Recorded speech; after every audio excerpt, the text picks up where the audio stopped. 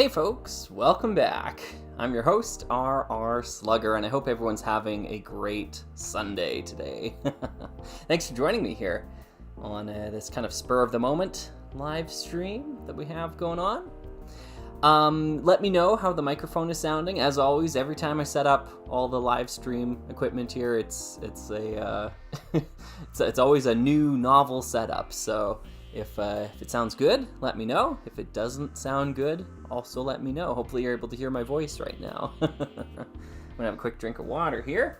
Just got back from having some lunch. Microphone sounds great. Thank you very much. Number of the beast.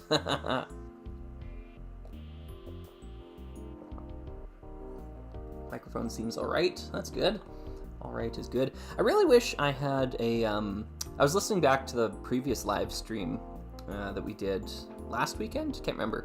But I was listening back to it, and I was really thinking that, you know, a compressor on the microphone would be so nice, so that all the, like, when I speak softer, it boosts it up, and if I'm laughing or it gets loud, then it kind of stops that from peaking. But unfortunately, this microphone, it's just a USB microphone, so I can't plug it into any XLR compressor that I own. So yeah, it is what it is. I'm sure there is equipment that exists that could make that work, either hardware or software, but I don't have it. So yeah, hopefully it's all good. Yep, sounds good. Sweet, awesome. Thanks, Steve. Cool. All right, so what are we doing today? Well, we're gonna pick up where we left off last live stream. I still have a number of sets that I want to build, and I'm going to let you folks decide what order we build the sets in. However, before we do that, before we get into that here today, I wanted to take a quick opportunity to just highlight a little package that showed up at my P.O. box. Hopefully you folks will be okay with me showing this off here. Let's see. I'm gonna bring my screen over. Gonna get rid of that and that. And I think we're good.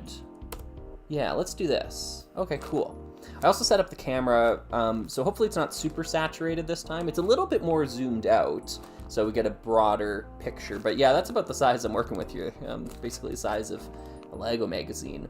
But yeah, this was sent to me by Will the Minifig on Instagram, and I don't really have a good way to bring that up on the screen because Instagram is just terrible on desktop, like on a PC. So what I did here is I just took a screen grab on my iPad of their page here. Yeah, Will the Minifig is the name of the Instagram page here. But yeah, I definitely recommend going and checking them out. Will_the_minifig right there.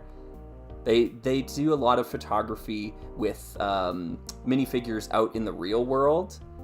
Lots of really charming stuff. So I really enjoy the sense of adventure that they capture with their stuff there. So yeah, this is from Will the Minifig. And what they sent me here was a collection of some instructions and some old Lego media stuff from like my vintage of Lego. So we're just gonna open it up, take a quick peek through some of the things. I've looked at some of it already, so I don't wanna dwell on it for like an hour or anything like that, because I do wanna get into the building here today, but I do wanna take a look at some of the stuff in here. So right off the top here, I think one of my favorite inclusions in this little package are some physical photographs. Yeah, so this is some of Will's work. This is Will's sig fig here, and investigating a little slug there, which is very cute. I love this. Yeah. Will and Will's partner both have sig figs, and they kind of go on adventures together. And so some of these photos are all about their adventures that they spend together.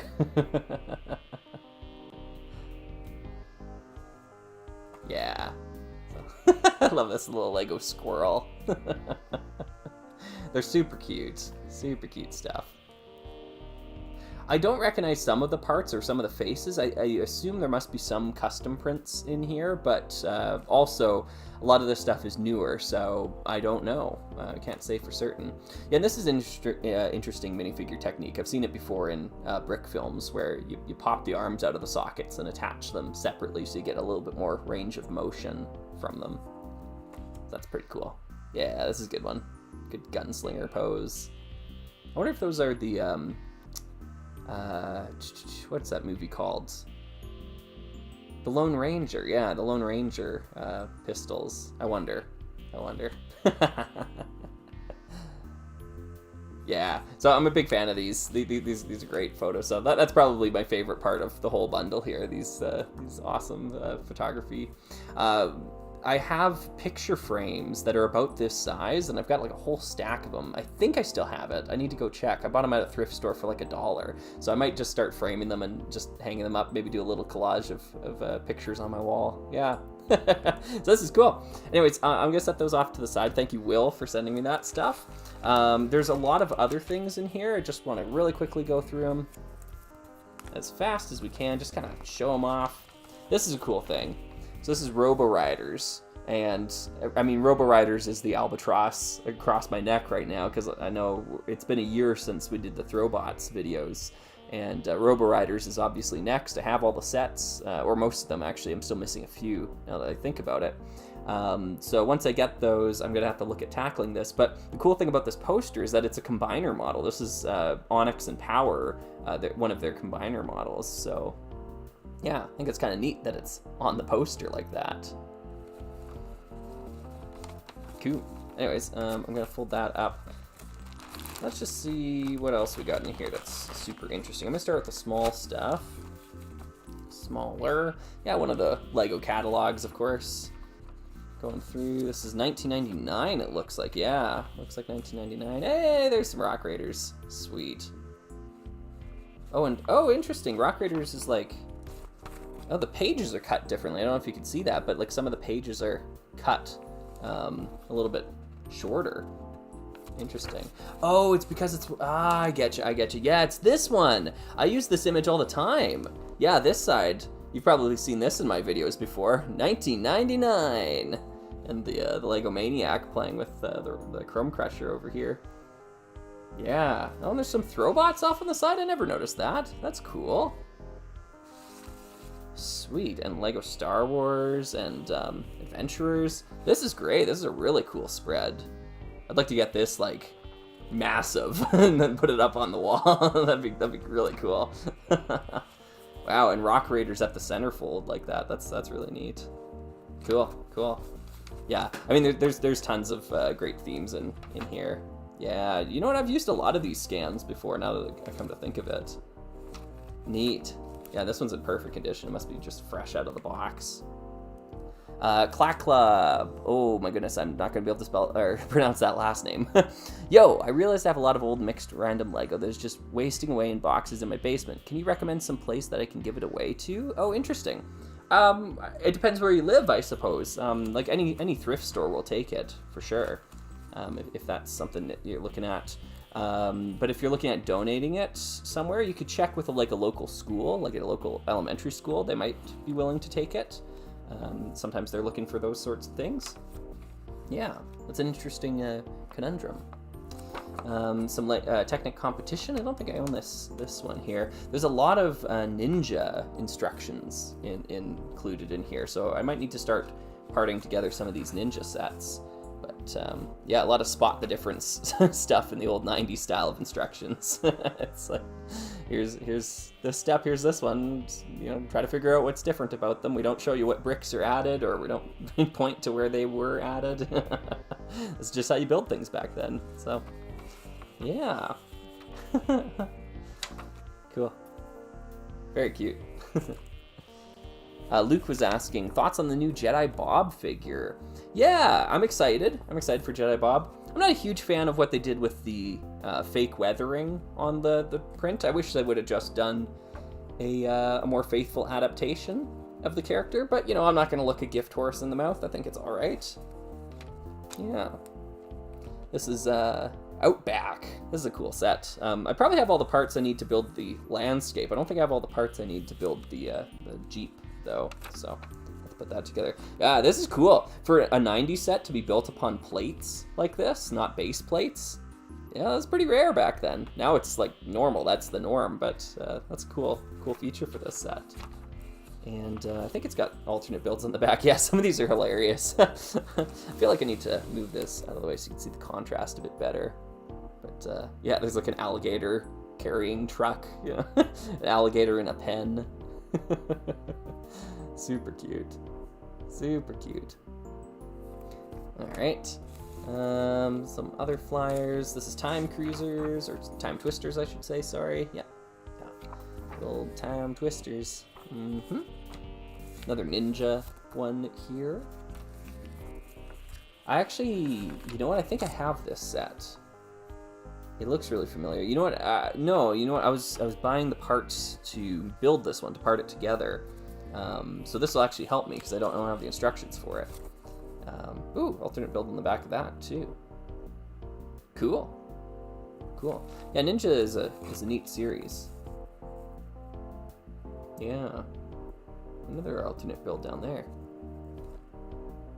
How's the camera brightness, by the way, folks? It looks a little dark on my screen, but I'm just, I might have my screen dimmed quite a bit, so just wanted to check in on that. Let me know. Brandon was saying the weathering in Jetta Bob is supposed to represent that he's been played with a lot. Yeah. I'm just not huge on, like I understand what they're going for. It's just not my favorite. Looks all right. Looking fine. Okay, good. Do you have, Matthew's asking, did you ever like Alpha Team or Arctic, or were they not your thing? I actually liked both quite a bit, and you'll be hearing more about Alpha Team in the future. If you're looking for Arctic stuff, though, I think Baraklava's got a really great video on Clavy's Corner on that. You don't look like you've been eating Cheetos, so the color is good, I suppose. Yeah.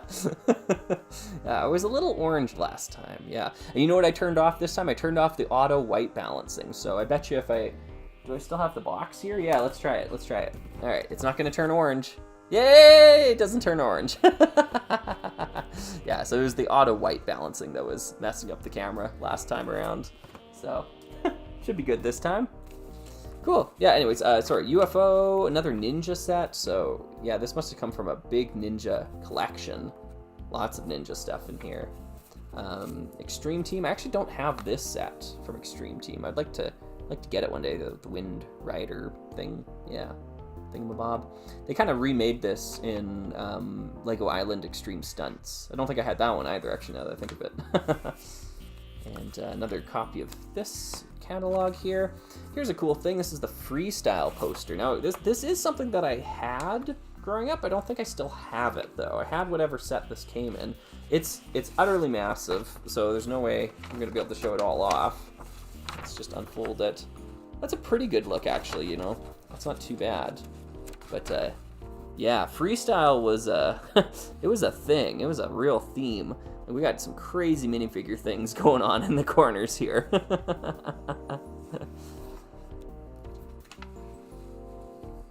Oh yeah, no more orange. Yeah, sorry folks. Yeah. Lots of things going on here. Yeah, wild sort of builds. But yeah, this is kind of like the spiritual successor to Time Cruisers. I don't know, like it features the Time Cruiser characters pretty prominently. It's got like hypno discs included, but obviously it's very different. It's going for its whole other thing. Just noticed this over here. Wow. Yeah, what a thing. What a thing, freestyle. This poster's in really great shape, actually, too. I might find a way to either frame it or just hang it up as is. I gotta find something to do with all these posters that I've been collecting, the Lego posters. Yeah. Anyways, that's freestyle. And then there's oh yeah, there's actually some instructions in here too. All right, let me move some of this out of the way. Do that. Just get the focus back. There we go. And yeah. Oh yeah, this takes me back. It's missing the cover on it, but I think if you are of the vintage, you'll recognize this artwork immediately. Yeah. Omabat saying, do you think Freestyle uses Time Cruiser parts because LEGO had a lot of extra parts? Potentially, maybe, yeah. I do think it is somewhat intentional that they included the Time Cruiser characters in it, though. Like, it feels intentional to me that it wasn't just because there were like extra pieces and they needed to make make use of them. But there's potential there. Yeah, I don't know. Yeah, I read these so much growing up. Look at that. Yeah, look at all the masks. Come to Toys R Us on August 11th, 2001 to receive your mask collecting poster. I imagine that must have been a poster of this. I didn't have this poster, but I did have the poster of Matanui from one of those Toys R Us events way back when, and that hung on my wall all the way through high school. Yeah, love that. Yeah, there's something captured so well in this artwork. Yeah. That's great stuff. Has anyone actually played this game before? I've played it a few times. It's all right. The Quest for the Masks game, where you play with it like it's a mask that you move across the board, and you're drawing cards and beating challenges, all that sort of stuff. Yeah. It's cool. It's cool. All right. I'm trying to speed things along here because I've already been streaming for 20 minutes and I haven't built a single thing. I don't want to be here all day. Let's see. This is a good bit of instructions to get here. The big ninja set, or one of the big ninja sets. This one is the only set to come with this brown base plate, 32 by 32, or sorry, 16 by 16, I think it is. Yeah, in the old brown color. Set exclusive. But, yeah, it's a cool one. Ooh, and lots of alternate builds. There's a cannon boat down here. Cool. Fartoid the Fourth is saying, found your channel a few weeks ago, and it reignited my passion for non-licensed LEGO. Thanks for the fantastic content, Slugger. You're very welcome. I'm glad you're enjoying it. Thank you. Thanks for tuning in, and thanks for watching. Yeah. Some Jackstone here. Oh, hey, LEGO Studios. There we go. That's topical at the moment. Hey, I used this scan in the LEGO Studios video. There you go. Cool. Yeah, this one's in pretty rough shape here, but yeah, I had this magazine growing up as well. I built this, the Fikau or Fiku, I don't know, spider thing. Built that one a lot, which is, you might or might not already know this if you're a Bionicle fan, but it's impossible to build this with the parts from Pohatu and Danua because you need a third Mata ball, and you only get 2, so you have to supplement parts from elsewhere. So it's not really a combiner model. But you want to talk combiner models, Toa Kaita. Yeah. Those things are pretty cool.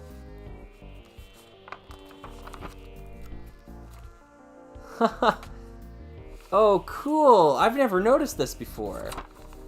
This Life on Mars creative coloring challenge thing down here. Creative coloring challenge. These are Life on Mars drawings. Those are so cool. They're really good too. Some of these Martians are awesome. There's no way you're going to be able to see that from so let's try this. Let's see if I can blow this up somehow. I can do this real quick. There we go. And then I'm going to do this real quick. Yeah. Eh? Technology, hey? Yeah, check out the Martians. Yeah, it's Martian text. Oh, it says hello. Oh, cool. Ah, that's so neat. Yeah, life on Mars. Hanging out. Super cool. Super cool. I love this theme so much, Life on Mars. Oh, there's some drawings up there too.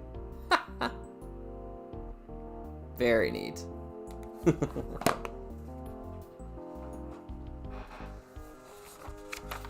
Cool. And some more studios. Yeah, and the Life on Mars truck. And there's, yeah. Interesting, interesting. More on that in the future. Oh, how many bricks does it say? 139,272 bricks. Yeah, that sounds about right. Wow. Okay.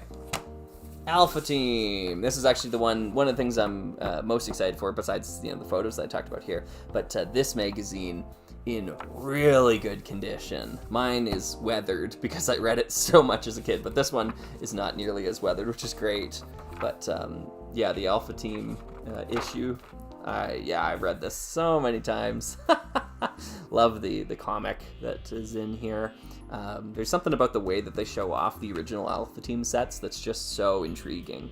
The dark blue, the stormy weather, 100% of the time, it's super cool. Yeah. And so this is like an early CG, like sort of rendered Lego comic, which was pretty interesting at the time. Yeah, they weren't doing a ton of these back then. Yeah, I remember this big spread here too. Yeah. Alpha Team could have totally been paired with a rescue. Yeah, that's good. Some life on Mars. Putting that together. Hey, Zuko, are you coming to hang out here? Yeah. Wouldn't be a slug stream without Zuko the cat.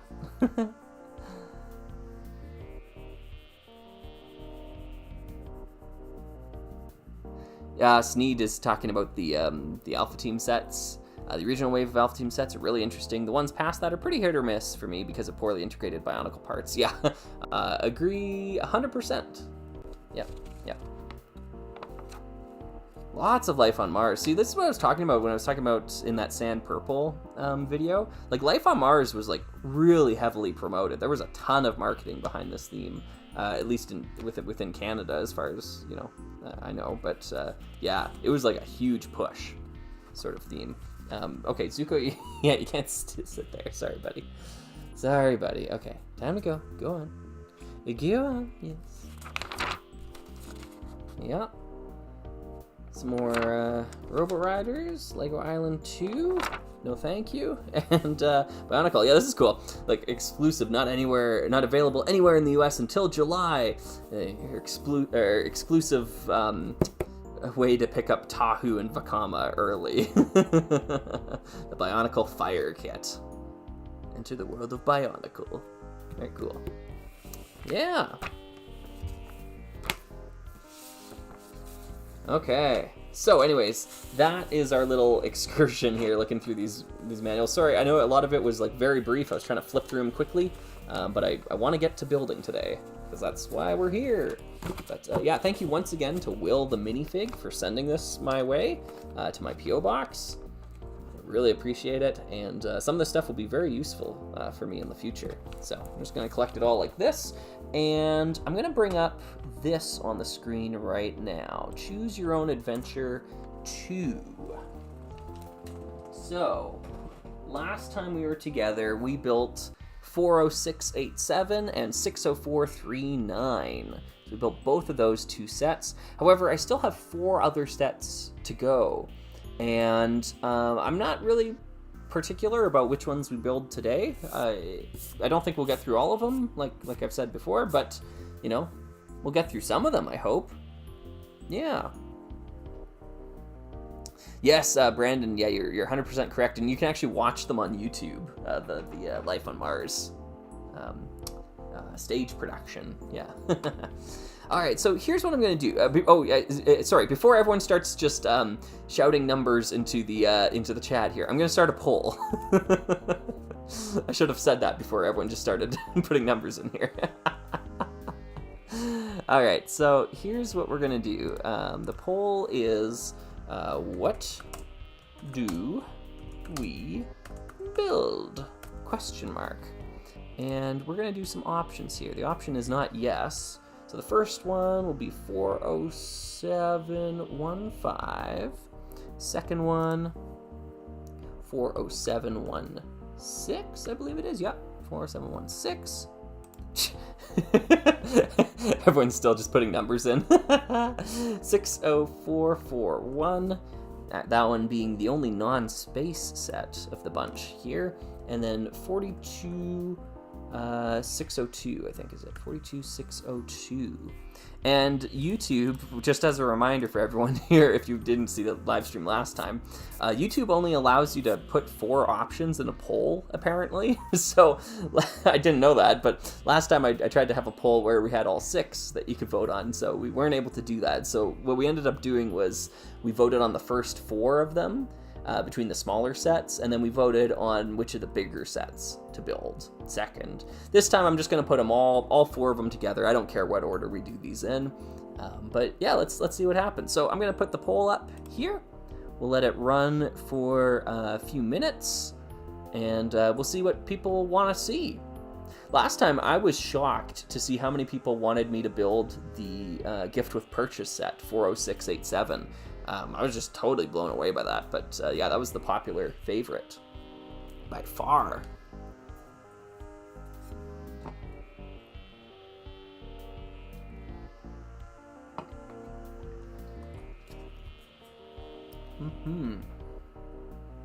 I think what I'm gonna do as well, before I forget, oh yes, that's a great question. Would you ever do a full retrospective on the 2001 dinos? Yes, not a full like series of multiple videos, but I've got all the sets and I want to feature all of them and all of their alternate builds in a video at some point in time. So yes, there will be eventually.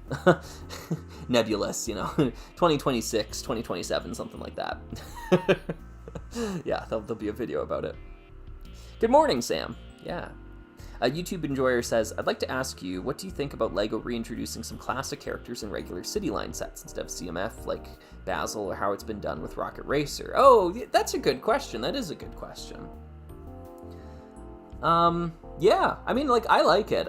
Like Johnny Thunder recently appearing in the City Adventures, or City Jungle, whatever you want to call it, thing is neat. It's just a cameo, though, so, like, it's not interesting enough for me to run out and buy a set, right? Like, because if you take Johnny Thunder out of those sets, they're not Adventurers sets. They're City sets. So, they just don't have the look or feel of Adventurers. Oh my goodness. Oh, I see. I forgot. Wow, okay. Let's celebrate their first super on a live stream. I forgot I set that up. Thank you, Sam. Thanks for the $5 there. This is a start of a whole new era. Yeah. Sorry, just brief tangent here. Like I set that up because people were requesting me to do so last live stream. They were saying, like, why haven't you set up supers? Like, set up super chats or whatever. I'm like, okay, I'll try. I don't know how to do that. So, yeah, so I did that, and yeah. Okay, cool. Well, thank you so much. Wow. Okay, this is the start of the end. Like, this is the beginning of the end. I hope everyone realizes, because once our Slugger can just make money off of live streams, like there'll be no more videos, right?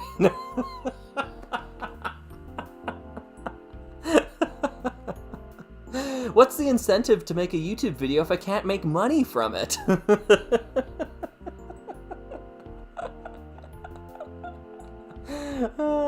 Too funny. Thanks so much, Sam. Sorry, yeah, whose question was answering? It was Yes's question, right? Yeah, no, it wasn't. It was, sorry, YouTube enjoyers, yeah. Sorry, I got sidetracked there.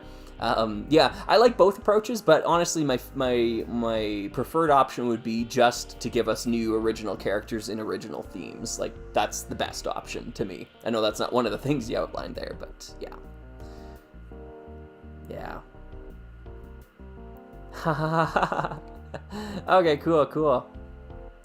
Let us take a look at this poll here, because I think it's pretty decisive. Yeah. Okay, this time it is pretty decisive.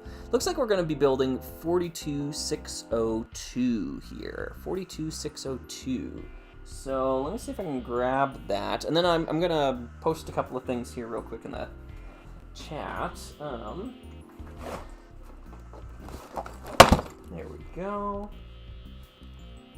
42602. Yeah. a little smaller than I remembered, but that's okay. Sorry, I know I jumped over a bunch of good questions here. Sorry, so Iconic Square was saying, on the topic of Lego Dinos, do you prefer Dino Attack or Dino 2010? That is a topic I want to dive into more in a video. So I'm gonna kind of save most of my opinions for a video talking about that. Yeah, it is definitely on my list. 13th Hussar was asking, what theme or sub-theme do you think works or goes best with Rock Raiders, aesthetically or play-wise? Honestly, Aqua Raiders. Yeah. Like, they really gel. Yeah. Oh my goodness! Oh, there's more! Thank you. WAFF Barry. Summer of Slug! The Summer of Slug! Yeah, thanks to the $2 there. And yes, thank you for 5. Okay, wow. More cash money for the Slug. I agree. Thank you so much, folks. I appreciate that.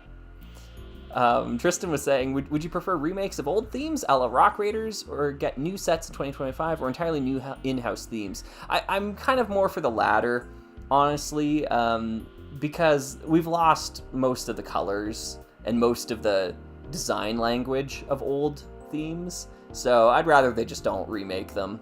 You know, don't dig up like the remains of Rock Raiders and yeah. I'd prefer no new Rock Raiders, please and thank you. There's something magical captured in those old sets, in the way that they're constructed, and the large pieces and the colors that they used, that just can't be recaptured in modern Lego. It simply cannot. So, you know, why try? Cool. All right, so let's get the. I can't get off this screen because people keep sending me money. Thank you, Digital Unity. Toss a coin to your slug. Thank you so much. Thank you. Okay, I'm going to try to get to building this darn thing. All right, let's get off of this screen, and we're going to get to 42602. 42602. That's what I'm trying to say. All right, here we go. 42602. That isn't the right number. Whoops. This one. Whoopsie. I really should have listed that model team 3-in-1 on the list at some point in time. So, yeah. Blockner's being silly here. What theme or sub-theme do you think works best with Aqua Raiders, aesthetically, play-wise? Rock Raiders. Too funny. Oh, this is a great question. AIFT staff says, how bad is Agents compared to Alpha Team? Is it the same as Power Miners to Rock Raiders? No, I don't know. I don't have a ton of Agent sets. The ones I have, I actually kind of like they're pretty decent.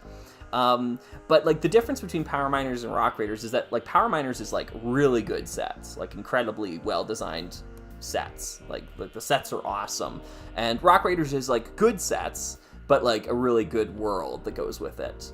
And I think Alpha Team is like awesome sets and like a good world and like great characters and stuff like that.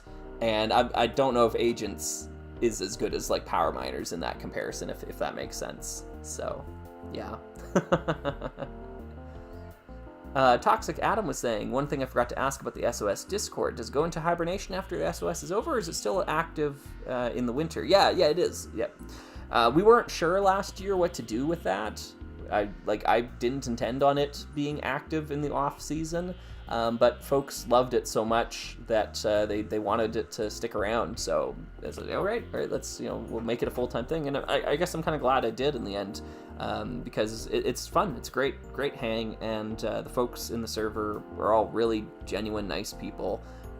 So yeah. I know I'm. That sounds like I'm shilling for my Patreon, but yeah, I'm just saying it like it is. So yeah. Yeah, Nitron, I don't want a Rock Raiders too. I really don't. Do you feel like 3-in-1 is shifting more towards smooth display models than classic LEGO sensibilities? That's interesting, Corlith. Yeah. I don't know. I think part of it is that LEGO in general has shifted so far that way that when I look at a 3-in-1 set and it looks a little bit more blocky, I'm like, oh, okay, good. It's tapering back from where we are at present. So I don't know if I see the trend in 3-in-1 becoming more smooth. I actually see 3-in-1 being like a step backwards towards the old systems. But I get what you're saying though, because over time 3-in-1 has shifted smoother and smoother, as LEGO has shifted smoother and smoother. So yeah, that's an interesting thought. Yeah. I was going to type something here. Let me do this really quick here. I'm going to type, if you have a question. If I could spell question right. Whoops. All right. 3rd time's the charm. Question. Please. Oh my goodness. Please.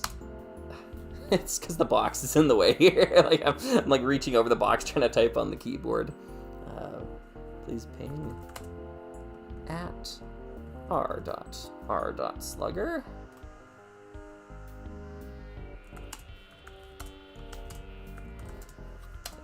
Better chance of seeing it. Yeah. Let's do that. And we're gonna pin that. Oh, if I can. I'll try to pin that. The little hamburger button that I need to hit is covered by the emoticon button on my thing, so I can't. There we go. Thanks. All right. Pin that. There we go. Dill was saying, how much modern LEGO do you get these days compared to vintage or retired? I average less than 10 LEGO sets a year. Yeah, modern LEGO. So, very little is the answer. Oh, that's awesome, Rosemary Foundation. I'm currently looking at my Island Hopper and Flying Time Vessel, which are displayed next to each other. Thank you for introducing me to such phenomenal sets. Yeah, I agree. And you're welcome, by the way, too. Yeah, I agree. Those sets are awesome. Both of those are totally killer sets. Very nice. Let's get this thing open here. 40 minutes in, I haven't opened a single set.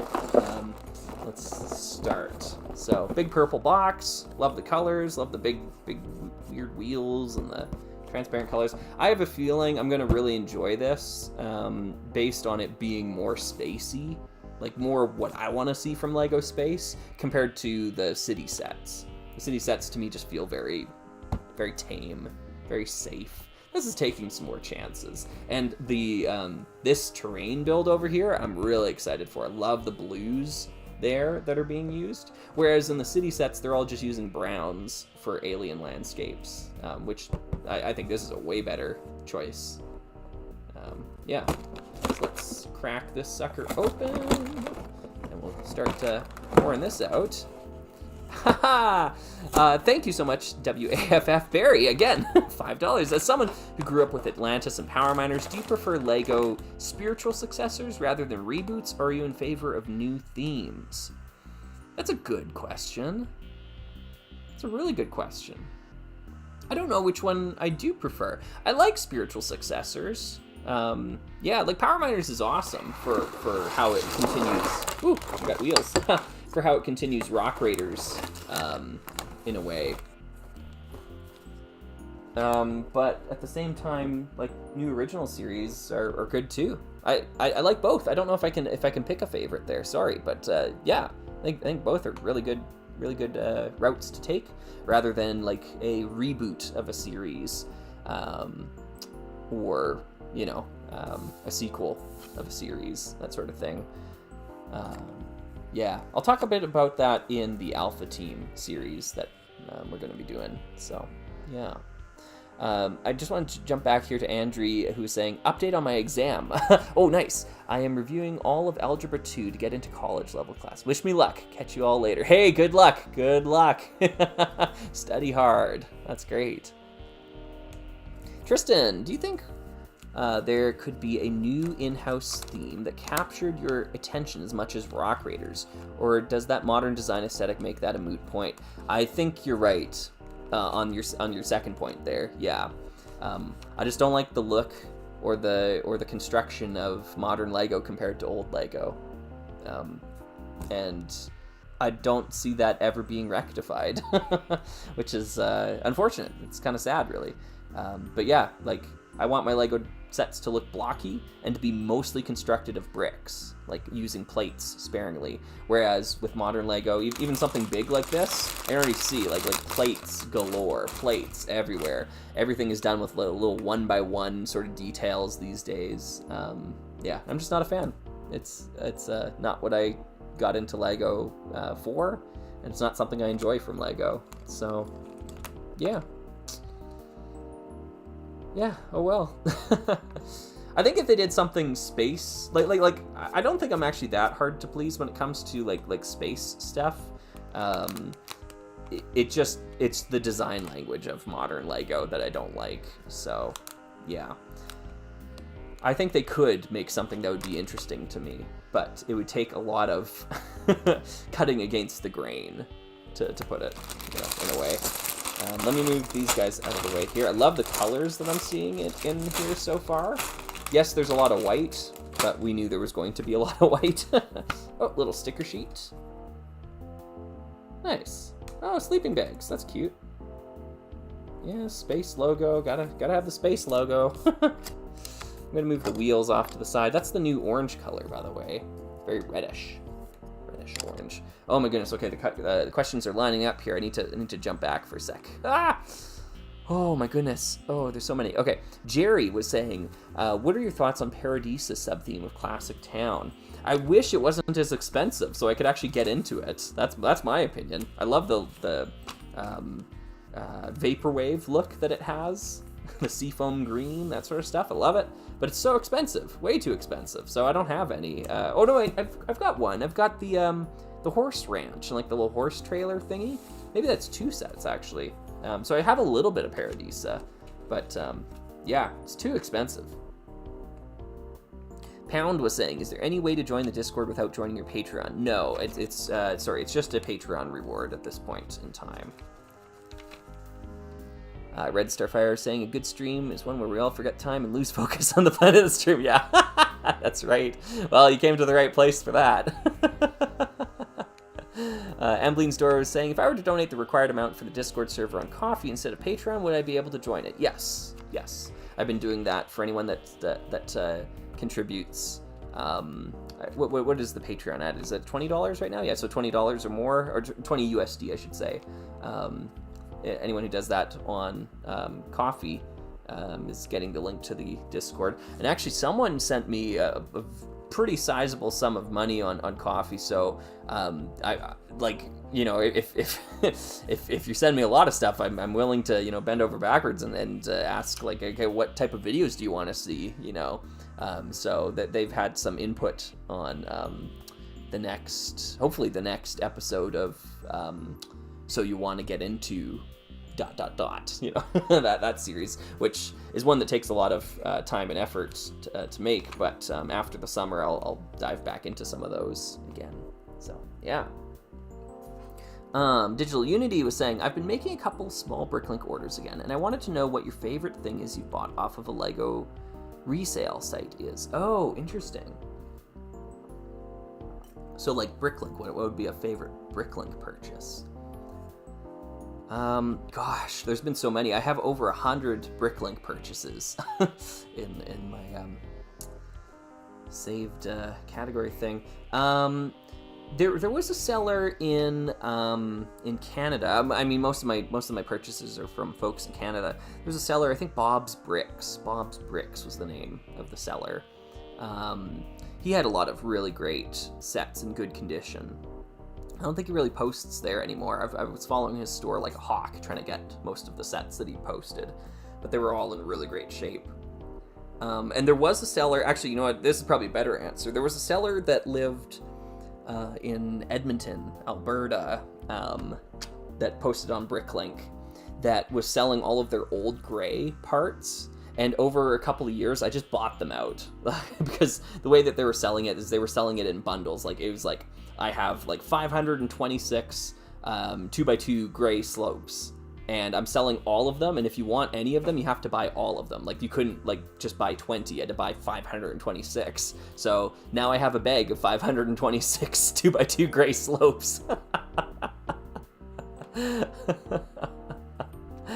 Yeah, so yeah, quite a bit of stuff, but yeah, it was great. It was really good for me.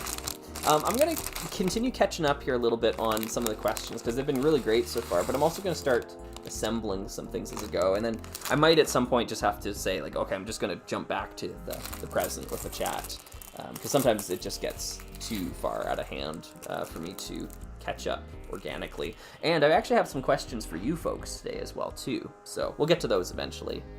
But yeah, so we'll start with building our little mini doll characters here. And I'm gonna pick up this question from Nerdian saying, excited for Dreams Wave 3?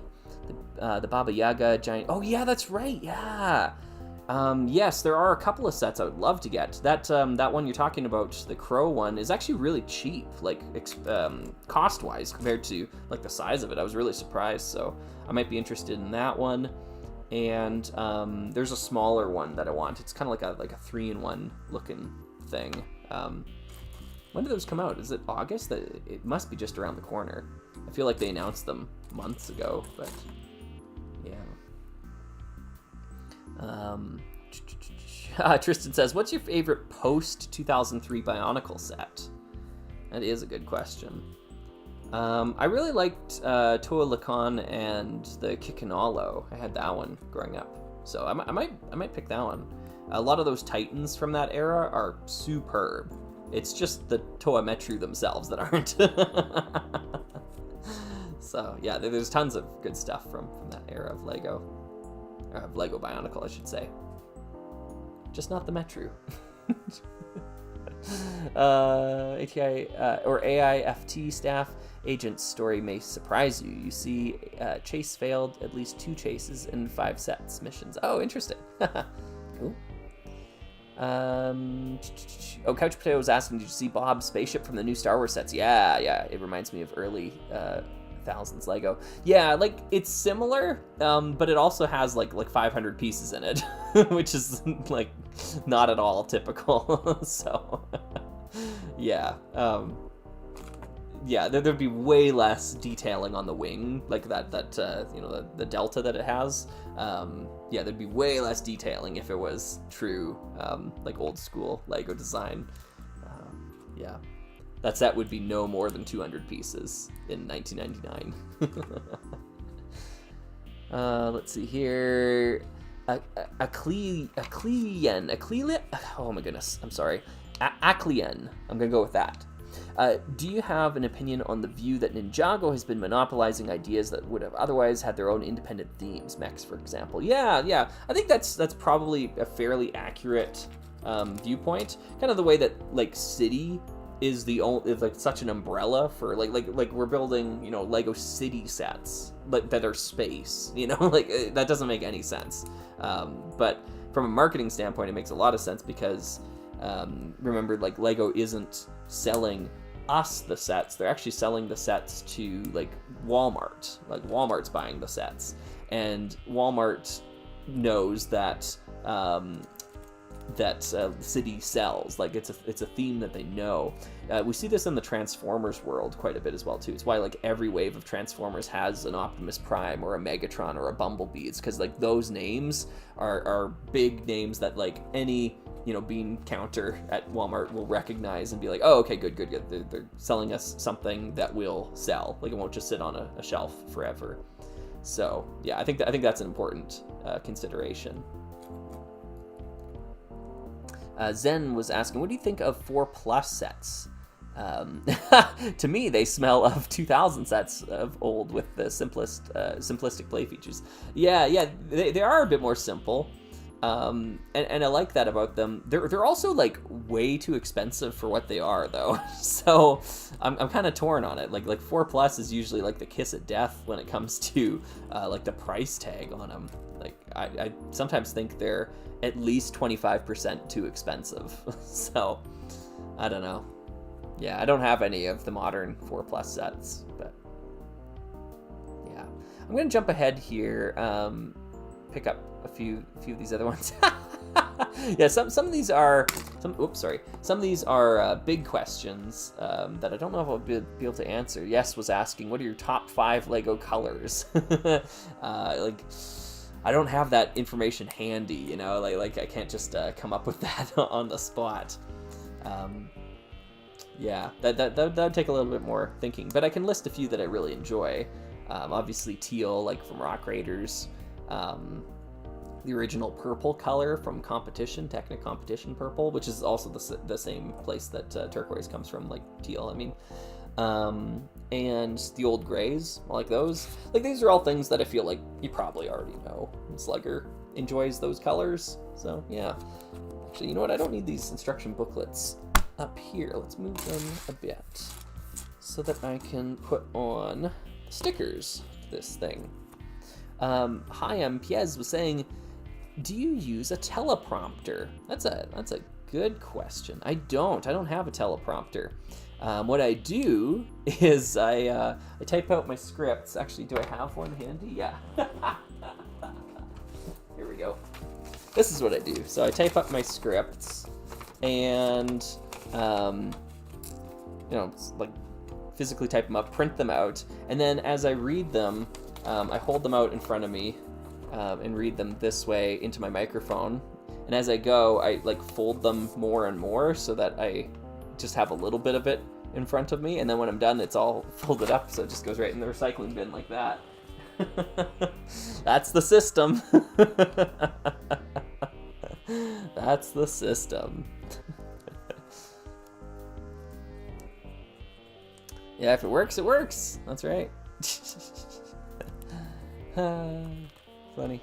Nerdy was saying, I'm gonna scroll back just to catch it there. Since you're building it, how do you feel about the Friends rover being a Lego exclusive set? Oh, really? Is it? Like, you can't go to Walmart and buy the Friends rover? Why not? Yeah, that seems very odd. Is that just a region exclusivity thing, or is that all over the world? I'd be curious if other folks, if it's the same way. Yeah. Me at 3 a.m. I recently got part 2571 in yellow with a flight schedule decal on it. I was wondering if you have any tips on making Lego Airport, if you have any recommendations for it. Interesting. 251 or 2571. I might have to look at that up real quick to figure out what that is. I don't know the number offhand. 2571. 2571. Oh yeah, okay. Yeah. I hear ya. Interesting. Big, like, curved panel piece. Yeah, I've never built an airport before. I don't think I have any recommendations, I'm sorry. They do make a lot of those panels in transparent light blue. Oh, I don't have it handy, I took it upstairs, sorry.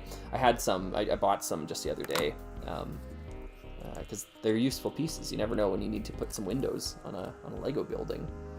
So, yeah. Okay, let's apply those stickers. Not that it really matters to me here, because it's not like I'm going to be using whatever this thing is that I'm building. A little side build.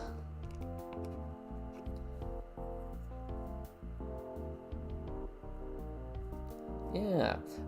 Corliss was asking, are folks in your community still expanding on the Star Mail theme from last year? I think there's been a couple of Star Mail things, but it's mostly been focused on Mechtropolis, which will, like, I'll talk about it. Oh, is today Sunday already? Oh my goodness. Yeah, I was going to do it on Monday, but I guess that's not going to happen. Maybe I'll try for Tuesday, see if I can get a video out on Mechtropolis for Tuesday. Because I want to start opening up the submissions to that, because people have been actually starting to send it to my email. And I'm like, no, don't do that. Whatever you do, do not send it to my email. So yeah, just trying to get ahead of that a little bit.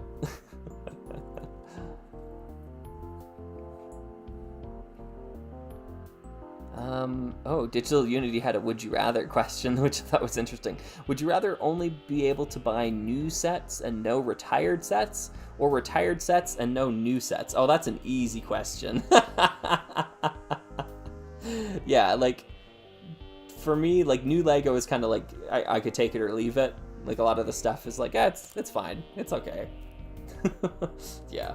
So, yeah, I would, in a heartbeat, choose retired sets. Yeah, not even a question for me. Yeah, Toxic Adam.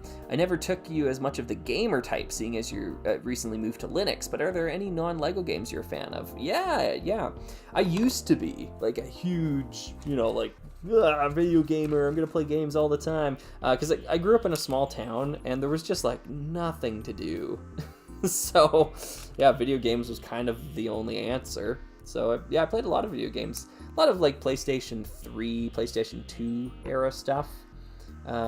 Yeah, when I became or I think it was when I was in university or something like that, I got a PlayStation 4, and enjoyed that as well, too.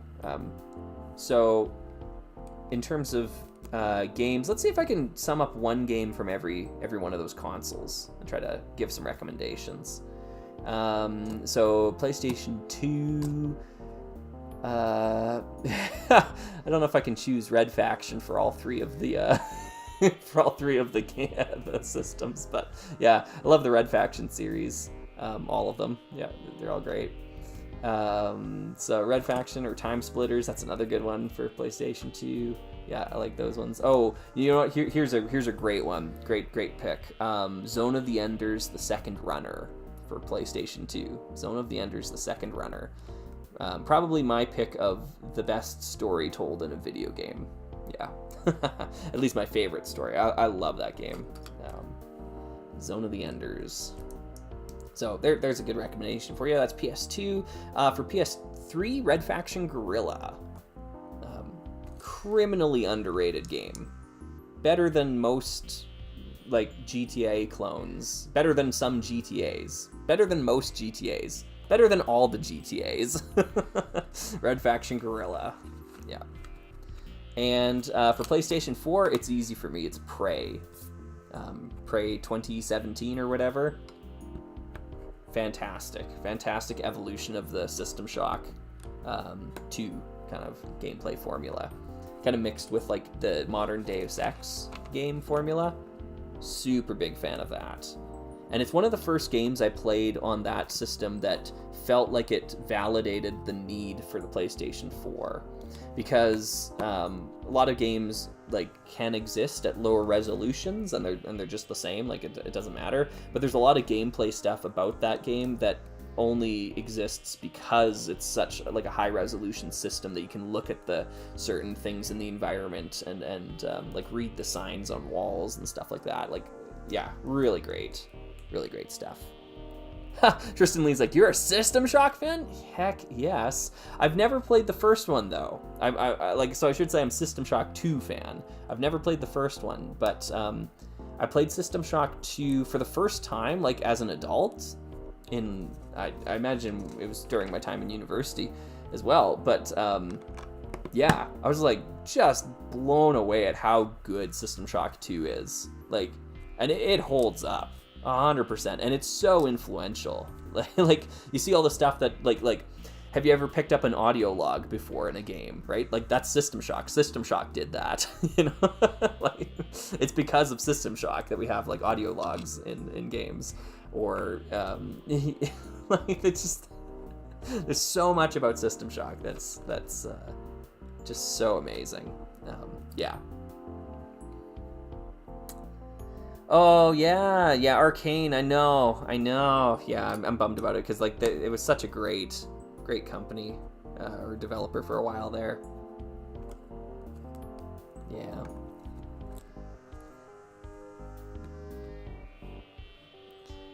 On the Ender's whole early 2000s anime aesthetic. Yeah, exactly. Yeah. Which is something I genuinely consider 2000s anime's lowest artistic point. Oh, gotcha, Nick. Yeah. I'm not a purveyor, or like I'm not a aficionado. I don't know anything about anime, so yeah. I just like the story and the characters in that game, and the gameplay's fun too. The soundtrack's amazing, and yeah, Zone of the Enders, second runner. So I think that was 3 systems of. Yeah, PlayStation 2, PlayStation 3, and PS4. Yeah, all right. So there's some video game recommendations from the old slug. Yeah.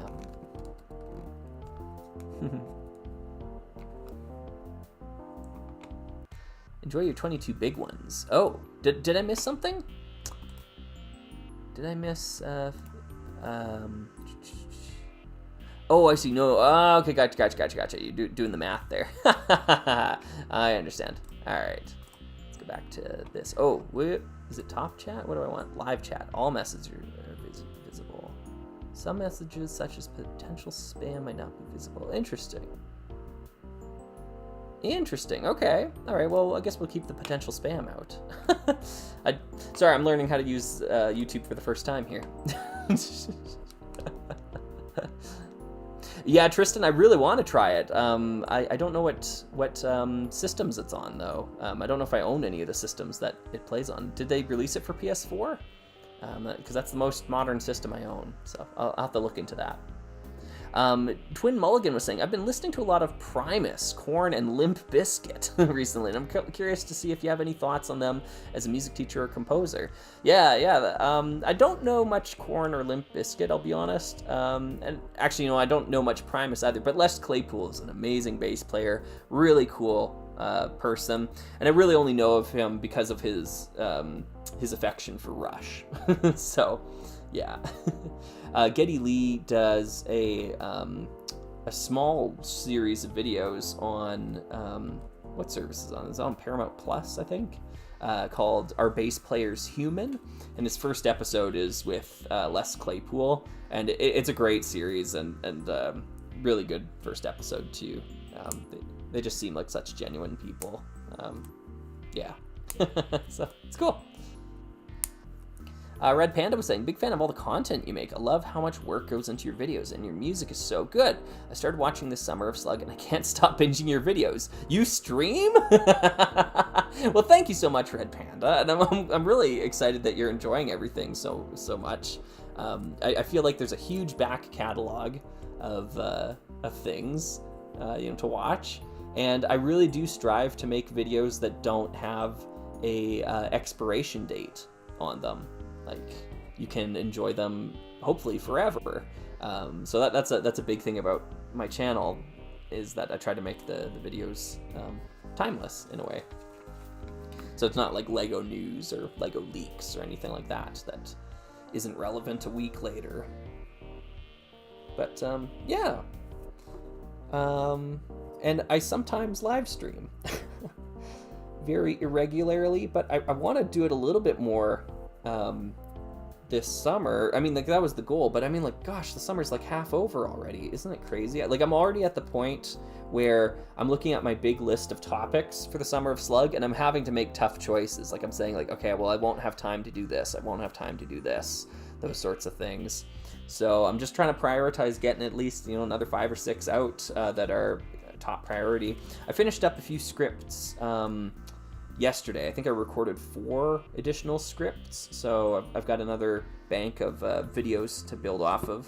But yeah, they all take time, and it's just not something I can rush. Even doing it like quote unquote full time for the summer, there's just like lots of stuff that needs to happen. It's hours and hours and hours of work every single video, and those hours have to come from somewhere. So yeah, I'm trying to get them out, but yeah, takes a little time. It just takes some time. In the middle of the ride. All right, I'm just about done this space plant thing, and I'm really digging the iridescent colors, like the sort of translucent pieces, the leaf pieces. This is exactly what I want to see from Lego Space, like exactly what I want to see. So I'm loving it.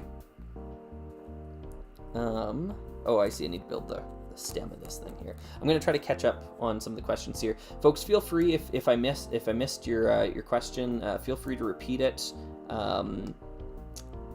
Like a couple of times, maybe don't do it for hours on end. But yeah, I am also trying to prioritize answering questions from folks that I haven't answered questions from too. So I might gloss over something if I see it's from someone who I've already answered a question from, just in the interest of fairness. I want to try to get to everyone. But yeah, Kodalin was asking opinion on Destiny. I never had an Xbox. Oh wait, is Destiny Xbox exclusive? I thought it was. I've never played Destiny, but I kind of hate what it did to other video games. So nowadays, or at least when Destiny was new, there was a huge trend of console games that had like a little dot that you move around like as a pointer, you know, and you navigate your menus with a pointer. So inefficient. What a horrible system for consoles. But because Destiny did it, and Destiny was big, that like everyone felt the need to do that. So now you had like modern Call of Duty games where you had to navigate your menus with a little pointer, and it's just like, what are we doing? This is horrible. So I have a lot of resentment for Destiny's popularity, I think. I don't think it's like, I have no opinion on it as a game, but it kind of also made games worse. So yeah. And I don't know how much of that to blame on Destiny itself, or just executives that tried to copy something without understanding it. I don't know. Or nowadays you have to press and hold buttons in menus. I think that's another Destiny thing. Yeah, super annoying. Console games, you used to be able to navigate so much faster than you can nowadays. It's, yeah, it's wild. Here, so I'm just gonna jump back to the frontier. Completely agree. Makes sense for both PC games, but Destiny was a console exclusive. Yeah, exactly. Yeah. It seems like everyone hates press to hold mechanics, and yet they just continue. They persist. Very annoying. Oh, Gregory was saying, how do you feel about the original Half-Life? I actually really enjoy it. I don't think I ever beat it. I didn't have like a computer that could play games like that back when it was new. So just like System Shock 2, I played it for the first time as an adult many years later. And I can see why it was so popular, and I can tell like how influential it was. But at the same time, like, it didn't help that I played it after System Shock 2, because I think System Shock 2 is just like fundamentally a better game all around. Half-Life is good though, like it is just kind of like a romp. Like you start and then you just go through your levels, and like it feels good to play it. Like I think I played it on a Steam controller, which is why I'm doing this with my hands. I usually like I try to play PC games with a Steam controller because I like the controller so much. Yeah, you know, like I thought it was decent. It also didn't help that I had played the original Red Faction a whole bunch. And the original Red Faction is largely just a ripoff of Half-Life, but I love Red Faction so much that you know, Half-Life never stood a chance, for me at least. So, yeah. But good question on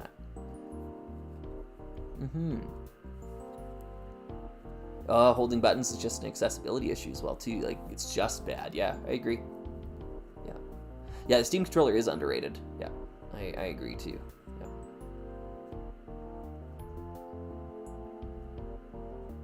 Yeah, okay, I'm a little weird in that I think press and hold is a decent system when used in context where the extra confirmation is helpful. Yes, I agree. Like skipping cutscenes. Like, that should be press and hold. Totally agree. But it's used it's used as heavy-handed. Yes, I agree. Wild Rahi, I respect your incorrect opinions. Thank you. Thank you for the respect. Anyways, let's check out the space plant here really quick. Look at this. This is so cool. Like, this is Lego space. Yeah, it's all blue and colorful, and then you open up the petals, and like there's little aliens inside of them, and the alien like flower things like fly out. Absolutely. Like, this is just so good. So good. So Lego Friends is doing what Lego City Space isn't, you know? Yeah. this little side build on its own is, like, to me, significantly better than any of those Lego City space sets I've built so far in capturing what Lego space should be, like what it's about. Yeah. 100% S tier, whatever. Yeah, this is perfect. Very, very good. This I could care less about, but it is kind of neat how it looks like the Hover Scout from Rock Raiders. Yeah. Anyways, let's move the spare parts out of the way, and like I mentioned last time, I took out the worm, by the way, the bug is gone. So we can safely put our spare pieces in here again. But yeah. I'm gonna try to hit a few more. Whoops! Oh, I did not mean to hit the light button. There we go. Set that there.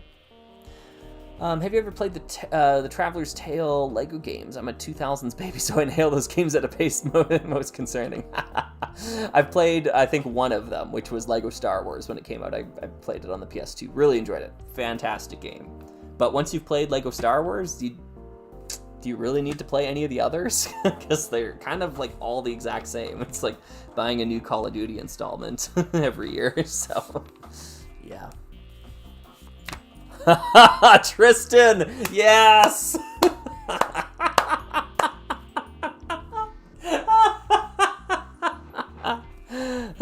Yes. The best part is, it was made of worms.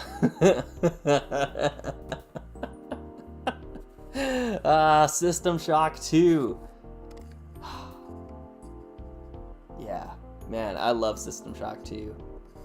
And you know what's really interesting about that is that, like, I think generally speaking, most of us like video games we grew up with, and we consider those ones to be our favorites, like when we were younger, when we spent a lot of time playing them. But System Shock 2 is one that, like I said, I played it for the first time as an adult, like post-university, that sort of idea.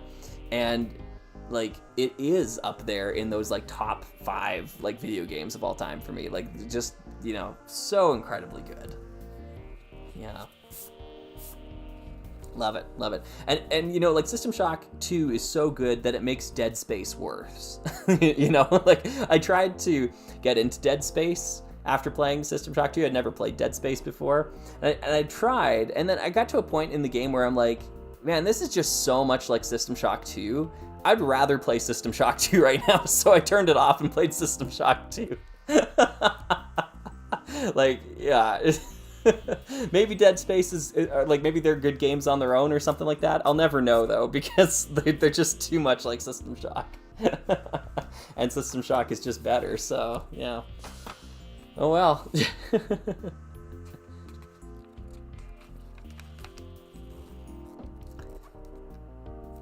Chief excluded, favorite definitely overpriced minifigure. Oh, interesting.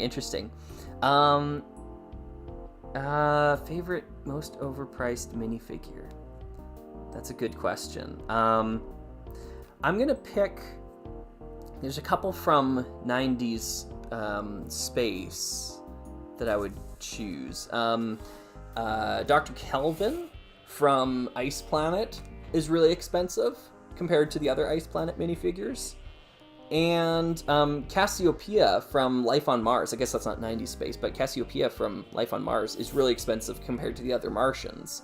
So, yeah, I think either one of those, because they're both really cool characters, but they're just really expensive because they're rare and the only female representation in their respective series. So, yeah.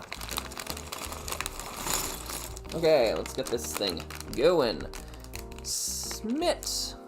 Oh, I see. Oh, talking about Marvel superheroes. Interesting. Yeah, I've never played that. Yeah. Miravox. Hey, welcome. What do you feel is holding back modern Lego games? For me, it's the lack of building mechanics in more adventure-themed games. Interesting.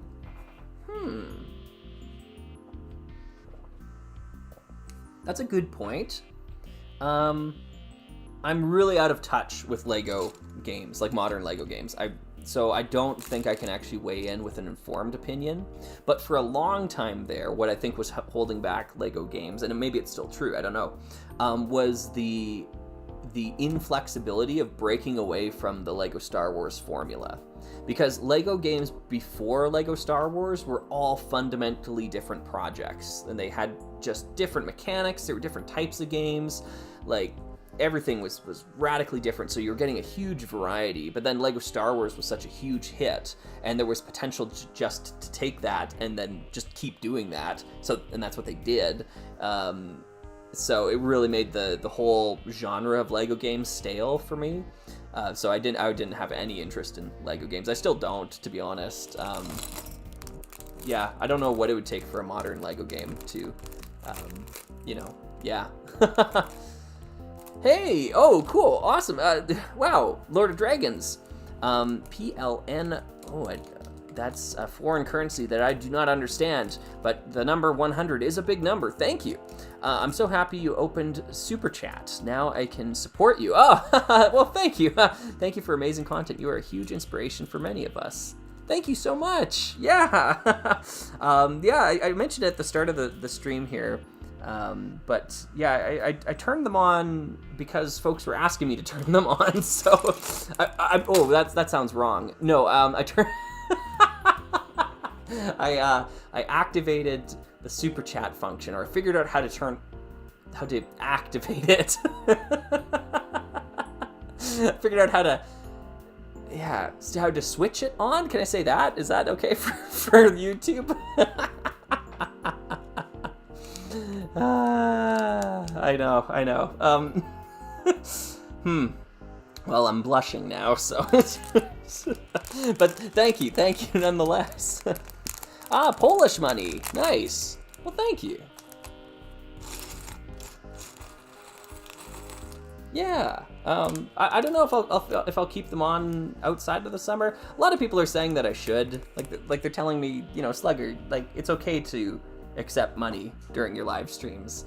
I'm just always so like, I don't want to mix money and the hobby together. So I'm maybe hypersensitive to that idea. But we'll see how it goes this summer. Like if it doesn't have a huge impact on my life, because I'm always afraid of like if you start accepting money for live streams, then there's a monetary incentive to do more live streams, and perhaps a monetary incentive to not make as many videos. And like, even though obviously I'm not doing any of this for the money, there's always that risk that like, well, if it's an easy dollar to log on and do a live stream instead of making a video this week, maybe I'll just do that instead. So I don't know. It's something that weighs on my conscience, I suppose, in a way. But yeah, just something I gotta think about. Yeah.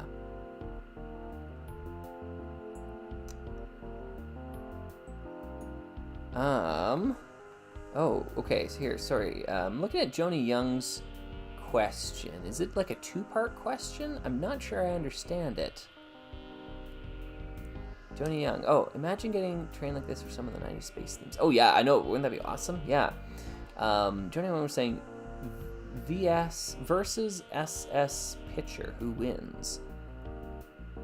I don't understand the question. I'm sorry. Don't understand the question. Have you ever played BioShock? It's mostly made by the same people as System Shock. You know what? I haven't played BioShock. And I know it's most of the people, but unfortunately it's not one of the main people. And I can't remember any of the names specifically right now, sorry. But there's one person who was like really paramount in System Shock who wasn't involved in BioShock.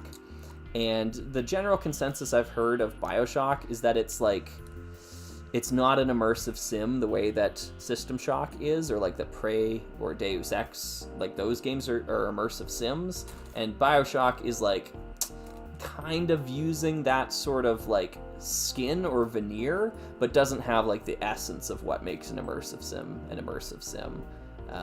So yeah, interesting. Oh, I get what you... yes. RR Slugger. SS pitcher. I getcha. It's a baseball joke. That's good. I think I have a baseball joke coming up in one of my scripts. I remember talking about something about a double play. Yeah. So I guess there's going to be some baseball humor coming up. I can't remember which script it's in. But yeah. He's Canadian. They don't believe in baseball. No, that's not true at all. In Canada, it's one of the only sports where we're just like united. It's like everyone is a Blue Jays fan. Like everyone agrees that Blue Jays is like the team because it's our only team, right? Like so everyone is a Blue Jays fan. I think it's the same way in basketball, isn't it? Like Toronto Raptors are the only Canadian basketball team, so everyone is a Toronto Raptors fan. Yeah.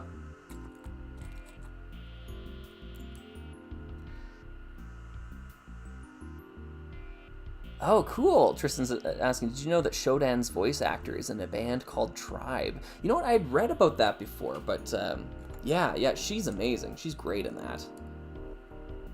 Twin Mulligan, do you have any thoughts on Fright Nights? I've seen Basil appear in a couple of videos after buying 2 sets from it myself. I've been curious to hear what you think of it. Yeah, I would love to get more of it. I had the Willa's Witch flying machine set as a kid. Got it at a thrift store or something like that a long time ago. And I have that prison transport set, which is probably the one you're talking about that you've seen in a video before. Those are the only 2 I have, so I really don't have enough of it to form much of an opinion. I'd like to get more of it, but I just don't see it pop up for sale very frequently. At least locally, I mean. Yeah, I try to buy sets locally if I can. That's my typical strategy, at least. Yeah. Iconic Square was saying, I was wanting to get some Rock Raider figure pieces to make some customs. Any specific you'd like to see? Or, oh, I see. I was thinking of security team using Axel's tack vest looking body. Oh, I see. Yeah. That's cool. That's a neat idea. So making, custom figures from the Rock Raider pieces. Oh, yeah, I understand what you're saying there. So not necessarily Rock Raiders, but, customs using those parts. Yeah, there's some good ones in there. I feel like Dox's torso has a lot of potential use, but was never reused. And Jet's face, by the way, like her face print, I feel like that one could have easily popped up in Spaceport or other series of the time. They just never reused it, which is really strange to me, because it's a really useful face print. It's got like cool hair and the headset mic thing going on, so yeah. Oh well. Yeah, that was a good snap, yeah. What are your thoughts on a Rock Ranger being part of an underground theme, like Aquazone? Rock Ranger being part of an underground theme. I don't know if I quite understand the question, Captain Val. Sorry, I'm trying to parse that together so that it makes some sense to me. But if you could rephrase that, that'd be useful. Yeah. Nicholas was asking, have you seen this year's Lego booth at San Diego Comic-Con? It's entirely space-themed and looks pretty cool. No, I haven't. Cool. Someone should send me a picture of that so I can check it out. Oh, Rock Raiders. Okay. What are your thoughts on a Rock Raider being part of an underground theme, like Aquazone? Part of an underground theme. Oh, maybe you mean underwater theme, like Aquazone.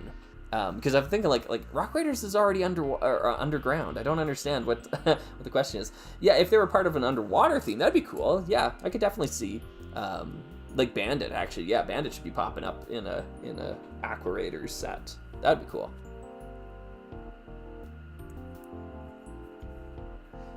Toxic Adam was saying, how do you feel about parts with special plastics and dyes, like the opal injection and this set of glow in the dark? Are they great or gimmicky? Oh, I think they're great. More great than gimmicky. Yeah, I like to see that variety. Yeah, I think I'm in favor of it. I'll give it a thumbs up. What am I doing here? I need to add the robot face to the front of this thing. It's a sticker. It's one of these really tricky stickers too, where it's got curved edges, so you gotta get it like just centered. The cut on these stickers is pretty good, actually. It's kind of rare sometimes. So right about there feels about right. Yep. That's pretty good. Next, got ourselves a robot face thing. Robot. Warren Spector, that's the guy. Thank you, Tristan. Warren Spector was not involved with BioShock. Personally, I think it's still a great game, even with bad ending, but I can imagine it'd be a similar experience to your Dead Space one. Oh, yeah, you're probably right. Yeah. Where, like, if it just reminds me so much of System Shock that I'm just gonna want to play System Shock, yeah. The games go on sale pretty frequently, and I'm always interested. So I might pick them up at some point and just try it out. Maybe I'm wrong. Maybe I'll really enjoy it. Yeah, who knows? Because like a game like Prey didn't make me go back and play System Shock, because like Prey is like a really good game just on it in its own right. And it does enough things that are new and interesting that I think it it ascends from that. Whereas when I was playing Dead Space, I was like, I don't know, this is just maybe a bit more action orientated System Shock, and I'd rather just play System Shock. The System Shock's got a lot more meat on the bones, so yeah. Okay, let me just... Hey, welcome back, I Guzzle Twinks. Have you seen any of the comedic baseball games between the Savannah Bananas and Party Animals? No, I have not, but comedic baseball sounds like a lot of fun, actually. Yeah, I'm definitely old enough now that I can appreciate baseball. It's not a sport for the young, I think. It's really slow moving, but it's good. I like baseball. I don't like watch sports frequently, but baseball is a fun one to watch. Like if sports are on, I will watch a baseball game. So yeah, it's like I think football's personally my favorite, like CFL football. But yeah. Hey, look, the first brick of the set. Ah, man, yeah, modern Lego.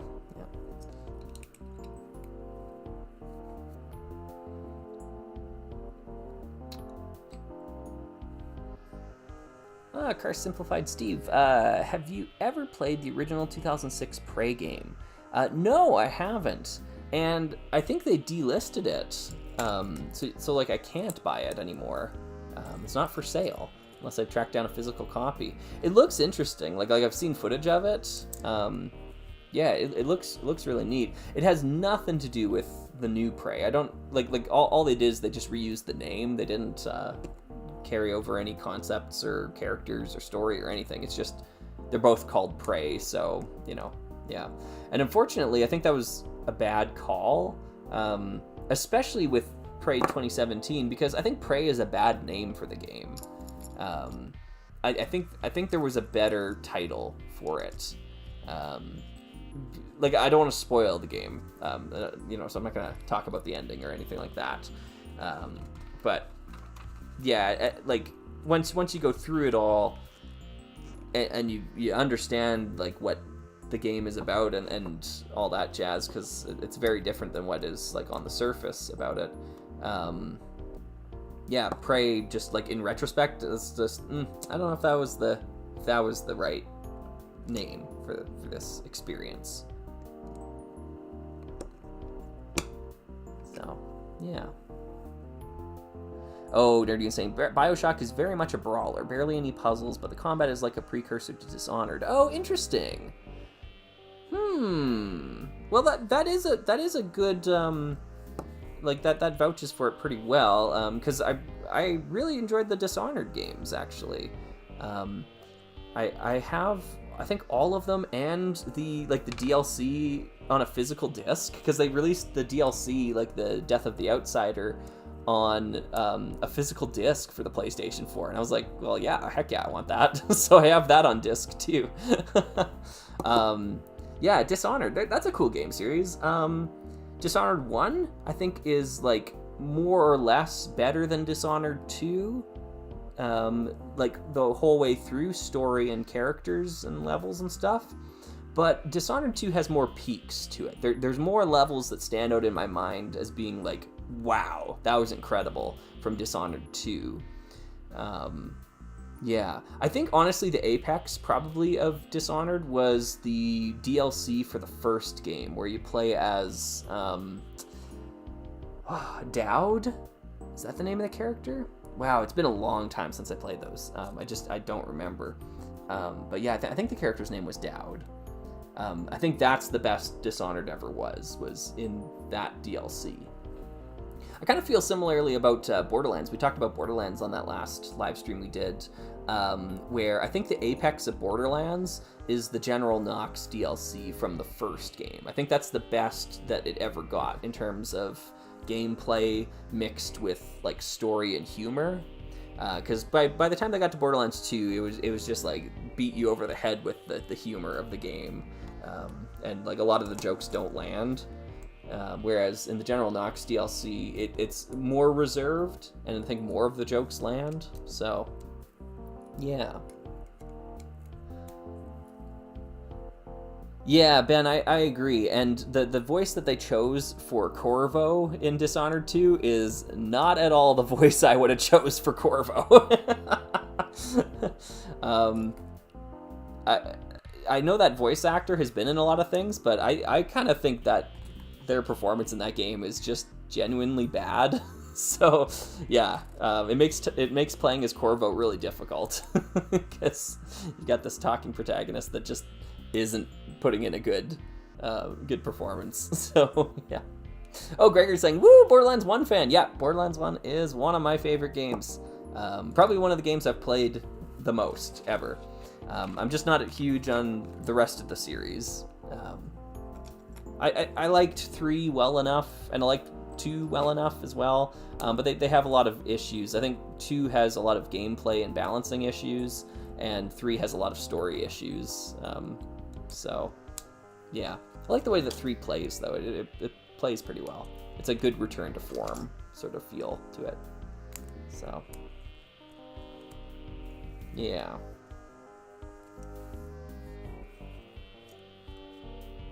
You're telling me that you enjoyed all the highway driving in that Borderlands 1 DLC?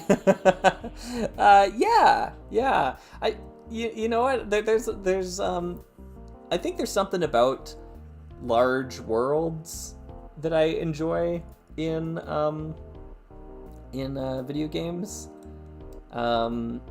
Because like that's one of the things that holds me back from Fallout New Vegas as being a Fallout game. Because I actually prefer Fallout 3 and Fallout 4 to New Vegas, and I know that's the unpopular opinion of the internet because New Vegas is the darling of the internet.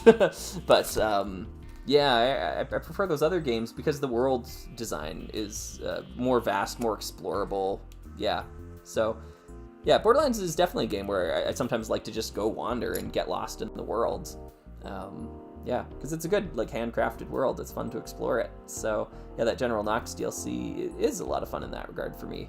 So, yeah. John saying, that is a very hot take. I know.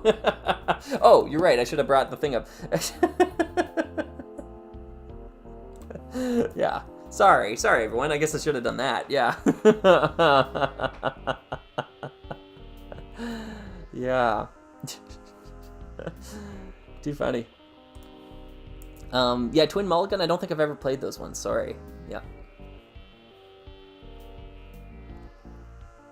Yeah, Nerdy, and I think what made Borderlands 1 work so well, and it's kind of funny how it went down, but it's because during production, midway through production, they lost all of their assets. Like, there was some computer software, like, hardware corruption or something like that. So, like, they were, like, a year and a half into production of Borderlands 1, and they just lost everything.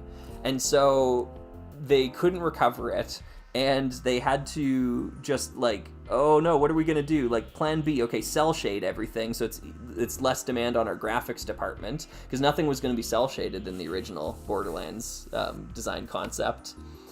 And so they redesigned everything from the ground up, and I think in doing so, they had to, like, cut some corners, and like, they just didn't have time to do all the things they wanted to do. So, like, Borderlands 2 is what they wanted to do with Borderlands 1. And I'm kind of glad they didn't get the opportunity to do that, you know? Yeah.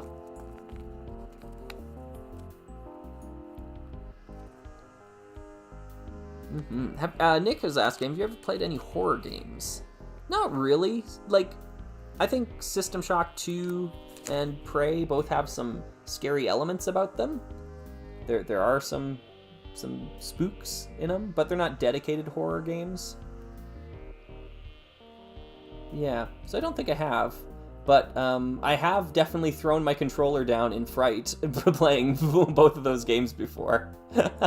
I remember very distinctly playing System Shock 2. And there's one level you go into where there's a chance of a rumbler spawning right outside the entrance point there.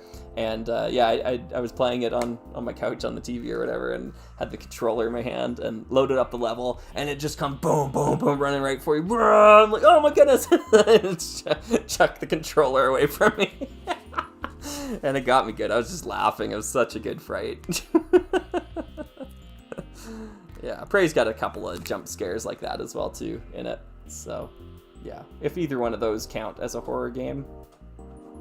I think that's one of the... Actually, you know what? This is an interesting point. I know I am not shutting up about System Shock. I'm very sorry for anyone that is like, oh my goodness, Slugger, talk about Lego. But I think one of the really interesting things about System Shock is... System Shock 2, specifically, is that modern audiences go to it expecting... horror game sensibilities, expecting modern horror game sensibilities. But you gotta understand the soundtrack for System Shock 2 is like rave music. It is like boom, chicka boom, chicka boom, chicka boom, chicka boom, like 100% of the time. It is just fast, in your face, intense techno music. And I think for a lot of people that are expecting it to be like a horror game, like most horror games are, they're just like totally confused by that. They're just like, what is going on? Like, this is not horror atmosphere music at all. But it really works in that game, in my opinion. Like if you take it at face value and actually play the game with the music up, and don't expect it to be like a horror game, like a modern horror game, I think it's really effective.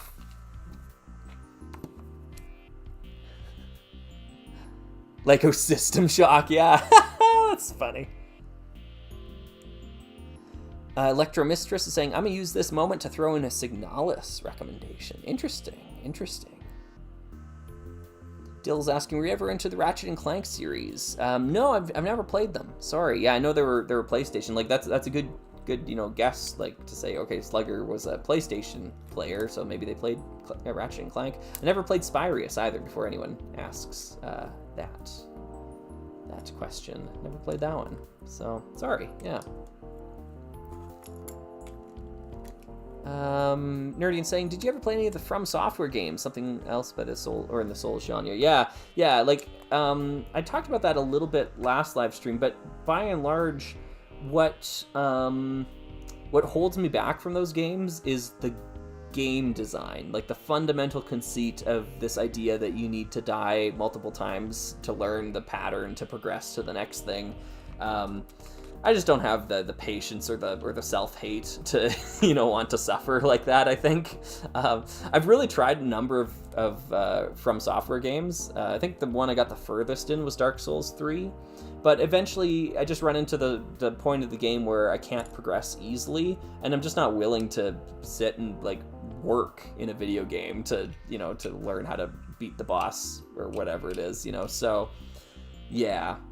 It wasn't it wasn't meant to be. There's definitely things about those games I enjoy, but I don't enjoy the fundamental game design. So yeah. Oh, interesting. Okay, this is strange. I gotta figure out how to do this wheel thing. I gotta do it 4 times. Oh my. That one, and then this one. No. Then this one. And then this one. Okay. I wonder how loose that's supposed to be. Oh, sorry, Spyro. Yes, do you mean Spyro? Yeah, sorry, I meant Spyro. That's funny. I'm going to jump to this one here because I haven't answered one from Rollickster before.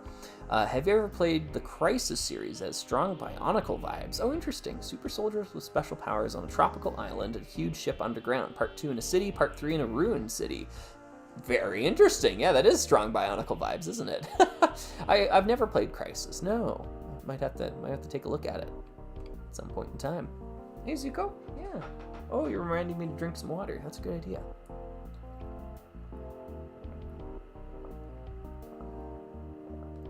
I Guzzle Twinks is saying, I'm sorry, this is a friend set? Yeah, it is a friend set. And it, you know what? It's doing Lego Space better than the city sets are. Like, by a lot. So, yeah. I obviously don't, I mean, I don't really like the mini doll system, so that's basically garbage there. But I might adapt it for minifigures. Who knows? Who knows? We'll see. Motors is asking, have you ever played any of the Metal Gear Solid games? Yes. I think I've played almost all of them. And I think my opinion is that Snake Eater is the only canon Metal Gear Solid game.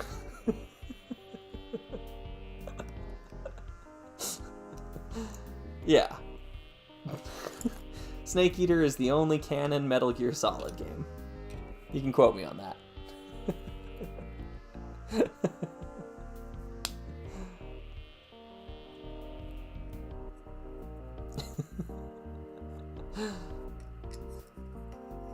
The existence of the other Metal Gear Solid games only makes Snake Eater worse.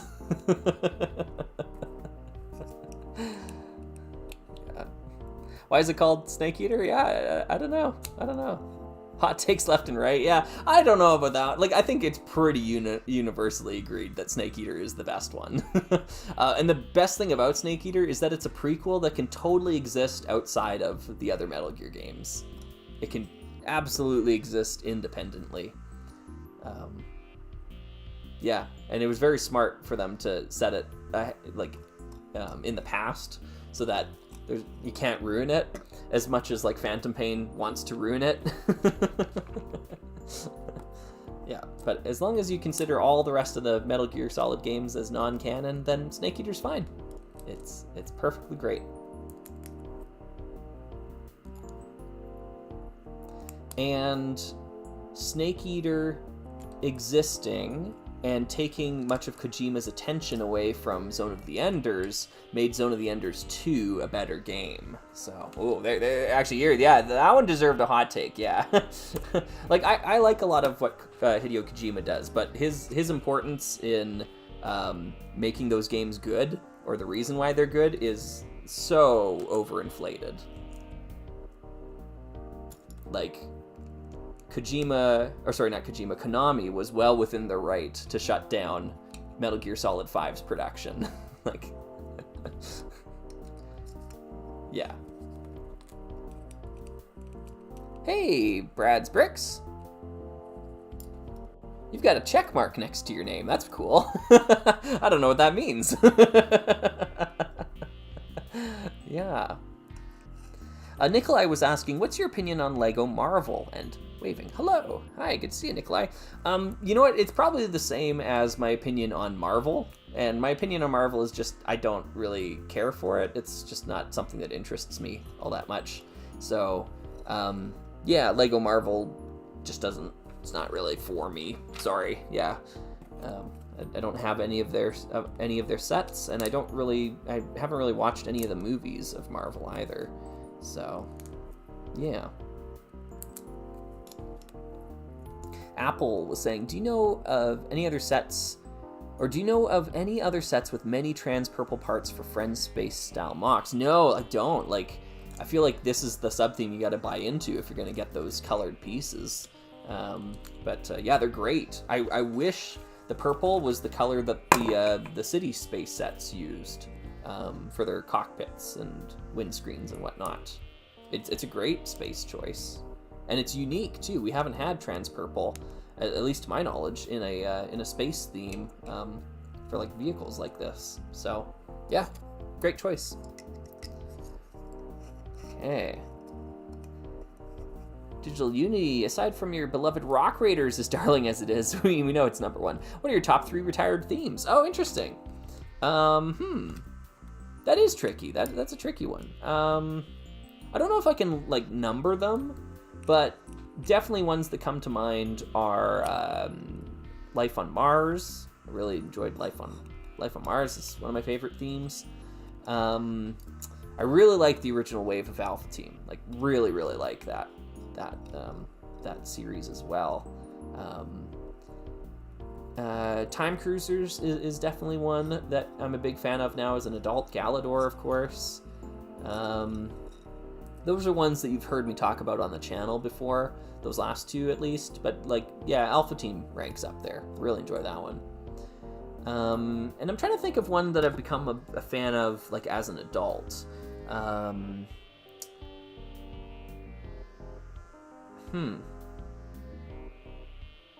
I'm just going through the 90s space themes in my head. You know what, Unitron. I really like the Unitron sets and the vibe that Unitron was going for. Yeah, might consider that one as well too. Yeah, that's more than 3. That's like 5. So cool. Let's pop these wheels on. I like the connection system here. Are they supposed to stick out? No, they're not. Interesting. Okay, so it's just a little bit of a overhang. Sometimes Technic doesn't quite line up with system. Yeah.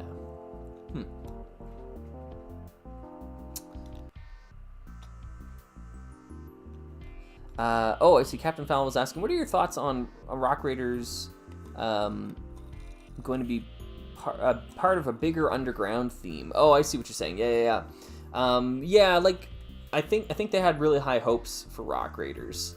My opinion on that though is that I don't see it personally. Like obviously I love Rock Raiders and like, you know, I love the sets that we got.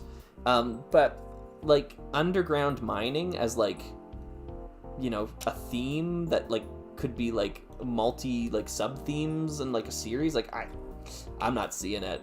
Like it's a very limited concept, and I think Power Miners proves that, because in Power Miners we received you know, mining sets, but they by the 3rd wave they gave up on the mining aspect because they ran out of like ideas, you know. Like it's just kind of, it's too limited of a concept to have longevity. So I think Rock Raiders, like what we got from Rock Raiders was pretty much best case scenario. Like a few digging vehicles, maybe some helicopter things, and yeah, that's about it.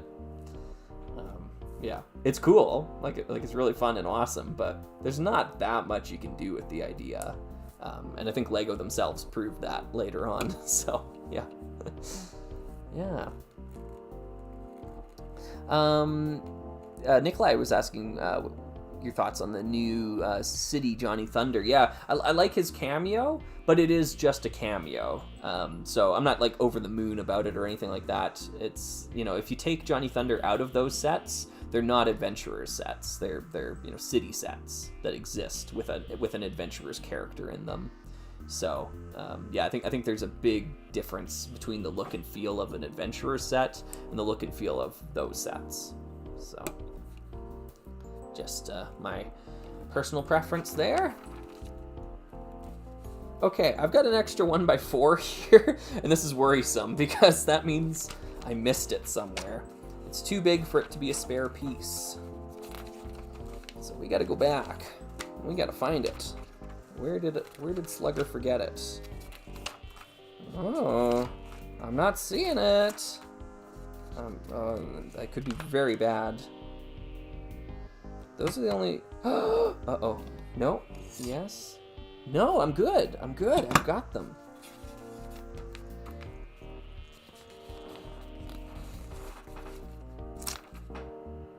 No, I'm good. That's it. Yeah, alright, so it's an extra piece. Weird. Okay. I don't think that was intentional, but here we are. Yeah. Oh, sorry. Yeah. Let's let me try to get caught up here a little bit on the chat. I'm just going to move these parts out of the way. Sorry, I got distracted with that. Trying to find out where that piece came from.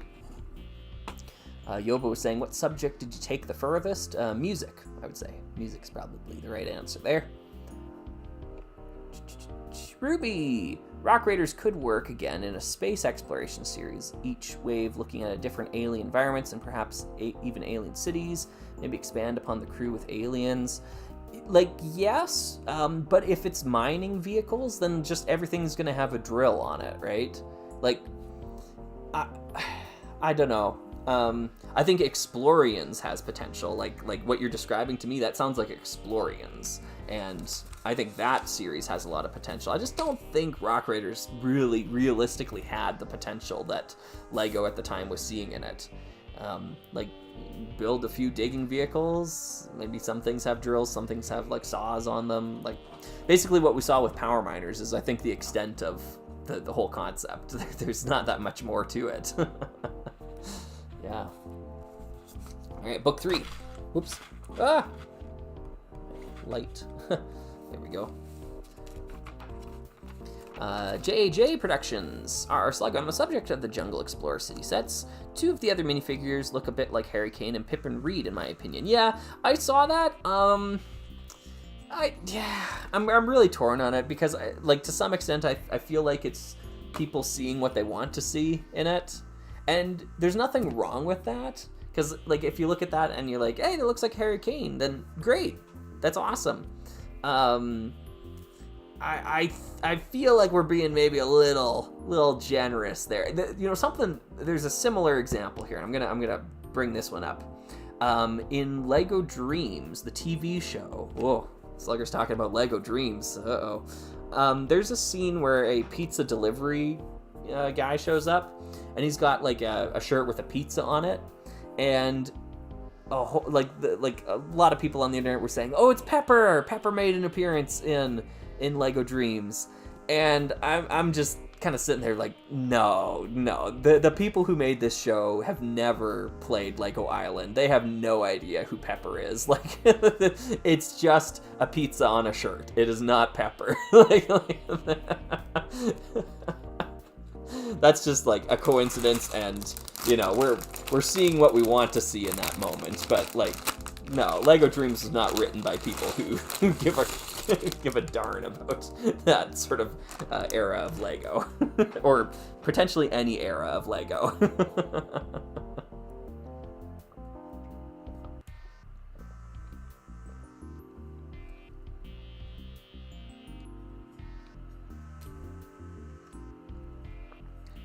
Sorry, just taking a drink of water there.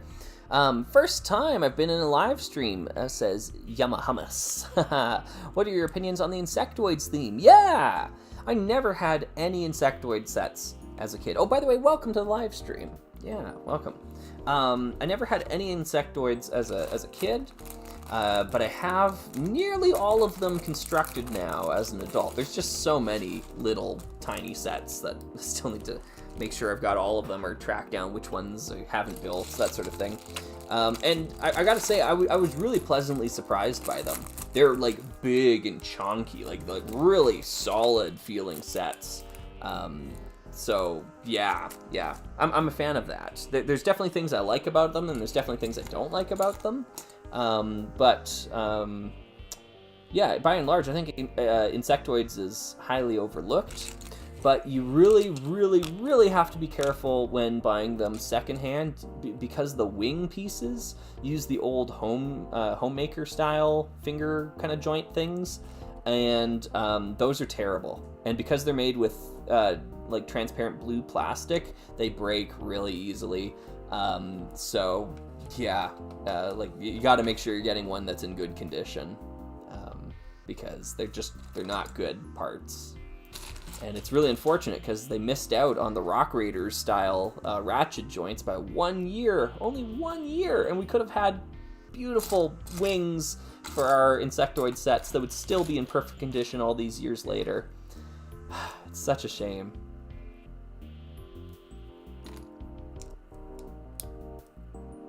Just Casris Just Casperus. I'm going to try that.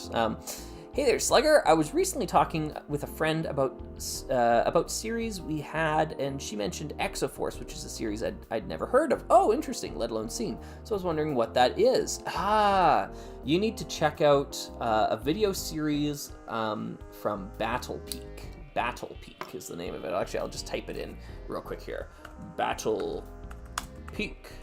There we go. Whoops, Battle Peak.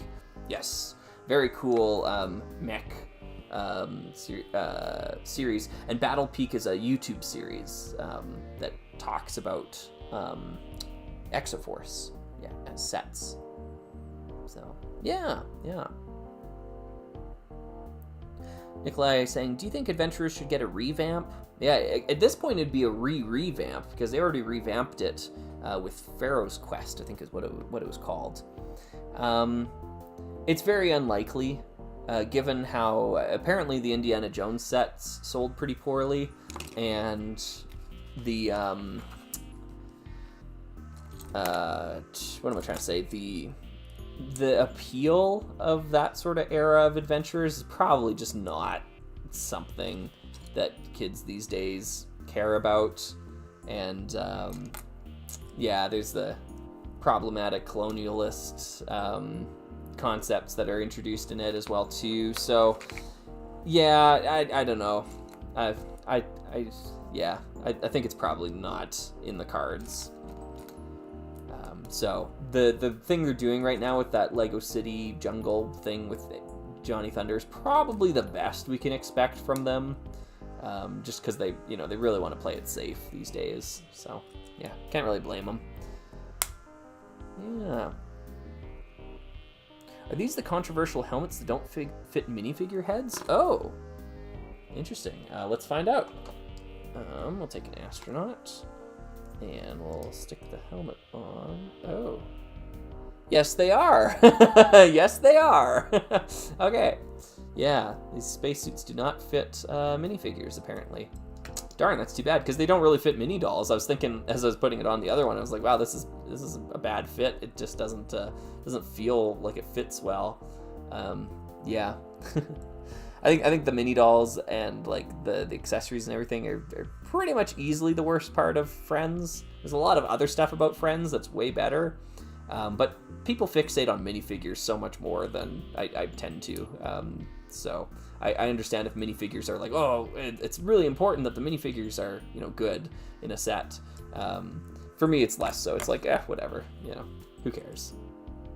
So, the orange astronaut here from the space diner gift with purchase didn't come with the air tanks, and I'm like, oh, okay, whatever, who cares? I'm just gonna get chucked over there in the pile anyways. It's gonna be Timmy Time Warp sitting at the the table in my version anyways, so it doesn't matter. Yeah, modern minifigures, I don't, whatever. Some of them are okay, some of them I don't care about, some of them are good, but yeah. It's not a primary reason I get these sets. Yeah.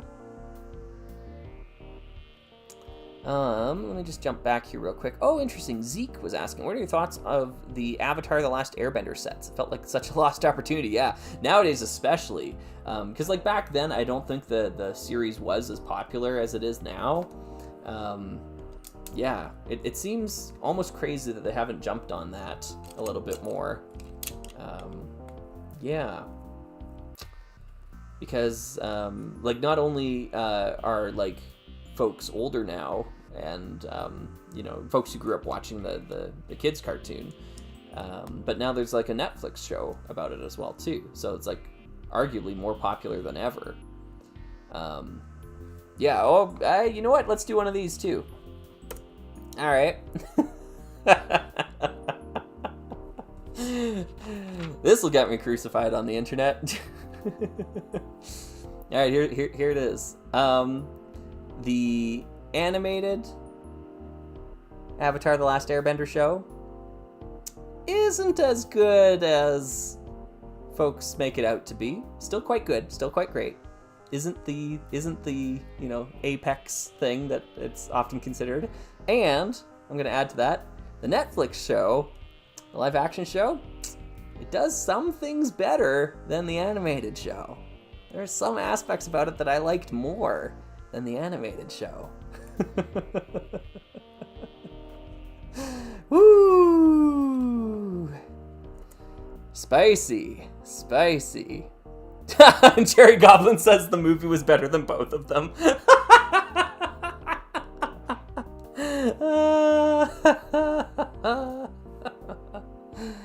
Yeah. All right, I'm gonna elaborate a little bit because I feel like it's worthwhile to do that. I really enjoyed the animated show. I did not grow up with it. I watched it for the first time as an adult. It's one of those brilliant kids shows that also is smart enough to be enjoyed by adults, or like intellectual enough, I think. So it has major props for doing that. Like right out of the gate, that's awesome. I think season 2 the best of the show. I'm not a huge fan of some of the things in season 3. I think Combustion Man is a really terrible villain, and they should have had something better at that stage of the game. Like, it's pretty late in the show to have such a off, like one note villain. So yeah, like that, I think the show stumbles a bit in season 3 and takes a little while to get going in season 1. But love a lot of it. Really good stuff. The Netflix live action show, I think does a really good job of showing, not telling, the war. And that's a weakness of the original show, because it was a kids show, like Nickelodeon Kids. They couldn't actually show you that there was this awful war going on. They just kind of had to tell you, and you just had to kind of believe it. And I think the new series does a better job showing it, and I think it deserves credit for that. The costuming work is really good in the new show, and I actually like a lot of the actors that they cast for the characters.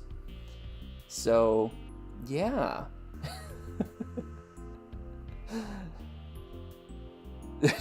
You must be joking. No, I'm That's why I said I'm gonna get crucified online for saying this. Yeah. Yeah. Avatar fans do more times than not focus too much on the spectacle aspects, fight scenes, and bombastic music, rather than the characters and story and more quiet parts. Oh, interesting. Yeah, maybe. Yeah.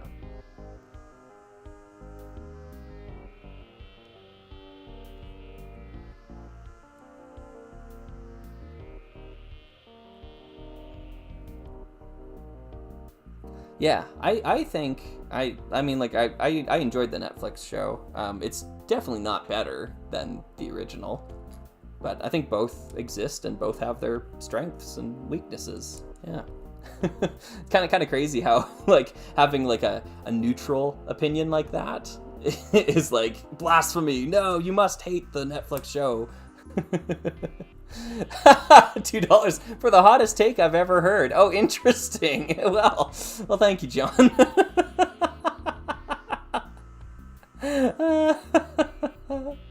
Yeah. It's pretty steamy. Yeah. Karate Master, I'm actually open to watch the Netflix show. The costumes and set look really good. Yeah, I agree. I think they did a really faithful adaptation of the characters visually. Let's say. Maybe not so much in the writing department. There are definitely weaknesses in the writing of the Netflix show. Don't get me wrong.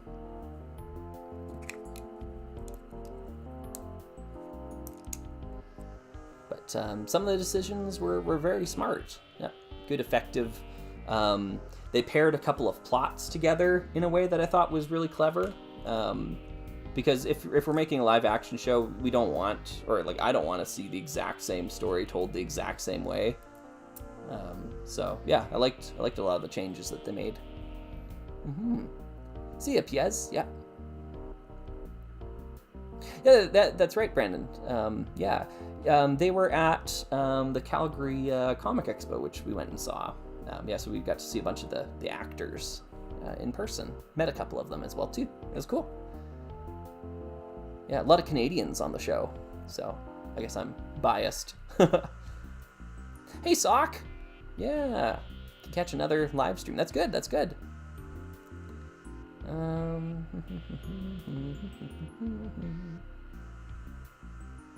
What about Korra? I've never watched Korra, so no opinions there, sorry.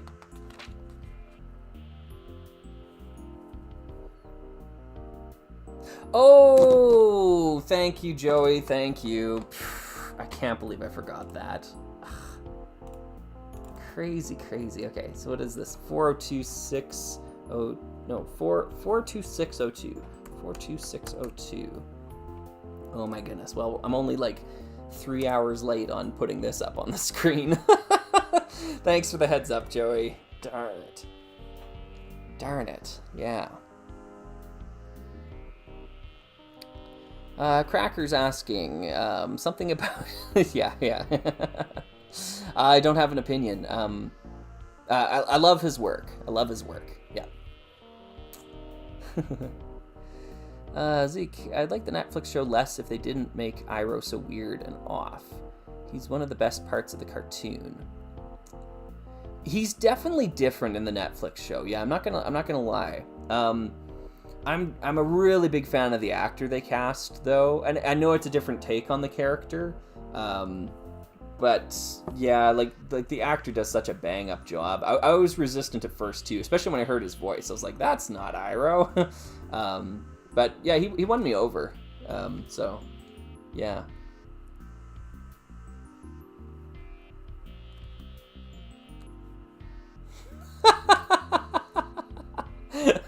Well, Tristan, that's just like your like opinion, man.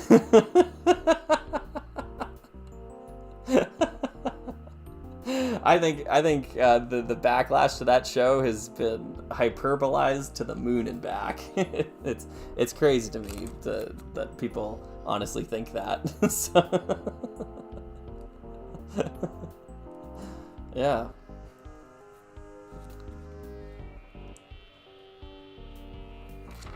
Jonah was saying thoughts on Lego Video, aside from the blind bag element. Yeah, Lego Video didn't really, it wasn't really my thing. I didn't like the aesthetics of it, like flat out, just the colors and the whole party rave sort of vibe that they had going for it. Just, I don't know. Visually, I didn't like it, so yeah. Hey, don't do that, Kyle. Hey, buddy. He's getting hungry, I bet you. Yeah, you want some food. Mm-hmm. It's a long ways to mealtime, though. Yeah, you still got a couple hours to wait. You have to go find something to do there, buddy.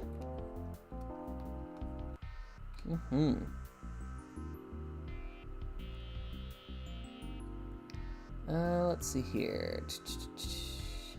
Opinion on the Danish. Good people. I don't know. Yeah. Asking me to judge an entire group of people. Hey, Kyle, come on, buddy. Jeez. Okay. Stop. Enough. Go away. Sorry, I had to get up and take the Blacktron set out of his mouth, which is not what a cat should be chewing on. I'm just gonna eat this Blacktron.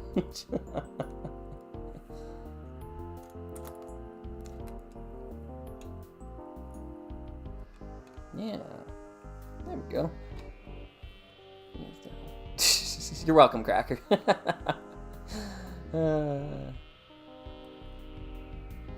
I'm intrigued to know what these questions for us are that you mentioned earlier. Oh, that's right. Yeah, thank you, AJ. So here's the one I was thinking of. I was thinking about this earlier.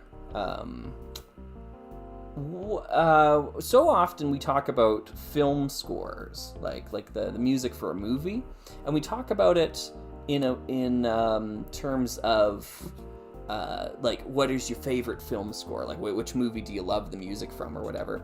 And my question to you folks is, what's an example of a movie, in your opinion, that is made worse by the music? What is a film score that you think makes the movie worse? It's a much more rare question to come up with, but I have an example. I actually have one and it's the reason I was thinking about this, because I watched the Professional a few weeks ago, and I hadn't seen that since I was a kid. Like, I watched it once on VHS a long time ago. Like, Leon, the Professional, the movie that Natalie Portman starred in, or premiered in, or whatever, was introduced in. And the one thing I didn't remember about the movie was the soundtrack. For so much of the movie, it's like you're in an Italian restaurant, like, and the violinist is like annoyingly right up in your face while you're trying to have a conversation with the person across from you. Like, the music is so overbearing and like bad in much of the movie. There are scenes where the music does hit home and it's got like a dark kind of core to it. But like for much of the movie, it's so sappy. So yeah, that's my pick. Does anyone else have a movie?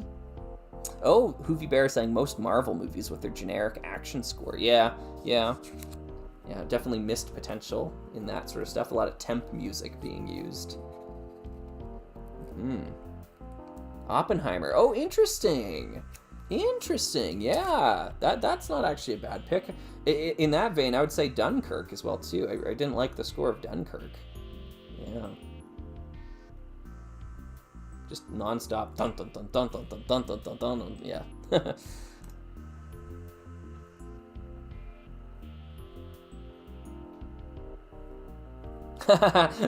I see. Tristan's still on the Avatar thing here. I think people are so angry at Netflix Avatar's Last Airbender because it's live action, which is generally considered the more adult medium. So people treat it as more legitimate, overwriting the original. Yeah, I can understand that perspective. I think that's an unreasonable perspective to some extent, though, because the original still exists. Like, it's still there. You can still go and watch it. I think it's unreasonable to say that you can never remake it. you know, like, yeah. I think a lot of people are very upset also because they love the original, and like, I actually have friends like that I know that I was telling them, like, I was saying, like, my partner and I were watching the show and we actually kind of enjoyed it. Like, there's lots of fun stuff in it, and good character writing. It's in some spots. And the friend I was selling it to was like, I can't watch it. There's like, I just cannot do that because like it was so foundational for me. Like the original show just means too much to me for me to even give it the time of day. And I was like, oh, okay, wow, okay, gotcha. So I think there are some people in that sort of camp as well too, where it's like Avatar: The Last Airbender is sacred, like, honestly. Whereas for me, I saw the show for the first time as an adult and had issues with it. Like, even though I quite enjoyed it, I didn't see it as perfect or flawless or anything like that. Yeah. So I think that kind of helped inform my opinion there. I think dropping the whole Aang Katara love plot is a huge bonus. Like I think that's a major positive in favor of the Netflix show, just because that story is really a nothing story in the original cartoon. So I think jettisoning that is good. Yeah, I like the focus on actually seeing the war transpire. Like we watch some people bite the bullet on screen, and yeah, I think it adds some rip the page out. Adds some legitimacy to some of the stuff. Yeah.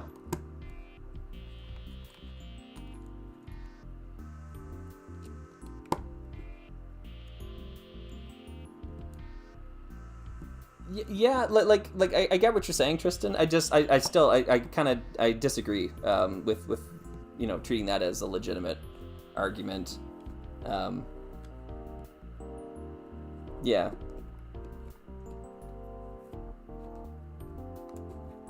I think that's like it really is kind of like almost gatekeeping in a way, where it's like, no, you can't enjoy Avatar: The Last Airbender unless you enjoy this version of it. You know, like it's super unreasonable.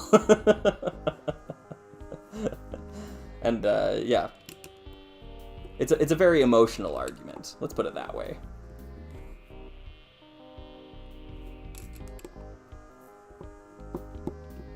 There we go.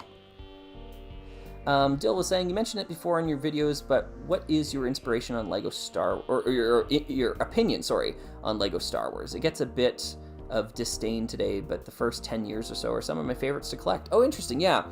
I really like the first few years of it, maybe 2 or 3 years of Lego Star Wars, and then beyond that, I don't, like once it switches to flesh tone figures, that's basically the cutoff for me. So, yeah, flesh tone figures, I'm out. It's a good basis there. But yeah, there's definitely, and I've heard it repeated many times before, there's a difference between Lego Star Wars and Lego Star Wars. And right now we have Lego Star Wars. It's Star Wars first and foremost, but it's made with Lego. Whereas we used to have Lego that was Star Wars. You know, kind of a difference of approach, let's say. Nick Bowers reminding me of the RoboForce retrospective. We're already halfway through 2024. Yeah, I know. Yeah. Oh, is that molded into the plastic? Sorry, there's a speck on this plastic. Yeah, it is. Weird. Okay. How's it going? I'm hoping I can do something with it before the end of 2024. Let's put it that way. Yeah. I really should have said 2025 in my Granite Grinder video when I made that joke originally.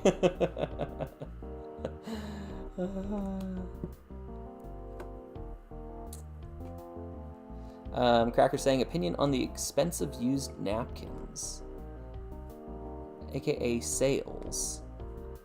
Oh, like the sales of like Lego pirate ships? Is that what you mean? I don't know. I don't know if I have an opinion. Like, you have to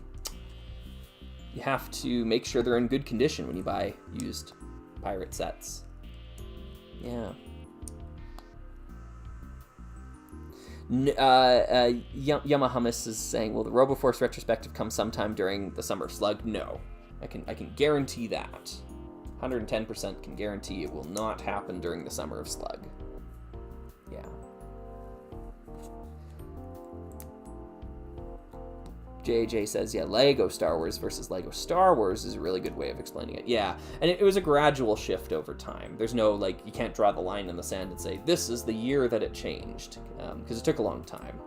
I think phasing out the alternate builds is a big part of that change, because I don't know if many people know this, but like Lego Star Wars, like the original stuff from 99 and 2000, used to be the most involved with alternate builds, like of any Lego series. They had like comics in the back of the book showing all the alternate builds, like interacting and stuff like that. You'd buy those giant like UCS sets, and those had alternate builds too. Like Lego Star Wars was like gung-ho about alternate builds. It was alternate build city. And it's just kind of crazy what the series became later on, because it has nothing to do with that now. Adrian's saying, how many Life on Mars sets do you own? Do you have all the Martians? Yeah. Actually, the question really should be, how many copies of each Life on Mars set do I own? Because it's more than one for most of them. Actually, you know what? It's more than one for all of them. Yeah, I have at least 2 copies of everything from Life on Mars. Some I have 3 or 4 copies of. I love Life on Mars, and it's really inexpensive to get into, which is another boon for it, like another thing that really leans into like why you should get into Life on Mars. It's just inexpensive. It's a good series. Yeah. Tristan says, what's your favorite band from the 90s? Ooh, good question. From the 90s. Does it mean they have to have started in the 90s? Favorite band from the 90s? I was a really big Muse fan for a long time, in like middle school. And Muse is from the 90s. I think 99, if that counts. It's barely the 90s. Yeah, I say was, though, because, like, I kind of grew up and Muse didn't grow up, you know? It's really good music for, like, angsty young teenagers, but, yeah, they don't really have anything important to say in their music. But, yeah, Muse is a good band from the 90s. And I like Roxette. Roxette is a cool group. I don't know if they're from the 90s, but they released a lot of music in the 90s. So yeah, let's go with Roxette as well. That's another good one. Hoovy Bear says that's a hot take. I don't know if it is, honestly. Like lyrically, Muse is not, you know. Like what is a profound lyric from a Muse song? Yeah, I don't know. There are some good lyrics. What is it? City of Delusion has a line in it. Justify my reasons with your blood. That's a good lyric. That's a good little line. But like those are the exception, not the rule. When it comes to Muse. They will not control us, you know. We will be victorious. That is like that's the standard sort of Muse lyric. So, yeah. And yeah, they've really kind of flown into weird territory as of late. They used to be a rock band. I remember those days. So, yeah, definitely not crazy about the modern Muse direction, but Absolution is a really great record. Origin of Symmetry has a lot of really good stuff on it. Black Holes and Revelations, really awesome. I like a lot of The Resistance.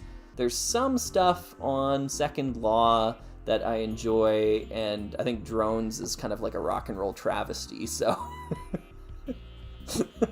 And I basically stopped after that, so... yeah.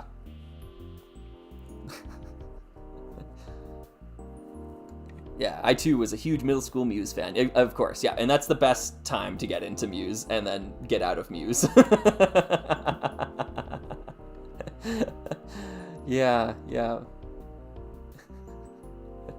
Oh, own Absolution on CD. Yeah, I think I've got all those albums on CD. Yeah. I have a funny story about Muse. I feel like I've told this story before, but maybe I haven't. Let me tell this story. So, back when the Second Law was coming out, there was kind of a murmuring behind the scenes of people saying like, oh, it's going to be a return to form. Like Muse is going to go back to being like rock and roll. Because The Resistance was kind of chided for being a little too poppy. And actually, honestly, Black Holes and Revelations was probably the progenitor of that sort of stigma.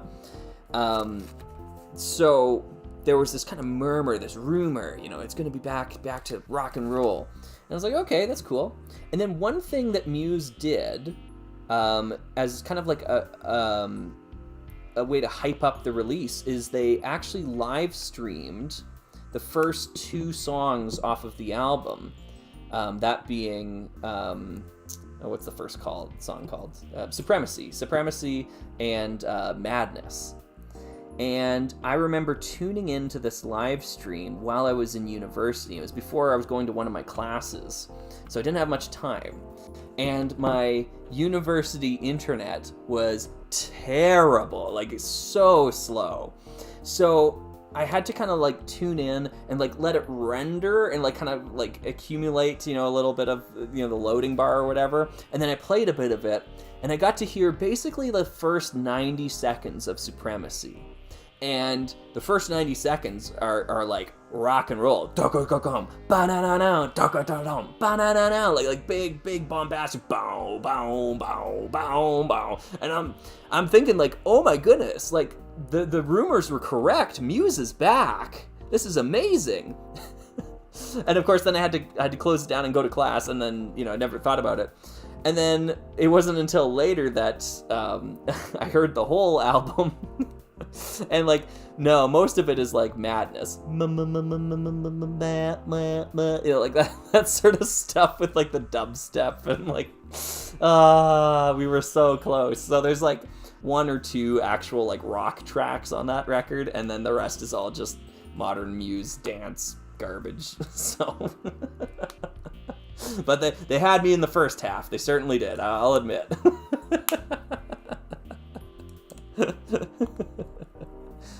I can't remember if it cut off right before the scream or not. Supremacy! That part, yeah. I don't remember. But I do remember walking away being like, oh, I'm so excited! Yeah, and it was all because my internet was slow and I didn't get to hear what madness sounded like.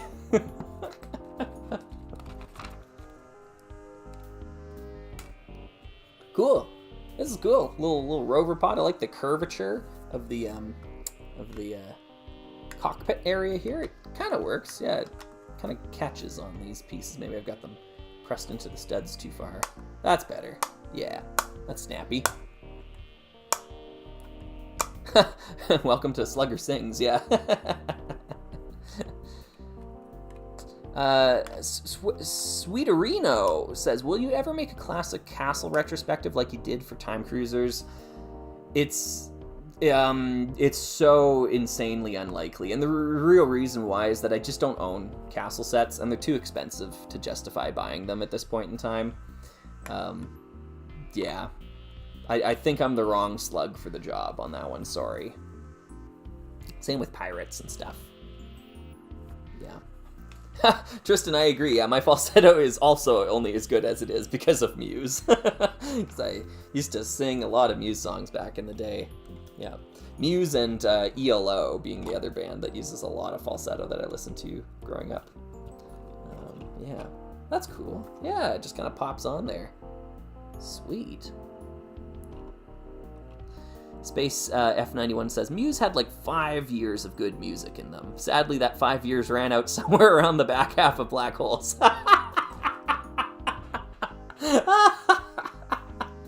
Yeah. Yeah, I don't know. Yeah.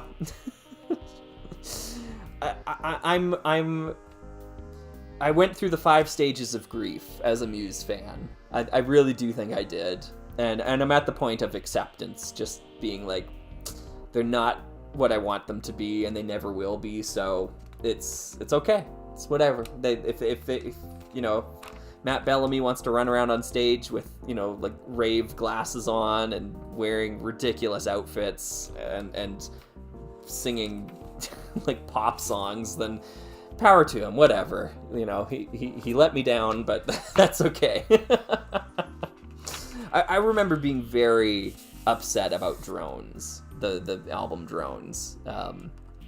And I mean, I still am. And I actually wrote a review of the album. I remember, like this is long before our Slugger stuff or like writing scripts of things. But I wrote a review, like just for myself, just to get it out of my system. Like this multi-page review of this album. It's still out there somewhere. Like it's on a computer or something. I remember reading it a few years back and thinking like, yeah, this is still good. Like this is legit.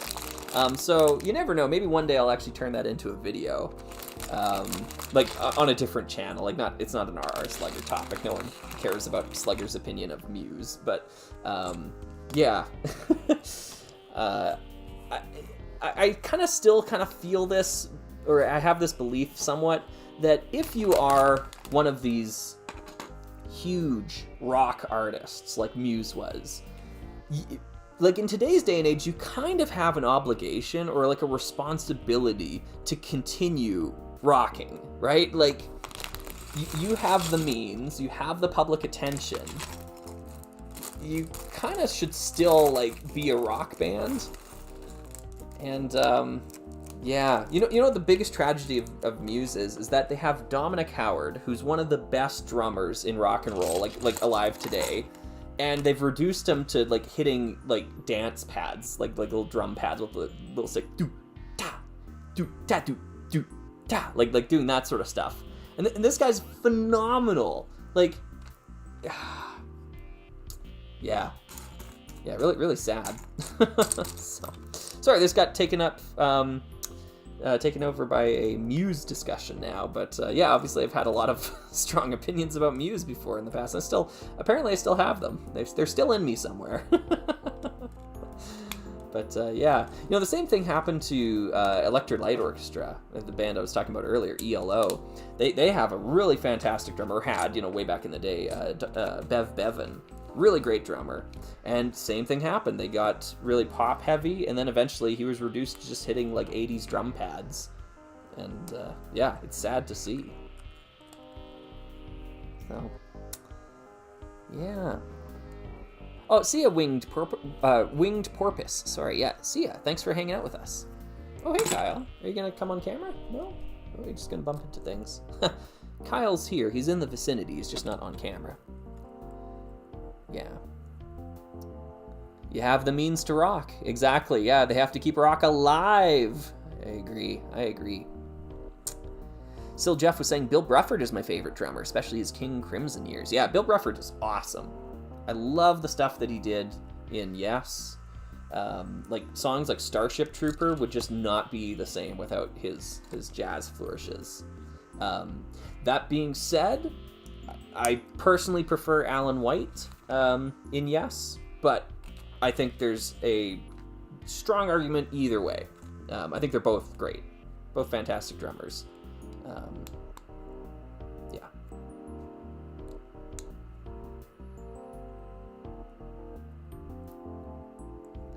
Yeah, Matt Bellamy saying he wanted to be a classical composer if he hadn't become part of Muse. Yeah, there's definitely a lot about Matt Bellamy that I really like, and there's definitely some stuff that like shows his limitations. For one thing, much of the classical music that is kind of, or the classical vibe that is inside of Muse, is lifted like directly one for one from classical compositions. The one that disappointed me the most was at the end of Drones. There's a motet that is sung where the Matt Bellamy's singing 4-part harmony with himself, and it's like a classical motet. And I loved it the first time I heard it, and I still do. I think it's honestly my favorite track on the album.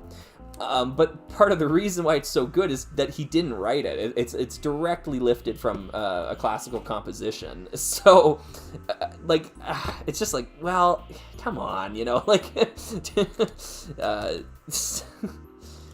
can't you just put in the effort to write a motet?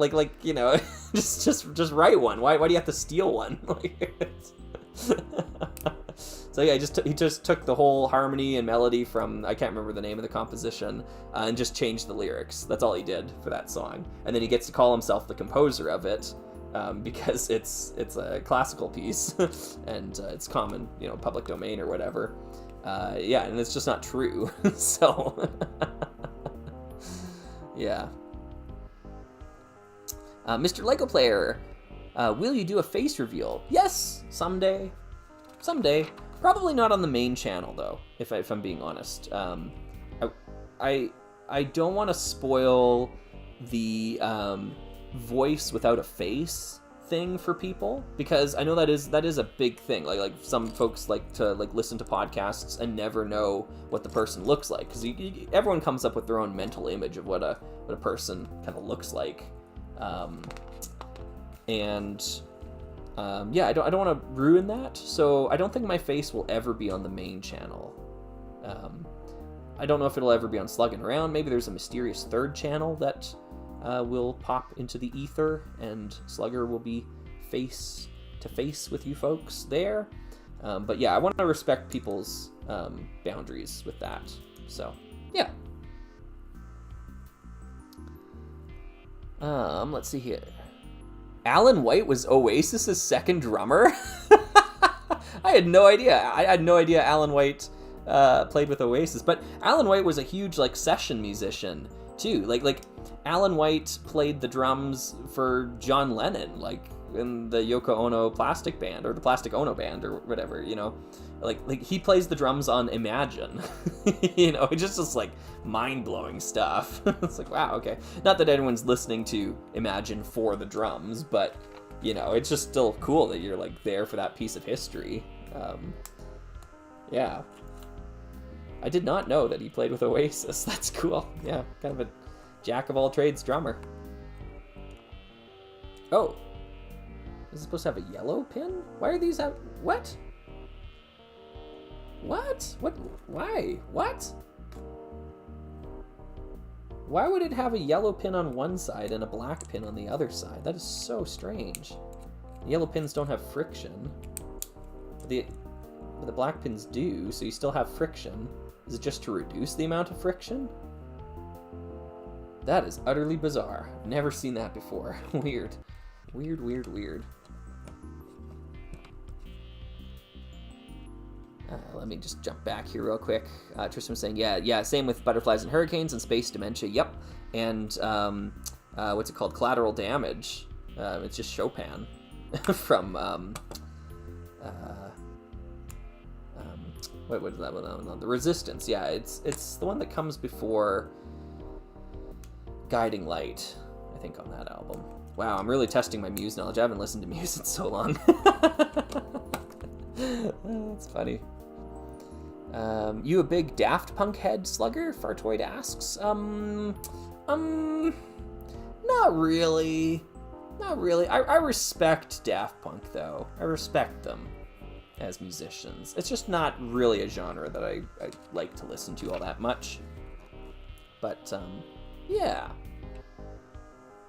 Like, I kind of have, like, a lot of respect for them for Get Lucky, the song, where they intentionally just copied and pasted the choruses just to prove that, like, this is, like, what modern music has reduced to, you know, like...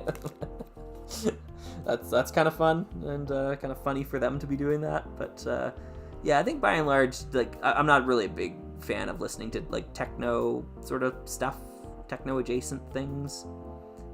I know that's kind of like the music that I make for my YouTube channel, but the reason why I make that type of music for my YouTube channel is because it's easy. It's easy music to make.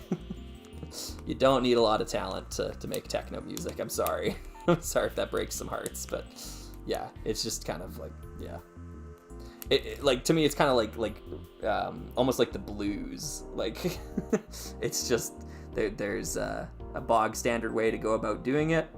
And if you write a 12-bar blues song, you, like, very predictable, and yeah. You don't need a lot of creativity in your bones to do that. There we go. Got my stickers on, my sleeping bags. Those are pretty cool. Yeah. What is the set? Is it official? It is. It's up here in the top corner. It says now building 42602. Get Lucky is the bane of my existence. Yeah. It was everywhere for a very long time. Yes. Yeah. I personally would take Get Lucky over Uptown Funk if I had to choose, though.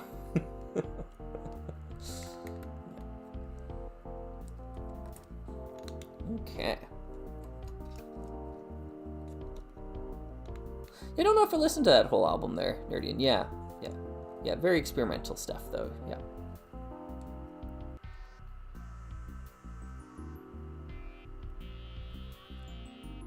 Zuko's yelling at me. Zuko, what's up? Nikolai is saying, do you think Lego Wild West could make a comeback? No. Oh, and hashtag RRMuse. Yeah. I think no, unfortunately. Yeah, it's just a little too dated in its themes. And I don't think the Wild West has the same appeal as it once did. Yeah, unless we see a big pop culture resurgence in Westerns, yeah, it's pretty unlikely, I'd say. Yeah. The thing of it is, though, is that Lego Western, like the toy, like, the toys, like from 1997, 98, something like that, 97, Lego Western is already, like, so good. Like, the toys that they made for that series are phenomenal, that I don't really think it needs a redo. Like, I don't think there's anything Lego could do that would make it better, because they already, like, I think it's masterful toy design, by and large. So, the most that a remake could do is just make it worse. And I don't want that. So, yeah.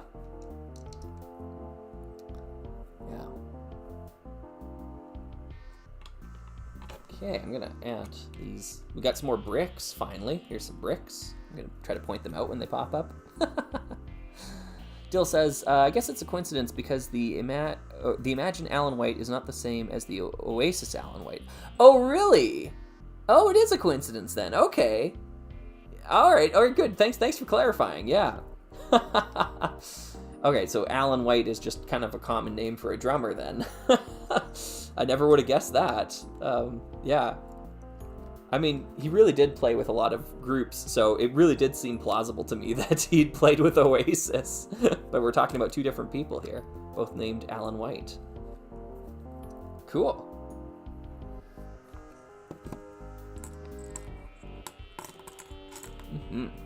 How are we doing here? So we're 2 hours, 43 minutes. Let's see here. Yeah, 67 viewers. Wow, yeah, we really dipped off there, but interesting. Thanks for sticking around, folks. Yeah. I was gonna say that. Oh yeah, I was gonna mention this earlier. The live stream kind of being like impromptu like this. Like I think I announced it like about an hour and a half before I started streaming. I know I used to do it where like I'd announce them like a day ahead of time. I'd be like, on this day we're gonna be live streaming, that sort of thing. But I've really found that it works a lot better for me personally if I have a bit more control over that. Because one of the things that I want to try to control for is like, how am I feeling, you know? Because if I'm not feeling 100% or like I really want to, you know, jump on a live stream, then I don't want to do it, you know, because it just leads to an unpleasant experience for everyone, I think. So there's actually a couple of times earlier last week that I wanted to live stream. I had gone to bed with the intention, okay, tomorrow I'm gonna live stream. But then I got up the next day and like I just didn't get enough sleep. I wasn't like feeling it, so I didn't make the announcement. I didn't do it. But had I made the announcement the previous day, then all of a sudden it's like, well, okay, I guess I got a live stream. And you know, if you're not in the mood for it, if you can't be at your A game, then you know you shouldn't do it. In my opinion, it's actually like one of my big philosophies for teaching as well too. Like I really go out of my way to make sure that every day I spend, you know, teaching kids, like I'm there 100%. Like you know, I'm on the ball. make sure that I'm all good to go. Because if you're not like feeling it, it can really mess with you as you're trying to get through your day. You're like, ugh. So yeah, I do make a lot of concessions in my day-to-day life to make my teaching practice better. So yeah, same sort of thing here, I think. Yeah. Sorry, I'm going to jump back here to a couple of questions here. Nikolai saying Red Dead Redemption Lego line could go hard. Yeah, I think Red Dead Redemption is way too violent for Lego to touch that with a 10-foot pole. Yeah. I'm never going to get this name right. I'm sorry. Just Casris, maybe. Just Castris. I'd love to see a resurgence of the historical themes from the 90s. Yes, getting kids excited to learn about history through Lego is something I'd love to see the contemporary company explore. Yes, I agree. And you can do it in a safe way with toys, I think. Part of the problem that they probably will run into, though, with that, or what they would run into with that train of thought, is Lego has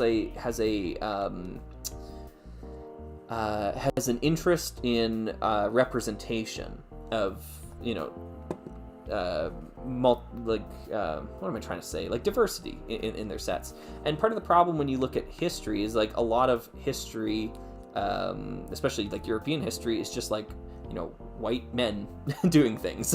So you're just going to get a lot of like white men analogs in your Lego sets, like if you do like ancient Rome or something like that, or, you know, and they want to be a little bit more inclusive with the variety of people that we see, as evidenced in sets like the El Dorado Fortress, or the Lion's Knight's Castle, where they kind of like gender swap some characters around, which, you know, like fair enough, like go for it. But if their interest is in history, then you gotta, like, I think you gotta pay a little bit more attention to that. So they're kind of at odds with each other. Both of those desires, they don't intersect in a good way, I think. So that would be like one hesitation, I think, that the company would feel to doing something more historical, is that all of a sudden then you got to just, you know, give up with some of the diversity initiatives, because like I don't think either party wants them to rewrite history, like that sort of standard or whatever, that talking point, let's say, that is the compromise that satisfies no one, I think. So yeah, it's a tough topic. Yeah, then make sets based on history from other countries. Yeah, like, I don't know, like, it is tough, because it's got to be authentic history too, if you're going to dive into that. So, like, one of the things that, like we were talking about Lego Western earlier, I like the cowboy sets from Lego Western.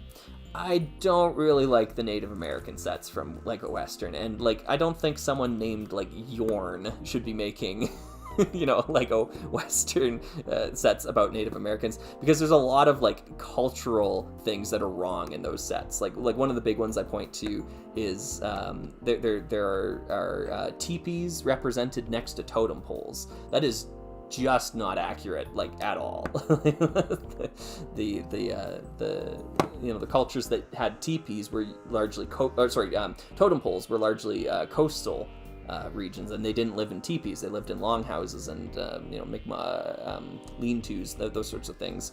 But the teepees were plains Indians that lived on the plains and moved like more nomadically. So representing both together in a set like that, just like, it reeks of, we have no idea what we're doing. So yeah, I don't know if Lego's the company I necessarily trust with getting those details right. Not saying that they're the same company they were, you know, 30 years ago, but yeah, it is a tough line to walk to get that right.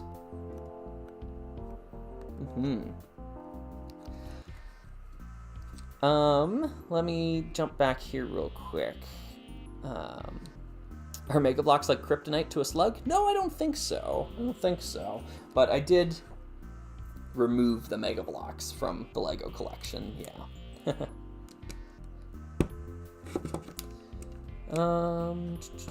Also, that military aspect of that seems to counter Lego. Yeah, Karate Master, I agree. Because a lot of history is based in, you know, wars and conflicts and stuff like that. So it does make it more difficult to talk about a lot of things of that nature if there's an anti-war toy sort of philosophy at the Lego group. There we go. That's the part I'm looking for.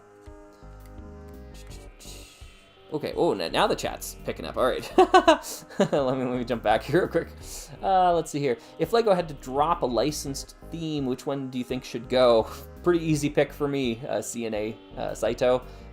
Harry Potter. Get rid of that. They won't, because it makes them boatloads of money, but they're also talking out of both sides of their mouth by keeping it. Yeah. They say on one hand everyone is awesome, and then they directly support a public figure who does not believe everyone is awesome. So, yeah, it makes huge hypocrites out of the company, in my opinion. It's got to go. Got to go. Let's see here.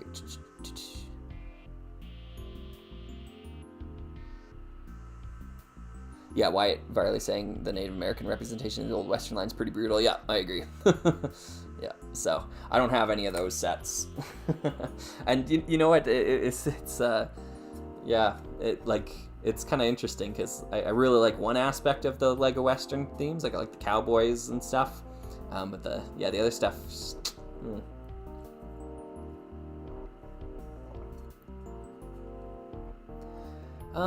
Tristan's asking about Radiohead. Yeah, you know, there's a band I should listen to more of. I haven't really listened to Radiohead all that much. I know a few of the hits, and that's about it. Yeah, so I should look into it a bit more. Let me bring these guys up. We're just about done this set here. That's pretty cool. Nikolai says Lego Ancient Aliens. Yeah. I don't think so. Let's see here. Dill says, do you feel licensed themes have served as surrogates for former original themes? And how do you feel about that? Yeah, I mean, like, yes, that's bit of a leading question, I think, because, you know, you're giving the answer in the question. And I agree. Like, I'm not saying I disagree, but yeah, I agree with that sentiment that typically modern themes have kind of usurped original themes in a large extent, but yeah, it's not something I'm a huge fan of personally. If I had to choose one or the other, I know which one I'd choose. Oh, this is a cool building technique, putting these curved arches to hold the windscreen piece down. That's really neat. I like that quite a bit. Very cool. These things on the back here. Let me scroll ahead here.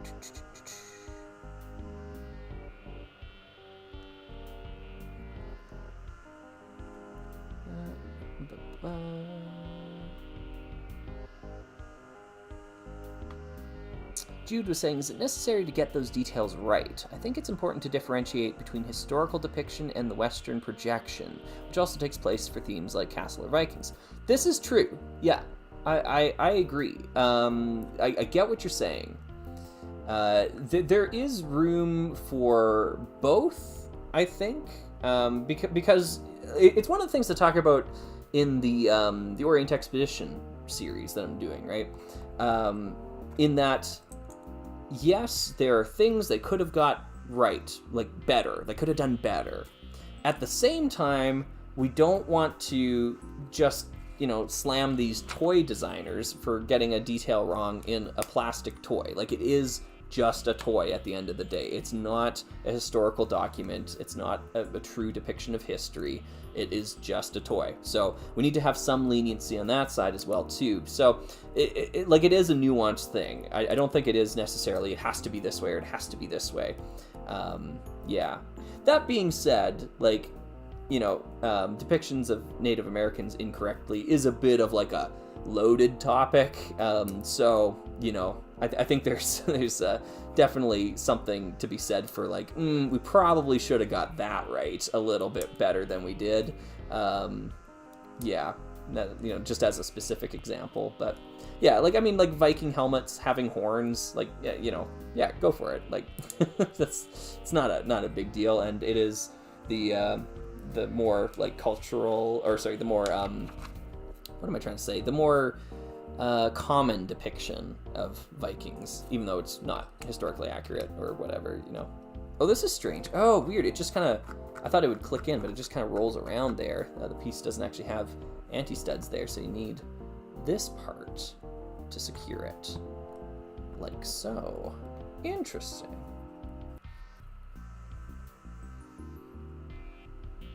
Yeah. Strider coming in with another Rush album thing. Counterparts or Vapor Trails? Very easy for me. It's Vapor Trails. I was just talking about that. Actually, I listened to that album earlier today because I was just talking about that album in the Discord server today. Funny.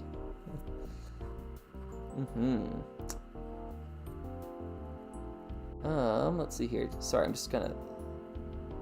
Sock says, Slugger, you're my favorite. Oh, thank you. Yeah. Yes, I know what you're talking about, Pat. I've actually seen that set in person. It is pretty disgusting. Yeah. Oh, good night, J-A-J. Yeah. Mm-hmm. Less wizard and more cowboy. Yeah, I agree, Mr. Mr. Lego Slayer. Like Lego Layer, sorry. Mr. Lego Layer. All right.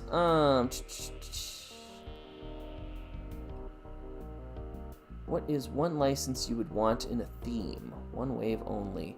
I don't think I have one, to be honest, Nikolai. Yeah, it's a good question. I think it's a good question for like other YouTube folks.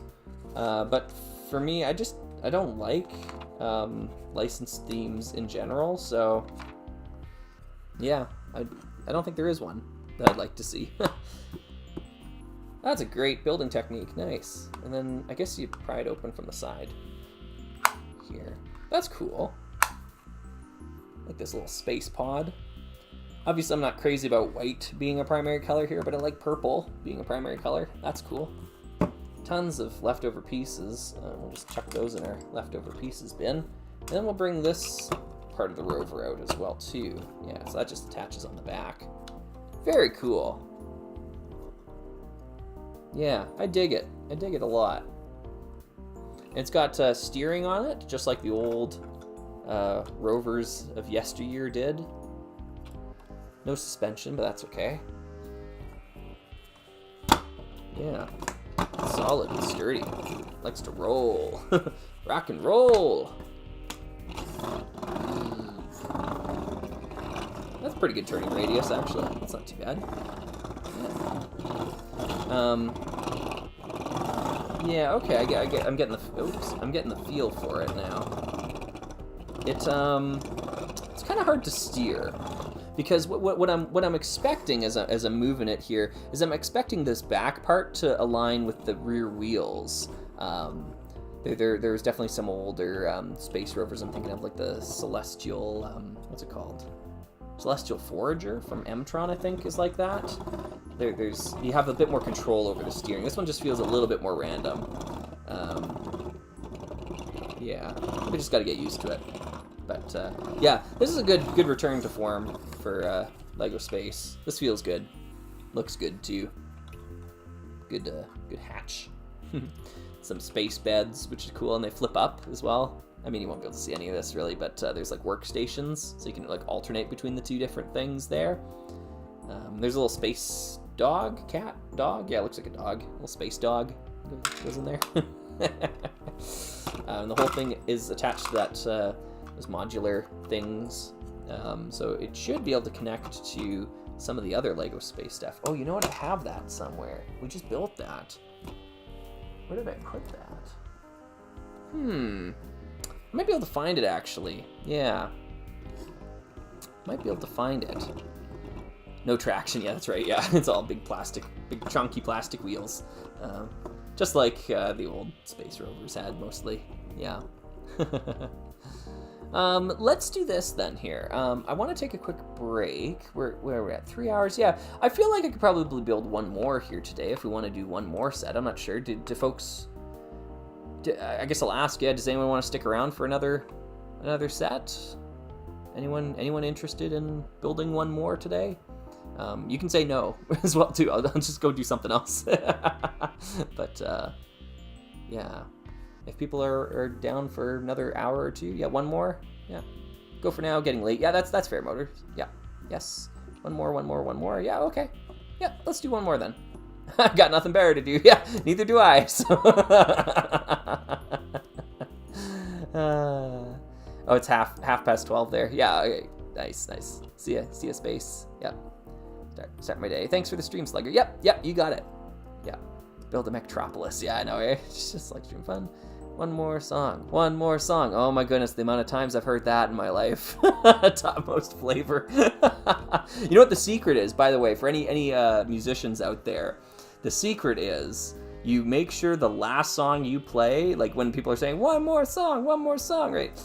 For your encore, you make sure it's a slow song. No one says one more song after you play a ballad. It works every time, 100% of the time. Make sure it's a slow song, and then they'll go home.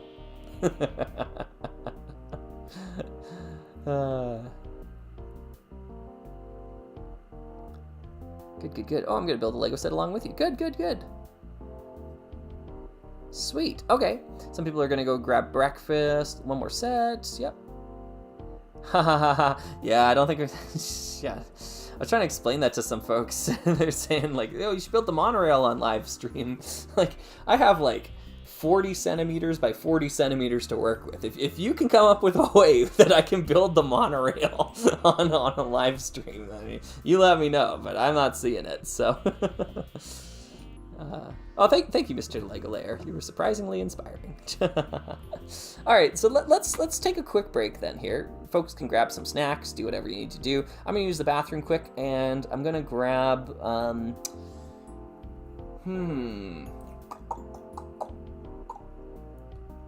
gonna grab another set. I think I'll grab the space thing we built last time. We can try out the modularity between the two sections, and then we'll vote on what to build next, I suppose. Yeah. Someone send a professional streaming kit to Slugger's PO box.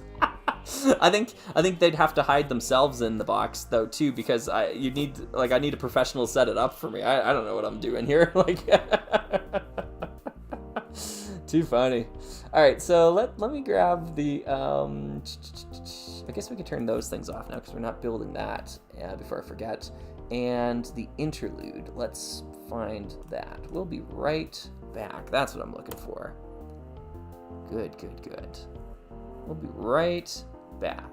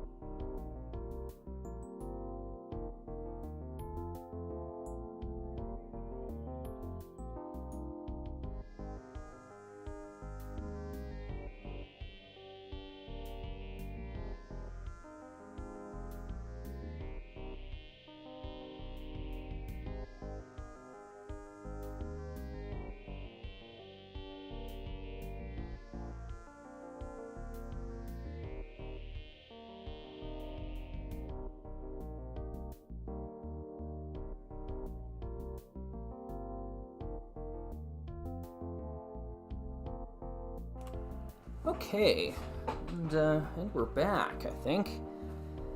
Let me just check in over here. Yeah. Cool. Hopefully you're hearing me coming through okay. Hopefully I'm coming through okay.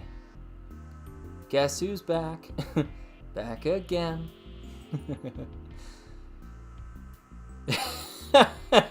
Slugger just being casually talented. I don't know what I'm doing. With his graphics and transitions already better than most streams.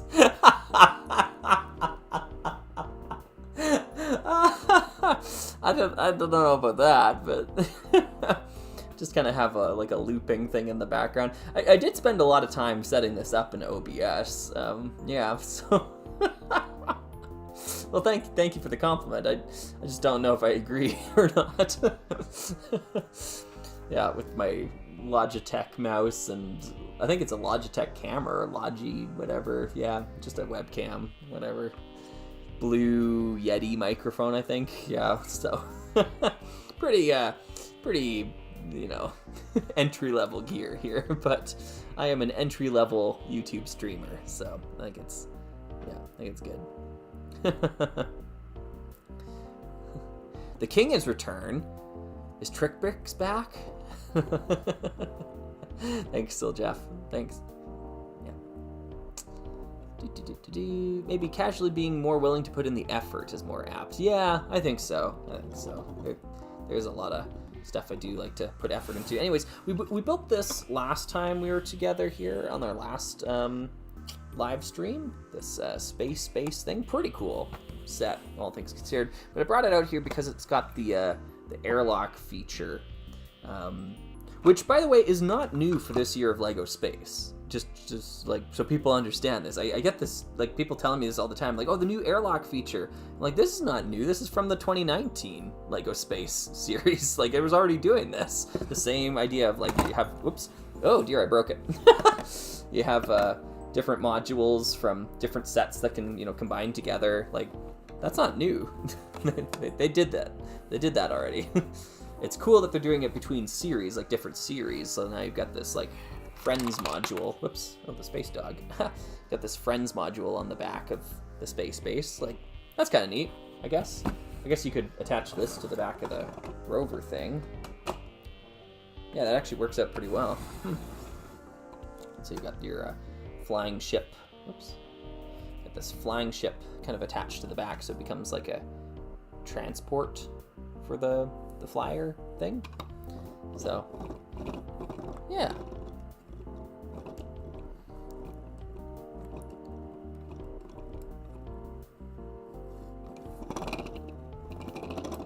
Yeah, Slugger is more like the prince. Trickbricks is the king. Absolutely, absolutely. And if that's the hierarchy, I don't know. Like, has anyone heard of Kelton Davis's YouTube channel yet? That's definitely one I need to, like, more formally shout out, because like watching Kelton Davis is, like, for me, it's like watching Trickbricks again. I love it. I love it. So I don't know, like, what comes next in the order. Is it Squire or, like, Duke or something? Yeah. Chungo was saying, have you seen the Great Deku Tree set? Yeah, I have. Yeah, it's going to be big and expensive. And I don't know if I care enough about Zelda to warrant purchasing it, but it's cool that it's finally happening. I know folks have been waiting for Lego Zelda forever. Very long time. Yeah, and even with the airlock system, I couldn't figure out the Technic pin problem. Life on Mars figured that out over 20 years ago. Why are we still... Still remains an issue. Anyways, let's vote on something to build here. There was a request. I saw someone request earlier a 90s set. Like, do you have anything from the 90s you can build? Like, this modern stuff's okay, Slugger, but, you know, we're all here because we like the 90s Lego. I don't have anything I can build today, but there is a set. And actually, let me move these out of the way real quick. Move that over to there. Put our space off to the side. Move this stuff out of the way. So we should just have a nice blank playscape here. the camera's going to go fuzzy for a bit because it doesn't like seeing just the white background. But let me move a few items here. And I'm going to grab this. Take them out of the sleeve. Yeah. Model Team 5591, the Redbird. I've wanted this set for a long time. I finally have this set and the instructions. So I had to buy the set. I found it locally, actually. An original owner was selling it. The parts are in great shape. I'm super excited about that. It looks like the owner even washed them. Like, they're in really great condition, so I'm super happy. They didn't have the instruction manual anymore, so I had to order this separately from Bricklink, but it finally arrived, and now I've got the instructions, I've got the parts. I want to live stream building it. I want to put it all together on live stream. I'm not going to do that today, though, because this is like 1,000 pieces. It's a huge set. So there will be some 90s Lego in the future during the summer. I want to live stream this one this summer. So we're not going to do that, but we're going to build one of those other sets that I brought up earlier. So I'll bring that screen up again here. Where is it? The Choose Your Own Adventure. Yeah. I don't have a way to add the check mark to the 42602 one. So, yeah. I can't add the check mark there, but we have the other ones still. I'm going to start a poll. Don't just start spouting out set numbers into the chat. Wait for the poll to go up and we'll vote on it. You know, we'll go to a poll and we will do a vote. But yeah. Anyways, yeah, Model Team. At some point in time, we'll do a live stream. I've wanted to do a Model Team video for a long time now. So, yeah. Classic. The big truck was in the same range. Yeah, it was. Yeah. Yes, the Zelda fans could finally rest. A Lego Metroid Samus gunship or Squid Sisters from Splatoon as minifigures. Interesting, yeah. I don't share the same desire to have licensed Lego that other people do. I get it. I get people like Lego, they like Zelda, they want the two together. That's cool. Yeah, power to ya. I just don't personally share the same desire. I have no desire to see Star Trek Lego, even though I love Star Trek. Star Trek is Star Trek. Lego is Lego. You know, I don't need those two to combine. Just personally. So, yeah. The numbers, Slugger. What do they mean?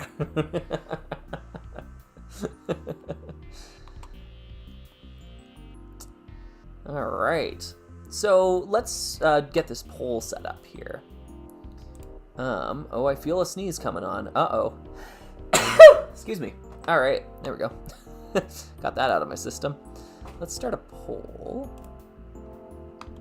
And the question is, what do we build next?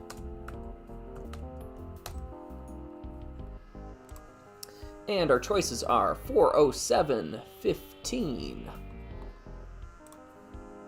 407-16. Someone clip that sneeze. That's just what I sound like when I sneeze. I know it's very violent sounding. Yeah, I'm definitely a spray it, don't say it type of sneezer.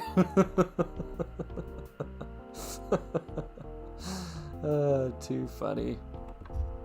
Okay, and 60441 are the options. Let's start this poll. We've got about 67 people here watching, so we'll let it run for a little bit of time here. Vote for which one you'd like to see next. I have my suspicions on which one is going to win, but I will be interested to see if democracy proves me right or proves me wrong. Stop the count.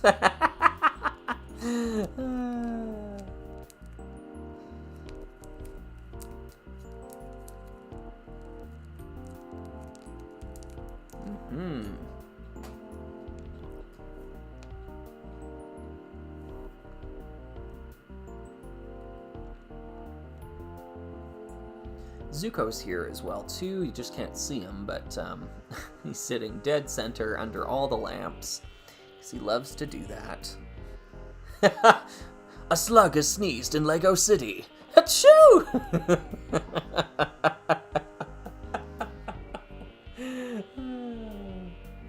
Too funny.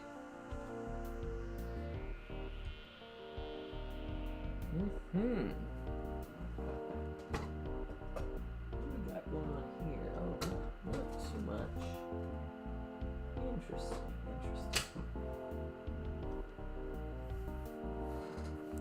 Okay, cool. Let's see here. I was eating. Sorry. Hey! Build the slimy slug hole. Yeah. I'm a Halo guy says, hey, Mr. Slugger, since Trick Bricks did the first 2 Adventurer sub-themes and you've covered the 4th, does that mean you may eventually go back and do Dino Island? I don't know if I ever will do Dino Island in more detail than I did. So I did a video, or actually I did 2 videos on Dino Island where I talked about all the sets. I don't know, maybe. Like, I don't want to say never, but there's so much other stuff that is on my plate to talk about. So I think what I said about Dino Island in that video, or those videos, is about all I have to say on Dino Island. Nerdian saying it's wild how many sets are stealth exclusives this year. Have you noticed that? No, I mean, like you mentioned that about 42602, and that's the first I've ever heard of that. So yeah, I mean, like, I don't follow modern Lego very closely, as you can probably tell. So yeah. All right, let's take a look at this poll here. Yeah, that's about what I expected. Okay, so more people, and here I'll end the poll here. More people voted for, so more people voted for 60441, the Lego City set, than voted for either one of the space sets left combined. Now, my question to you folks, here's another question for you, is...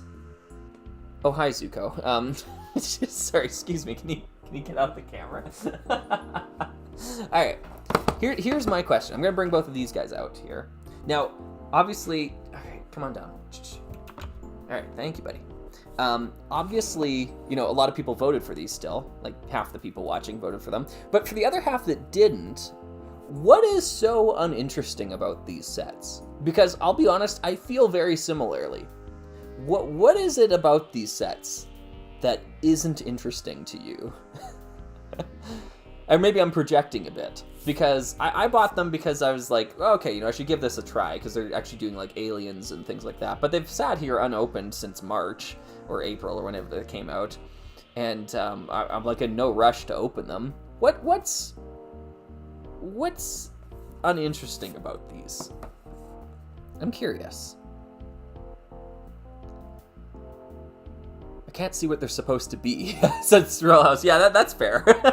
Honestly, I'm holding them in person. I'm not really sure what they're supposed to be. Lack of a main build. That's a good point. They're neat, but not interesting to watch a build stream of. Oh, interesting. Okay, gotcha. Yep. So maybe the entertainment value there. Sock was saying, voted for the city set because I already built that one. Or I already built one of them myself. Oh, gotcha. I already built one of them. Yep. They're fake boxes again. They don't make the camera yellow. Oh, I see. I don't know. It just kind of looks generic kiddie space thingy. Yeah, that's fair. Yep. It's the curse of Lego Friends. It's sacrilege of Lego. I don't like having several tiny items that are being in polybags as a set. Oh, gotcha. Yeah, it is just several small things that could have just been a polybag put together. Lack of a spaceship. They're good sets. We just want a longer stream. Vote for the biggest set. Yeah. That's funny. Here, so I'm just going through and reading some of these. My main issues are the aliens don't look too good, and the classic spaceman without a classic Lego smile and wrong air tanks is a crime. Yeah, honestly, I agree with what you're saying. Yeah, I'm not a huge fan of the look of the aliens personally, and yeah, the astronaut doesn't look like, it feels like a rush job or whatever. Yeah, just kind of something hack job thrown together. It's very strange. Not interesting because they feel like they have no center. Yep. I think a theme of side builds isn't as interesting. Yeah. Find the parts interesting, but the build's uninteresting for me at least. Yeah, and you know what? Entertainingly lame. If that's your opinion of it, that you find the parts interesting, but the build's uninteresting, I will take your expert opinion on it, because Entertainingly Lame is one of the best builders I know. So if they say a build isn't interesting, I agree. Yeah, they both look the same to me. Yeah, they're very similar. Yeah. I think the build seems so undercooked, it makes it seem more like a parts pack. Yeah. Tiny builds, couple of big builds. These are all great points, and a lot of these things I didn't even think of. So, sorry, I was just really curious to hear what people were thinking about this. Like what is it about these ones? Because they always, like, we've done 4 different votes at this point in time. Actually, no, 3 that included them, and each time they were the least popular picks.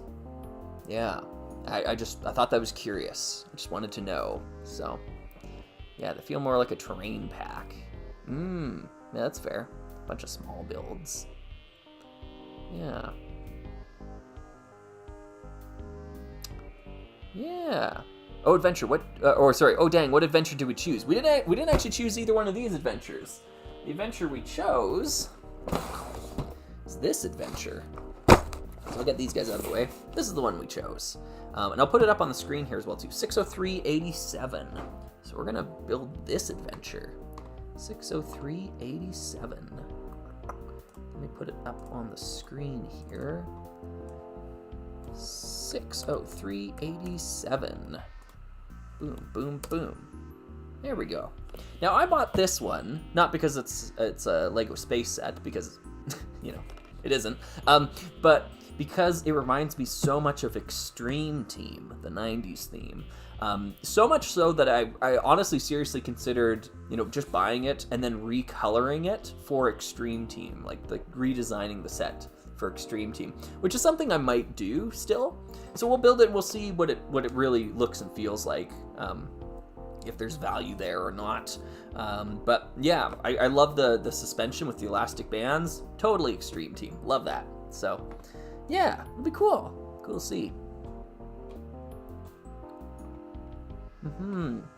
Oh, CNA Saito was saying, do you have a favorite Bricklink store or one that you recommend? I used to.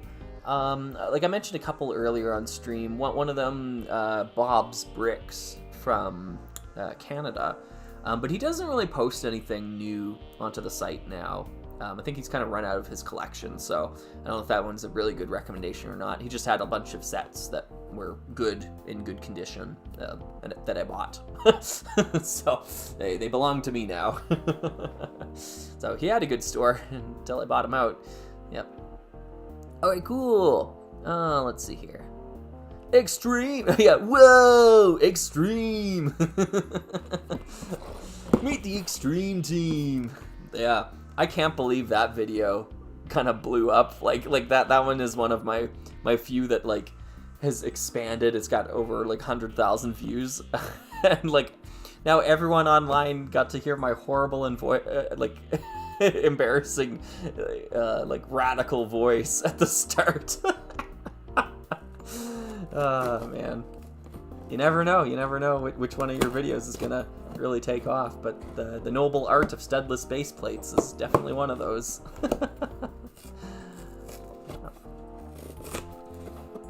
Ooh, if you could meet any Lego character, what character would you meet? That's cool. Who would have an interesting story to tell? But would also be like an approachable person.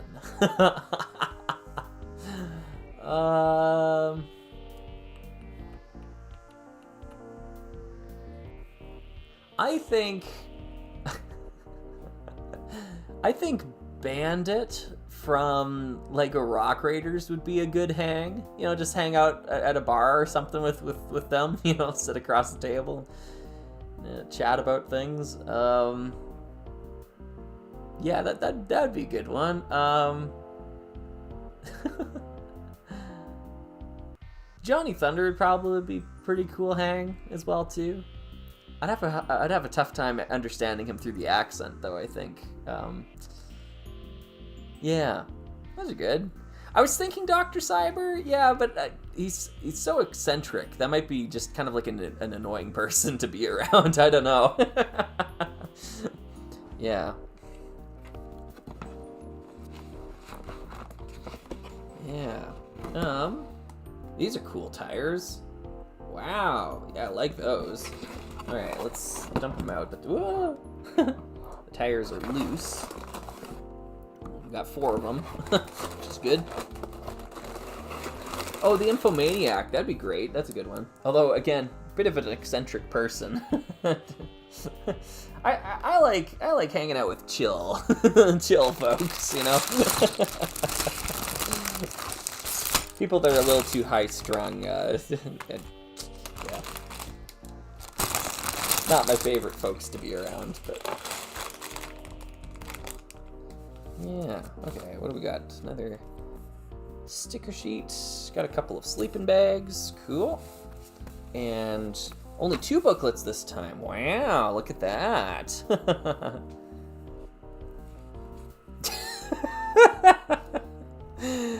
Tracks.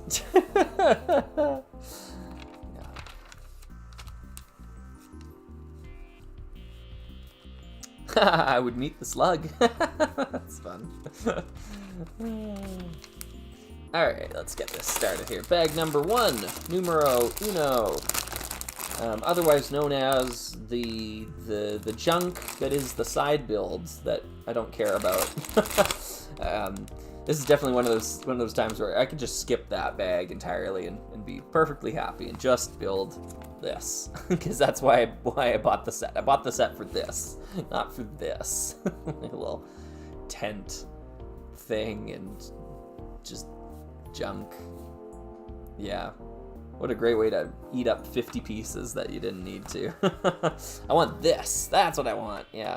It's one of the things I love about collecting sets from, the early 2000s, the 90s, that sort of thing. It's because, like, the sets are just the set. They're just the thing you want.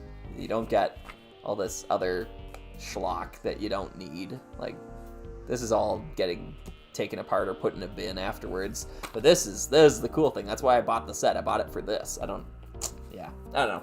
I'm belaboring the point, as I always do. Yeah. Trimolo is saying the tent build is really cool. Yeah, you know what? I agree. It's a good alternative for the fabric tents that they used to do. Extreme Team actually had some fabric tents in it. But yeah, it's a smart idea. Smart way to do it with bricks.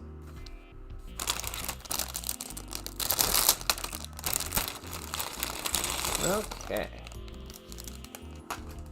Let's move that off to the side. And this one here. Slugger declined his Olympic invitation to stream today. Wow, dedication. Are the Olympics on? Is it Olympic year?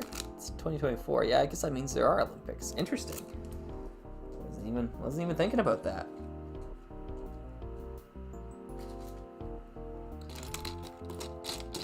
We were talking about baseball earlier.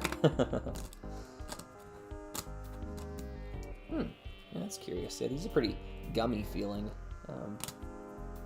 Interesting. Dill was saying, how do you feel about licensed ideas sets? I used to like some of the cool one-offs, but now I feel like they take up slots that otherwise could have been taken otherwise just could have taken a corporate email. Oh, I get what you're saying. Yeah, I don't follow Lego Ideas closely. I don't like the program. Yeah. So. Yeah, like, I don't know. It just, to me, like, every time they do the ideas rollout and they show you what set got picked and they show you, like, the killing fields of, like, 40 plus sets that didn't get picked, like, I don't know, like, is the Lego group really proud when they show that image? Like, I think they should be embarrassed and humiliated that like, look at all these sets we destroyed, or like that could have been made that we killed off, right? Like, it's, I don't know, yeah. It just seems like almost mean-spirited to me in a way. I don't know. Not sure if I'm making much sense right now, but yeah, I don't like it. So I don't feel it. Oh, this first bag should have been its own set, in my opinion. Interesting. Yeah, I guess it really could have, right? It's got a tent and the side build and 2 bikes. Yeah, I agree. Good call. Yeah, exactly. Mage of Moltor is basically summing it up exactly. Whenever I run across LEGO Ideas pages, I just feel bad that most won't make it. Yeah, I agree too. Like, it's almost like, why bother supporting, an idea project when, even if it gets 1,000 votes, it's still like a 1 in 40, 1 in 50 chance that it actually gets made into a set. Like, go out and buy a lottery ticket. You got better odds there. It's just... yeah. So, I don't know. And I feel like it also preys upon people in a way that I have also been preyed upon before. And it's preying upon the dream of the artist. So, like, in the music scene, which is where I'm drawing this comparison from, there's always organizations or websites or whatever that are promising a dream. They're saying, like, if you use our service, your music will take off and it'll be heard by millions of people. And like, as a young adult, like, I've fallen for those before. Yeah, I have. I've been suckered by them. And that's kind of essentially what this is. Like, LEGO Ideas is it's selling a dream that your set will be created, like, if it makes these thresholds. And they do it in a really, like, insidious way, I want to say, where, like, everyone gets 30 days or 60 days for free or something on the platform, but once you reach that first milestone of 100, then you get a whole year to make it up to 10,000. And like the way that they inch it out, like they roll it out little by little like that, keeps you engaged as the artist, as the dreamer. It keeps you engaged. It's all intentional. Like the design behind it is super intentional, and I just have moral objections, I should say, to the way that they structure their program. It makes me feel icky. So, yeah. Game was rigged from the start. Yep, absolutely.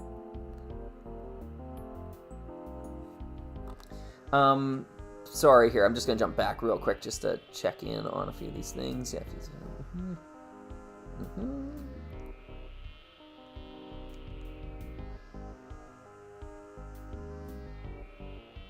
Yeah, Smith Zero's summing it up really well. Here's all these original ideas that we ignored in favor of another licensed set. Yep. It happens so frequently with LEGO Ideas. Yeah. Like, I think in the perfect world, they just do what LEGO Factory did, which was you could design a set, custom build it, and actually order it, and they would ship it to you. Like, you used to be able to do that on the website way back when. And, like, don't make it a big deal where it's like you get royalties off of every sale or whatever. Just make it so, like, you can custom build a set for yourself, and you can order it, and you get it in your little box, and it's a special moment for you. That, like, allows the dreamer to continue to dream, right? Like, it's not... like, they've raised the stakes to a point where it's now, like, all or nothing with LEGO Ideas, and I don't like what it's done to how people approach building mocks and how they how they do it these days. Whoops. Yeah. It's definitely like a nuanced conversation or nuanced discussion, and I don't know how like vocal I want to be about it. To like a larger audience, like do I really want to make a video where I trash Lego ideas? Like, I don't think so. But at the same time, I get asked about it a lot, so it comes up.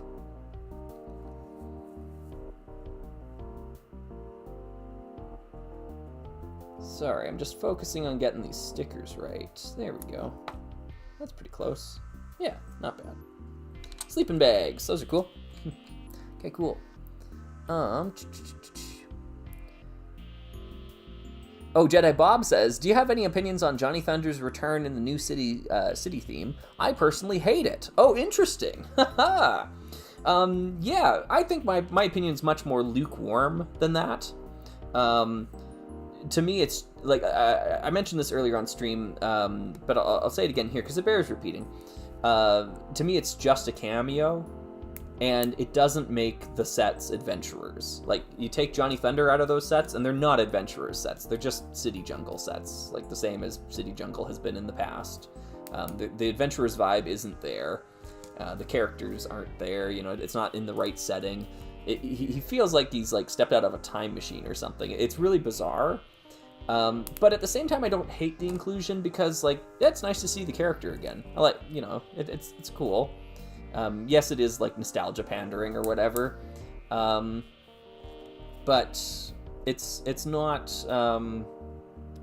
To me, it's nothing too egregious. It just, I think a lot of fans kind of look at that and say like, oh, it's you know, the new Adventurers sets, and like, those, no, come on, let's be real here. These are not Adventurers sets. Like, where's like the you know, the mummy's tomb, or like all the cool things about adventurers that, you know, aren't present at all there. Whereas like the old timey vehicles, like that's adventurers. Like, adventurers is set in like in the 20s, right? So like that's kind of what I want to see if we're doing adventurers again. And yeah, there's none of that in this modern stuff. So cool tent. Yeah, that works out pretty well. Took a little while to line it up. Mitch Hurt, you're 100% correct. I think part of the issue is that it's clearly outgrown the 10,000 supporters mark, as shown by each review period having 50 plus sets. Yeah, absolutely. Yeah. There's a lot of rigidity in Lego ideas right now that... Yeah, I don't know what the solution is. I really just think the program just needs to stop, personally. So, I would rather there be no Lego ideas than what we currently have.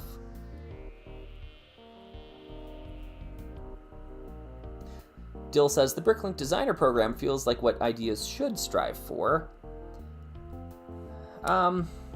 Yeah, I mean, like, I really don't like the Bricklink Designer Program either, but that's for different reasons, I think. Yeah, I really want nothing to do with either program, to be honest.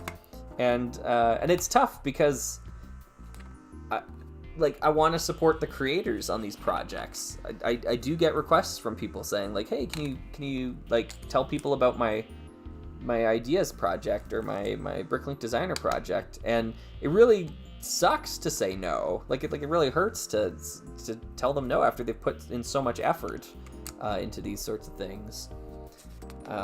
But I just don't want to associate with that program because I really don't like it.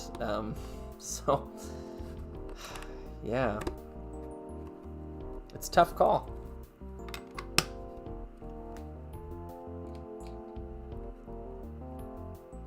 Nerdy says, I think you should put the hot take up for the fire that you're spitting.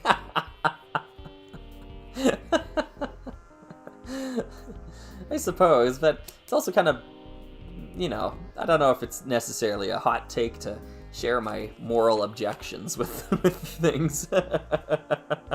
If that's what you're referring to there, yeah. Yeah. Is the brick separator in a new color, or is it the lighting? It's probably the lighting. Yeah, this is the teal color. Yeah, just turquoise.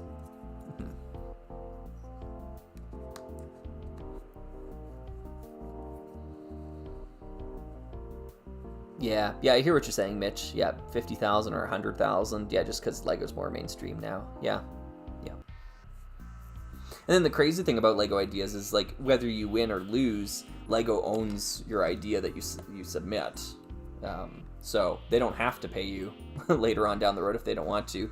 That Snow White house, I remember being a big talking point there for a little bit, in that it seemed very coincidentally related to an ideas submission that didn't make it, that wasn't credited in the end, and then Lego just made the set anyways.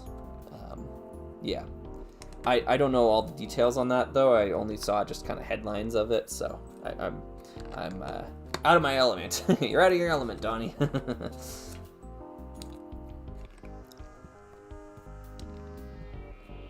Okay, a few more parts here. I'm just trying to race through this side build, getting the terrain down. Okay, weird base plate from a set that had no instructions on what to build on it. Sorry, yeah, I don't have access to that right now. General Trek, sorry. Yeah. Oh, it looks like Azure from where I'm sitting. Yeah, the colors on my camera are not amazing. Sometimes get discolored. Big Lebowski quote, yeah. Yeah, I watched the Big Lebowski about a week ago. Like, again, like, I mean, I've seen it lots of times before. Just such a funny movie. Yeah. Well, that's just like your opinion, man. You know? The dude abides. Yeah. What? Whoa! Did I miss a step in here? Why do I have so many extra pieces? What the heck is going on? Okay. Oh, yeah, I did miss a step. Okay, there's supposed to be something here and something here. I don't know when I missed that, but I was flying through a little too fast. There we go. Okay. And we have a photo camera. We got some bicycles to build. Oops. Does the orange bike have the orange wheels? No. Okay, the blue bike has the orange wheels. Interesting. Oh, hey, Emerald. Thanks for joining us. Yeah. Oh, same with the Ghostbusters firehouse from years back. Interesting. I didn't know about that one. Yeah. But yeah, the Lego ideas, just kind of like harvesting the ideas and the building techniques and then promoting them secondhand without credit. So, yeah. Dill was asking, I guess what I mean by that are the Bricklink sets. Oh, I see what you're saying. The Bricklink sets feel more like sets by and for diehard Lego fans. I have problems with it too, and that happened to the Ghostbusters Firehouse. Gotcha.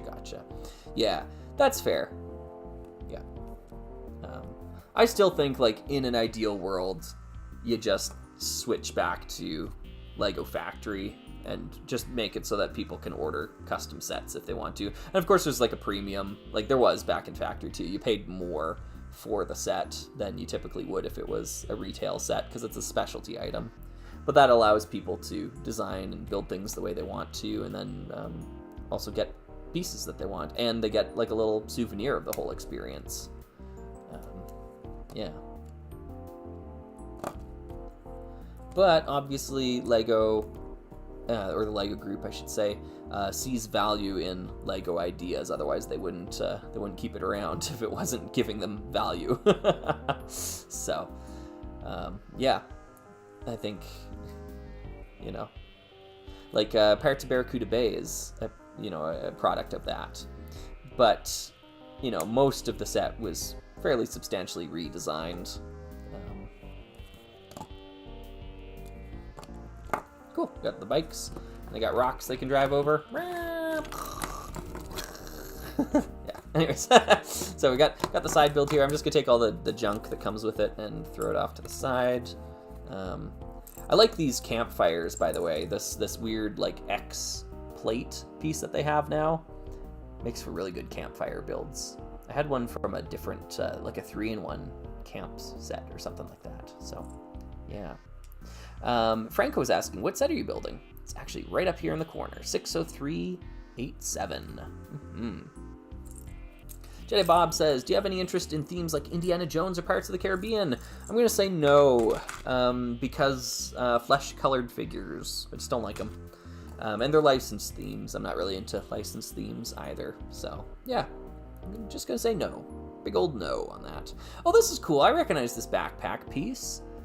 This is from, or it was used with the Spy from the CMF series in black. But here's a red one. That's cool. Very interesting. I was just thinking about that piece yesterday. All right, so let's move that off to the side here. We're going to move our tent off to the side as well. Let's get going on the main model, the main build. The reason why we bought the set. Yeah. And actually, yeah, a couple of folks are saying that this could have been a like a set on its own. And yeah, I think they're quite right, honestly. Just that, the tent that opens up with the sleeping bags. Very, very neat, compact design, and the two bikes with side build. You get a scorpion, get a rabbit, little rabbit. Watership down, yeah. So that's all cool. Nice. Okay, cool. Oh wow, lots of questions. Let's see here. What do you think of the Lego Digital Designer? Like LDD, like the program? I've never really used it. Sorry. Do you ever just order bricks straight off of Lego instead of Bricklink? No, I never have. I don't think I have, at least. Yeah, I find their organizational system very unintuitive. The way that, like, Pick a Brick or whatever the heck it's called these days works. Yeah, I really don't like how it's organized. Just find it tough to find what I'm looking for, so... Cracker was saying, I just thought of this, but what do you think a Rock Raiders mock would look like if it used the brick separator as an actual part? You know, I think I've seen that before. The tough thing about it is that the brick separator just doesn't have a lot of good connection points. It's not a whole lot you can do with it. And it is one big piece of like teal plastic, which Rock Raiders doesn't have a lot of. Most of the teal parts are quite small. So it would be tough to use, but it would be interesting. Let's see here. Nerdian says, do you think it's weird at all, or do you think it's weird that all the Bricklink sets have an equal set limit despite being pre-orders? Yes. It was so awful to see some sell out in an hour and others just languish. Yes, 100%. I like they've made improvements to the system, but it's still like subpar. Like, yeah. Anyways, I don't want to dwell on it too much. I don't like either Lego Ideas or the Bricklink Designer program, and it's like 6 in one, half a dozen in the other in terms of which one's actually better, because I think they're both bad, just for different reasons. Yeah. Tristan was saying, are there any licensed themes or sets you do like? Not really. Yeah. Not really. I like the DeLorean they did a couple years ago. The big car version, not the 2013 one. Goodness, no. That set is terrible. But, yeah, the big one is good. I guess that counts, right? Licensed because it's Back to the Future. I don't need, like, Back to the Future sets, though. Don't get me wrong. Like, it's not that I enjoyed it because it was a license. I enjoyed it because I like the look of the DeLorean. Like, I like the car. So, that was cool. But, yeah, I don't need, like, Biff and Marty McFly fighting in the diner, like, as a set. Like, I could care less about that. Or, sorry, I couldn't care less about that. I care so little. Yeah. Ooh, big long plates. Love it. Very nice to see. Watership down, excuse me, Slugger? Too funny, yeah. Me at 3 a.m. was asking, besides Rock Raiders, what is your favorite space vehicle? Ooh, good question.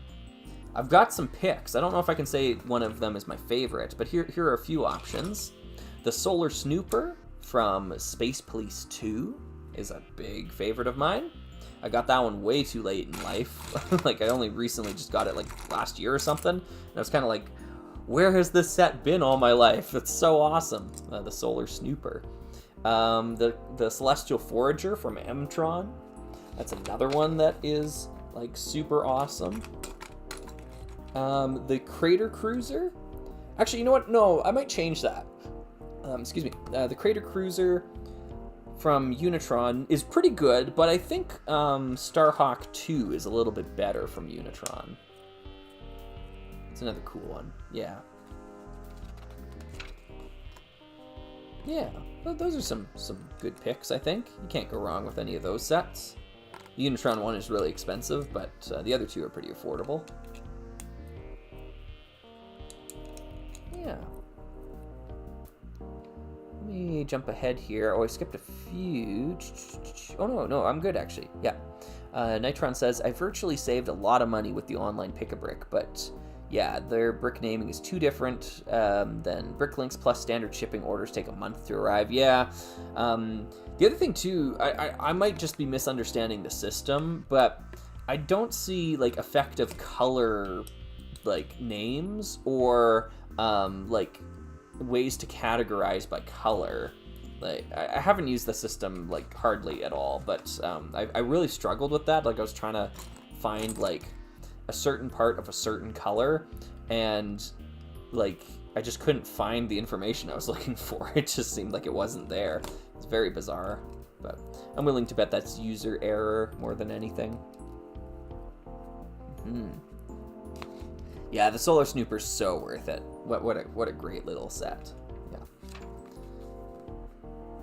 I always love, though, those mid-tier sized Lego sets, though. Like, anything that is, like, Granite Grinder sized, you know, like Hypno Cruiser sized. Like, they weren't the flagship sets, but they also weren't the smallest ones. Like, that's usually the ballpark of what I'm looking for in a Lego set, is about that size. So Solar Snooper fits that to a T for Space Police 2. Yeah, it's exactly that. It's got the play features of some of the bigger sets, but it's also not like busting the bank to get it. Ethan says, I like to think of the new Johnny Thunder as Johnny Thunder Jr., grandson of the original, who decided to go into animal conservation and photography. Yeah, I love that interpretation. Yeah, that's a great idea. Haha, there is a way, you're just not in tune with the Force. Yes, probably. Ooh, Interstellar Spaceship. Nice, and Bleeding Store onto bag number 2. Good. Yeah, that's a great set, too.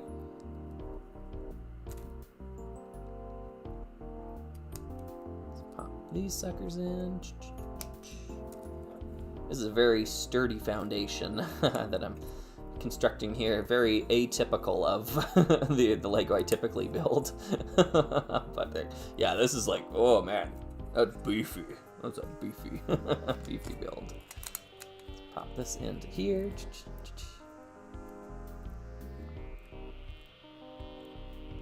Yeah, Too Lazy for a Name says, it's weird that Pick-a-Brick and Bricklink use different names for the same parts and colors, but they're both owned by Lego. Yeah. Yeah.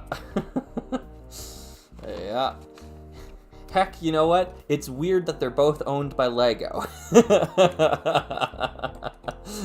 That's maybe weird for a different reason, but yeah. That's an eyebrow raiser. Yeah. Right. Mage of Moltor says, as a Canadian, how is it living under the iron thumb of the British Crown?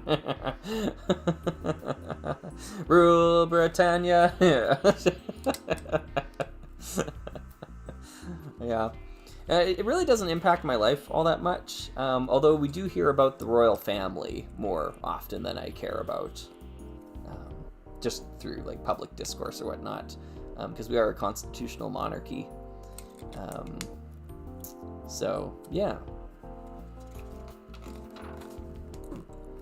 There's also like apparently some like weird like rules or laws that are still on the books that like have never been enforced, you know, in hundreds of years or whatever.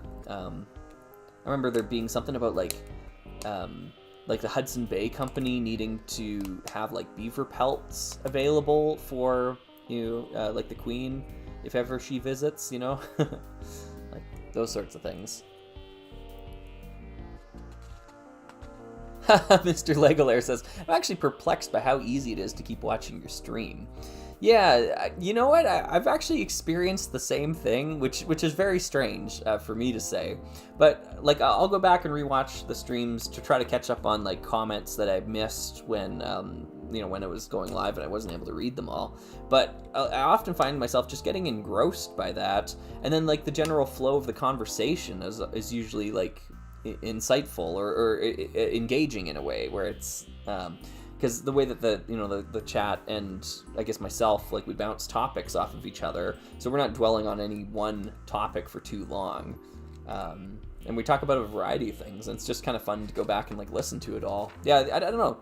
I think I sound like I'm tooting my own horn here, but I'm trying to pay a compliment to you folks as well at the same time. It's both of us, It's a symbiotic relationship. The way that we work together to make cool live streams. Yeah.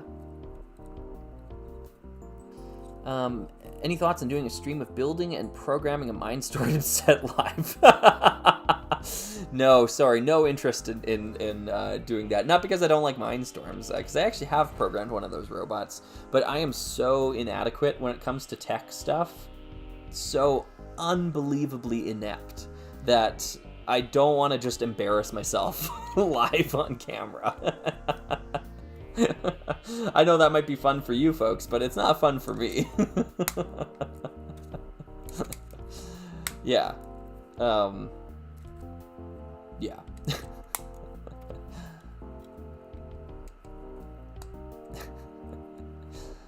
Justin Hanna says, have you seen the new Dreams sets? It looks like they're closer to actual alt builds this time. Yeah, that's a good take. Yeah, there's definitely some of them that interest me, and then there's a lot that don't. And that's kind of been Dreams in a nutshell for me.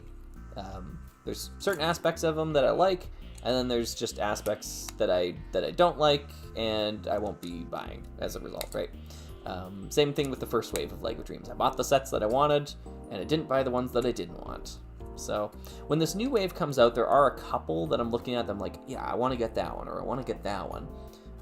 But not a lot. Not a lot. I think my interest in LEGO Dreams is like 20% of the sets interest me.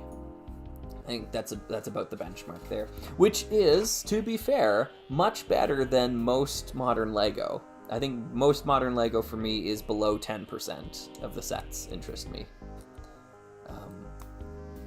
Like 90% of most modern LEGO is just like, I probably wouldn't even want this if you gave it to me for free. Like it's like, yeah, whatever, take it or leave it, and that sort of thing. So yeah, this is good. There's some bricks. I'm gonna point out bricks that I'm putting in. Yeah. Ooh, Miravox says, any chance we can see this set on the studless base plate, or is that set in storage? The base plate is not that far away from me, actually. Yes, I think there's a chance we can see that. It's going to come down to whether or not I remember to go grab it here in, half hour or whenever I'm done this set. So if you ring or ping me again here, or someone remember, and I will go grab the studless base plate after I'm done. And yeah, we can test it out on that. I think just judging by the size of the chassis here, this set is going to be about the same size as the base plate itself, so it's gonna, yeah. Mr. Legolayer says, how often do you stream? Yeah, the answer is whenever I feel like it. I mentioned this a little bit earlier on the stream, but it is another point that bears repeating. I used to definitely what am I trying to say? I used to schedule things out more in advance with live streams. I used to be like, okay, I'm gonna do this thing you know, this Saturday, or like I'm going to do this thing tomorrow even. And what I found by doing that is I sometimes walked into live streams like not really in the mood to live stream. It happened on a couple occasions where it was like, okay, well, I said I was going to do this, but, you know, I woke up and I wasn't feeling 100%, didn't really want to do it, but I did it anyways. Whereas nowadays, I don't announce them in advance. I just, like, on the day of, if I wake up in the morning and I'm feeling like, you know what, yeah, today I could live stream, then I'll do it that day. So I actually meant to live stream last week. There's a couple of days where I was like, okay, tomorrow I'm going to live stream. But then I woke up and I was like, you know what, it's not happening today. I'm not feeling it. So I put it off. And I think that's the right call, for me at least. I know that leads to, like, less predictability and like less live streams in general, but I think the quality time like that we spend together, like over the internet, like this virtual time that we spend together, will be better if I do this approach, like if I do it this way. So yeah, there is no solid answer. It's not like a scheduled thing for me, and it probably never will be, if I'm being frank. Oops. Oop. Almost knocked the computer off the table there. Ah. Oh no, just broke your Lego build on accident. Yeah. Oh, Jedi Bob says, your retrospectives inspired me to do my own retrospectives in a similar style for the first wave of Indiana Jones. That's awesome. You should plug your YouTube channel here. You can just type it into the chat if there's a YouTube channel name that people can find you by. Yeah, I'm sure there's lots of people here that want to hear, you know, that sort of in-depth analysis of Indiana Jones Lego.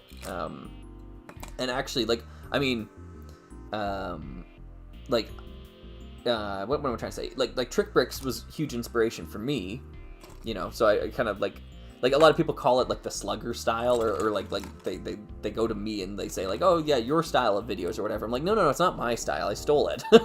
Yeah. But it is really encouraging to see like more people take it on, like to do it. Cause that was one of my goals too. Like imitation is the sincerest form of flattery, and so if people are like digging the style and they want to, you know, emulate it, then yeah, by all means. The other benefit it has is that now I don't have to talk about the first wave of Indiana Jones because I can point them to someone else who's already doing it. So like with Battle Peak or Jack Back or Paleozoic Bricks, and now even Kelton Davis as well too, doing the same sort of, actually more similar to Trick Brick style than to my style of stuff. These are all creators that I'm really happy that are doing this, because I can point people to them now and say like, go watch their stuff.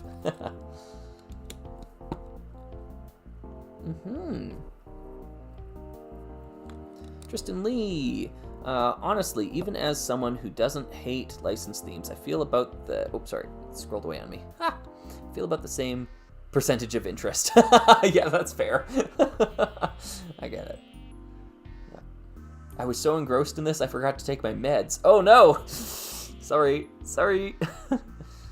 Yeah. Oh, Jedi Bob says, well, it's just Jedi Bob. Okay, cool. All right, so folks, if you want to go check out Jedi Bob's coverage of Indiana Jones Lego, yeah, that's definitely something you won't see on my channel. It's yeah, just not a theme I have any experience with. But yeah, I'm curious to go check that out as well too, Jedi Bob.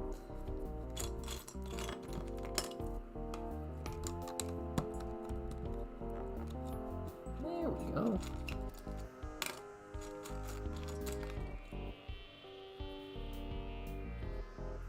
Flip those that way. This set's feeling really good, really chonky, like really chonky. Big set. CNA Saito asking a question I get a lot, actually. Yeah, if you could bring back one retired color, what would it be? In my opinion, the original purple color from Lego Competition. Actually, I had one of those booklets here, didn't I? I don't think I can find it though. Oh, there it is. Yep. This color from Technic Competition, the original purple. Great color. Yeah. What a vibrant like highly saturated purple. Yeah, that's my pick. Good solid color.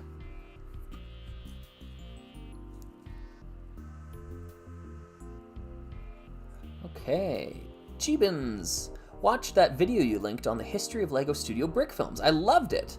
And only after finishing it did I realize it was a channel I hadn't watched in nearly 10 years. Wow, nice. That's great. Yeah. Silly Penta's been around for a long time. And I was only introduced to their channel recently through that video.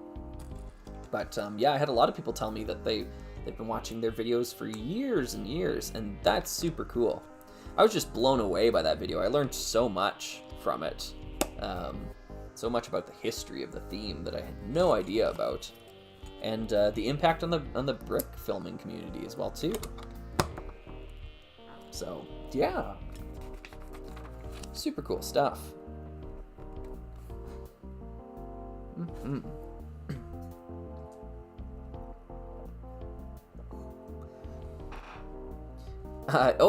Dill's got a good question here too. Alright, so Dill's saying, I know this has probably been asked and answered to death, but what is it that turns you off the most about modern LEGO?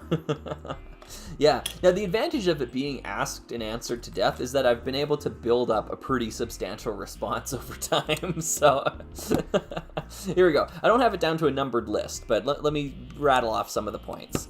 So one of the big ones for me, now this is like modern LEGO. So for me, modern LEGO is 2004 and onwards.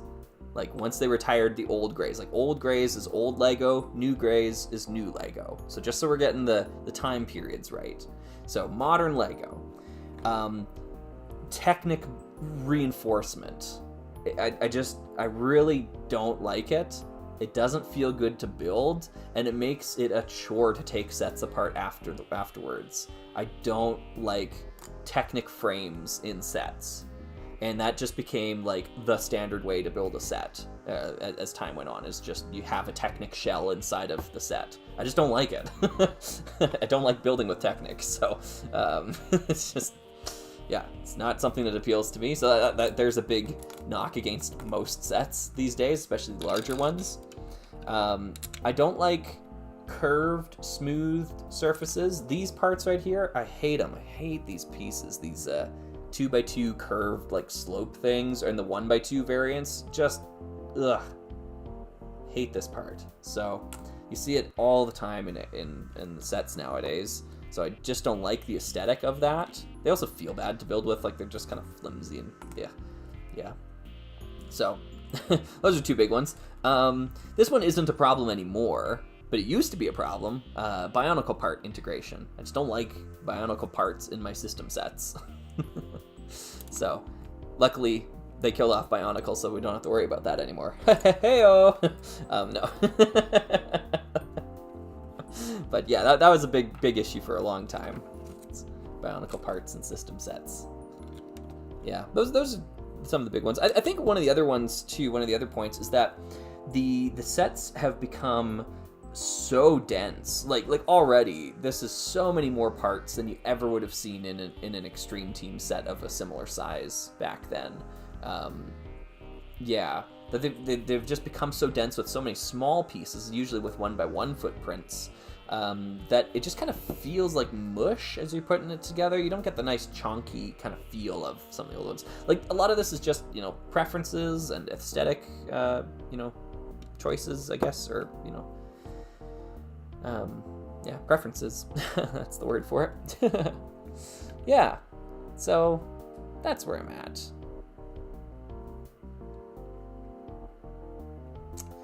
What do I do? A piece broke and I don't have a replacement. Ooh, is it a modern set? Because if it's a modern one, you can contact customer support. But if it's an old one, you might be able to contact customer support, honestly, depending on what type of part it is. Someone told me in my comment section of the last video, the Studios video, that years later, they were on Windows Vista, they said, and they couldn't get the Studios camera to work because, it just wasn't designed to work with Windows Vista. And so they contacted customer support, and customer support sent them the drivers to update the camera on a CD, like to their address. Like, that is A+ customer support. Oh my goodness. Like, wow. Amazing. Yeah. What are your new thoughts on the new season of Lego City No Limits?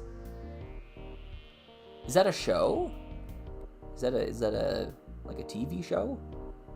I've never heard of it, sorry. So I'm not, don't think I have any opinions. Yeah, I hope those drivers are on the Internet Archive now too, yeah. Yeah, but like that's above and beyond, isn't it, you know? Oh no, Mr. Legolayer says, you kind of laugh like Jeff Bezos. Uh-oh, they're on to me.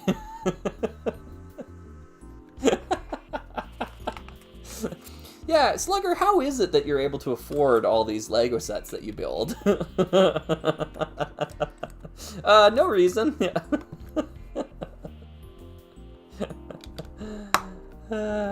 Too funny.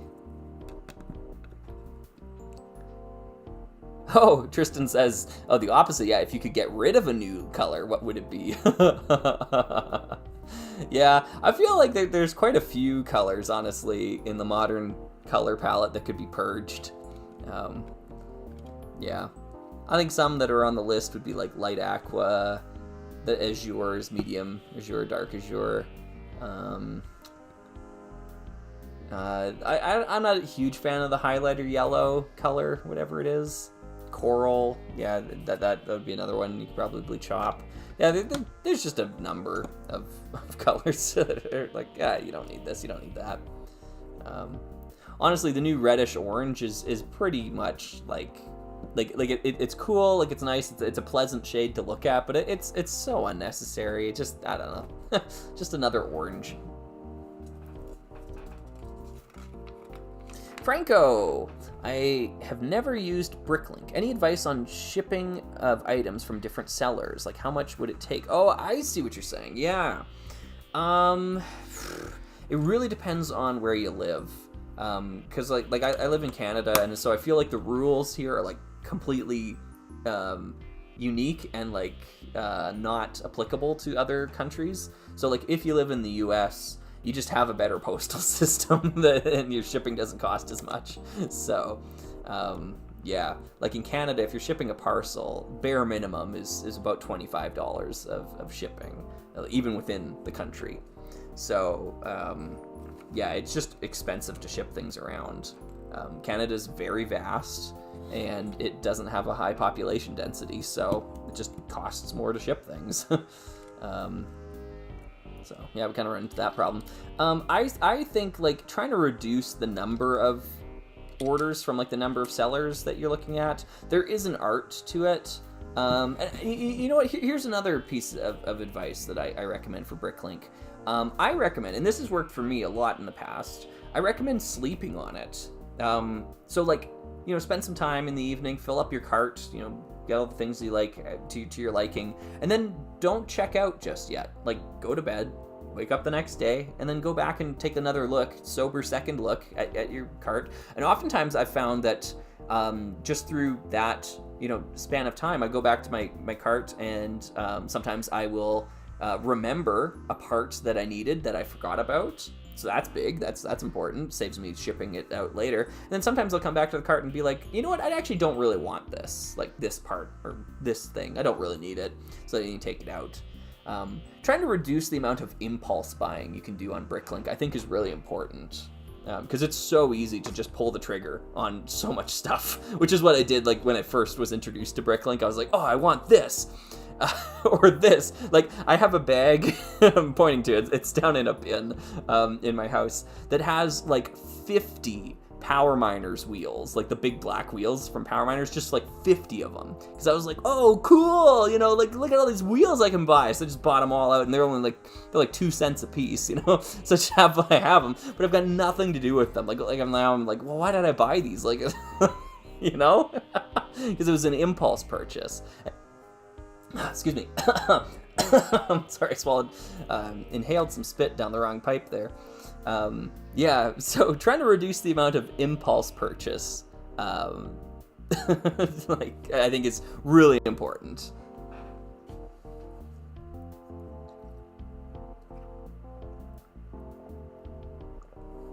Wow, $7 shipping? That is like a dream. That is a pipe dream in Canada. Holy moly.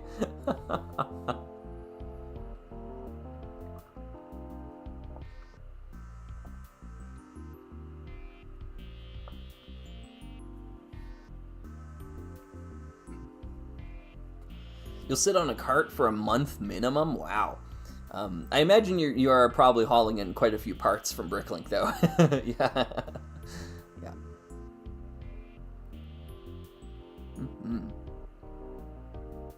Ah, I get what you're saying there, Franco. Cool. Yeah. Oh, yeah, no worries. Yeah, and you're welcome for the advice. Yeah. Thanks for the good question. Yeah. You'll find a use for them someday in a video. Yeah, I suppose. Yeah, the Power Miners wheels. Yeah, I just have so many of the darn things. I bought a bunch of Rock Raiders wheels too. I think probably from the same seller. So I have like another 50 like Chrome Crusher wheels in there. Those I find I can use a little bit more easily because I build Rock Raider stuff, but I don't build stuff with the aesthetic of Power Miners. So it's just, they're just kind of sitting there. Yeah. Alright, let's put the sticker on. Oh, that's not centered. Okay, let's try it again. Sorry, I'm gonna look away. Oh, you know what? Here's a good, yeah. Check this out. Alright, so I've got to line it up with the studs here, but in order to help me, I'm gonna put a brick down that actually gives me the hard line to line it up with. There's your pro tip for the day. Yeah. Perfect alignment. That is spotless.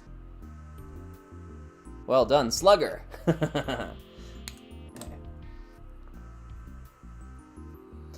All right, Jedi Bob says, "How's life? Like, are you having a good time this summer?" Yeah. Thanks for asking. Yeah, life is good. Slugger lives a very, very fortunate life. Slugger is very grateful for the life that I live. Yeah. Yeah. I have been having a good time. There was a period towards the start of summer where I was very stressed out about the summer, just like both from the funding side of things, but also from the like I was just hot off the heels of those Orient Expedition videos that I finished up in the nick of time, and I kind of felt like ill prepared for the Summer of Slug. I was like, I remember last year having a little bit more time to prepare for this. So yeah, this time around, it's been a little bit more fly by the seat of the pants sort of thing. In general, though, I'm enjoying it. Yeah, I think there was something about like the novelty of it last year that really was like infectious. I loved it quite a bit. This year, it's been a little bit more like, okay, this is the Summer of Slug. This is a little bit more predictable of what to expect the Summer of Slug to be, which is still a good thing, but it isn't quite as like, wow, this is amazing, you know, that sort of thing.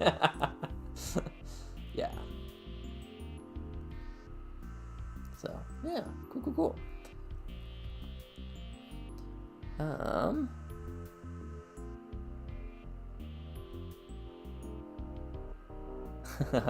Slugger speaks in third person, yeah. Yeah, sometimes I do.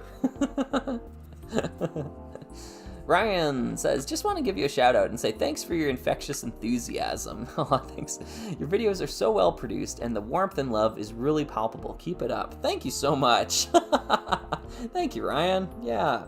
I hope the passion comes through, because the passion is there. Now, I will say, to build off of your point here, this is kind of unrelated, but I think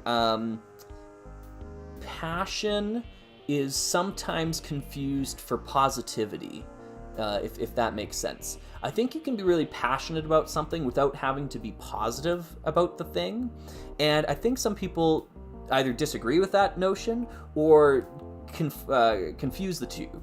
So, like, I look at the, like an obvious example in my repertoire is the Toa Metru video. And I remember very distinctly having I laughed when I read this comment, but the person was saying, like, more and more, you've had these, hot take opinions or something like that. And they were saying that, like, I just can't get behind the opinion of someone who's so toxic. Referring to myself as being a toxic person. I remember I think I was on a plane when I read it, or sitting waiting for it to take off or whatever, before, airplane mode, because obviously I do that. But there's something like that, and I just remember thinking, like, wow, I've never been called a toxic person before. So this is the first time. And what was really humorous about it is that it was next to a comment on the exact same video of someone saying, you are so wholesome. So it's just like this dichotomy of the two. It's so funny to me. But yeah, I think a lot of times people want positivity when they think they want passion. Like, they think what they're wanting is passion, but what they actually want is positivity. And I'm not saying that's a wrong desire to have, but I think I'm passionate about Lego. I don't think I'm positive about Lego, like in a lot of cases. Like more often than not, I am, but I don't think those two, like, are the same thing. I think there's a difference, right? So being passionate about something, and having that come through is good to hear. Like, I'm happy it comes through. I guess is what I'm saying. Yeah. So, the passion comes through. It does come through. Oh, thank you. Yeah, nice. Interstellar Starship is built, and I can say it's a good set. I can also say it's a good set. Yes, I agree. It is a good set. Tristan says, every now and then I go back and watch the Solar Sands video on you because it is so funny. It is. And what's really interesting about that is, like, a lot of people don't get the joke or find it really mean-spirited, and I'm not one of the people. I think it's hilarious. I think that video is so funny to listen to, like, especially the part when they're talking and they're saying, like, oh, he writes his own music too. Like, oh, he does not. That's great. It's so like heartwarming, to watch a video like that. So I love it. I'm laughing along with them. But I know a lot of folks in the comment section are, like, coming to Slugger's defense. They're like, no, this is such it's a targeted hit piece on Slugger. Like, I don't see it that way. But I guess, I don't know. Yeah. I think it maybe depends somewhat on your tolerance levels of, being chided online, that sort of stuff. Some people have some very low tolerances for that, and, it's probably informed by other situations they've been in. I'm not trying to knock them or whatever, but yeah, it just rolls off me. I really, it's whatever. It's just I guess that means I'm pretty thick-skinned on the internet. I don't know if that means that or not. But yeah, I get my fair share of people saying nasty things to me, but whatever. Like, why would I care about, some stranger's opinion on the internet of me? It just doesn't make any sense. So, laugh it off and move on. It's kind of my process there. Sorry, my words aren't lining up because the sticker's not lining up. Wow, this is a tough one. Okay, let's get it on the corner. No, all right. We're gonna readjust this. There we go. That'll make it easier. Yeah. So I guess advice for, like, people that are, wanting to build YouTube channels or becoming public figures online or internet figures is you got to make sure you've got a thick skin for this sort of stuff. Like, people insulting your art, you got to be okay with that, because it's going to happen. Because it happens. It even happens to Slugger. Yeah, it happens to Slugger quite frequently, actually. But yeah, it is what it is. The Solar Sands video was hilarious. That's how I discovered you. Oh, cool. Yeah. I actually found you through the Solar Sands video. Yeah, I was surprised that your channel had missed my LEGO radar. Yeah, I mean, back then, we were less than 6,000 subscribers, something like that. So yeah, it was very small prior to the Solar Sands video. There was Slugger got a shout out from Big Yellow and Paper Dawn as well too, actually, a couple of other channels that had generated a lot of traffic previously, and then Solar Sands kind of just like threw it over the edge, because that Solar Sands video just blew up. it's the biggest Slugger video, and I didn't even make it. You know.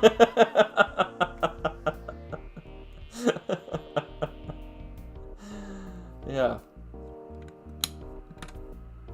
Slugs are resilient. Yeah, I guess so. Thank you. Tristan was saying, would you ever consider collaborating with Solar Sands? Admittedly, I have no idea how that'd work out, but I want it to happen. Yeah. Of course, yeah. I was already watching their stuff before this shout out sort of thing, so I was already a fan of their takes on art and things like that. Yeah, they did a video just yesterday, 2 days ago, something like that, about the Giving Tree that I watched. Enjoyed that as well too. It had major that one actually had some Slugger vibes to it, if I'm being honest. Maybe that's projecting a bit, but as I was watching it, they got to a point in the video where they said they're talking about the Giving Tree, and then they just start talking about like references to the Bible, and I just had such distinct flashbacks of the Great Lego Plague of 2002 and like the Black Death, blah blah blah. Like, it made me burst out laughing. It's just like way too serious. Like, we're talking about a children's book, and now we're bringing up like biblical references. It's so funny. Yeah, and like the earnestness of it is the other part of the joke, which is, I think, part of the joke of Slugger, is that like Slugger is so earnest like about the stuff on the channel. Yeah. Let's see here. I'm just gonna bump back up. Okay, thoughts on salt? I like salt, says Mitch. Or Mitch asks, thought on salt? I like salt. I know that's rare for a slug, but yeah, salt's good. Can I say that this is the only community online that I have felt safe in, and you are a big reason I found it. Oh, thank you so much. That's great. Thank you. Yeah.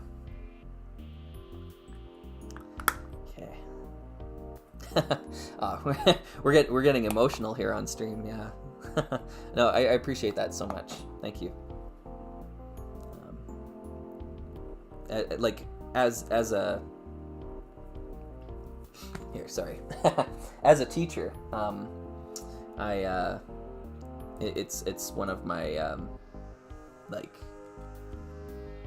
duties, as an educator, to be welcoming, and making people feel safe, that they can learn in an environment. So I'm really glad that transfers over. Thank you.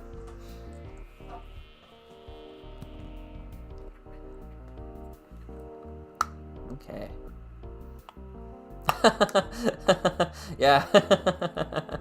Yeah, watching a slug cry on video. Yeah. It's a good thing we don't have a face cam on right now. The Atoll. Yes, I love the video early this week on LEGO Studios. Do you have a favorite Spielberg movie? Oh, good question. Do I have a favorite Spielberg movie?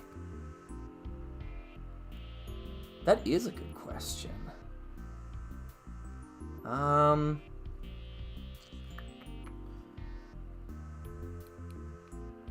don't know. I generally like a lot of his work. He's not like my favorite director of all time or anything like that. But yeah, most of the stuff, especially the stuff that he's put his name on too, because like he was a producer on the Back to the Future movies, and those are all really great.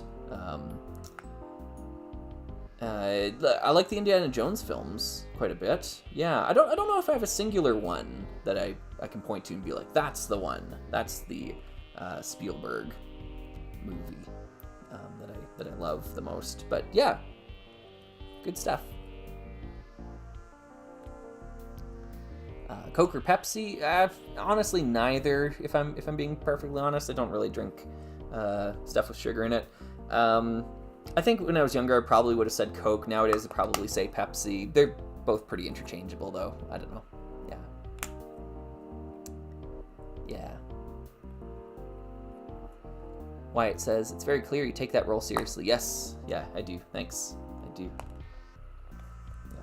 And I think it's an important role, like Wyatt's referring to the teaching role.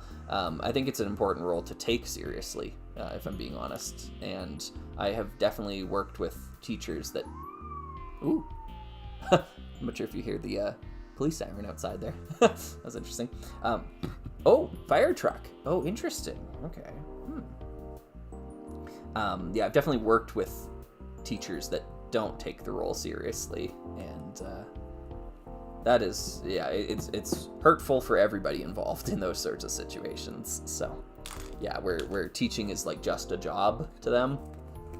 Yeah, I can't relate with folks like that, unfortunately, or fortunately, depending on your perspective there. All right, let's add some wheels here. That didn't take nearly as long as I thought it was going to. What did that take? Oh, maybe it did. Oh, geez, wow. 4.5 hours. Okay. Time flew by. Wow. Yeah. Boingy, boingy.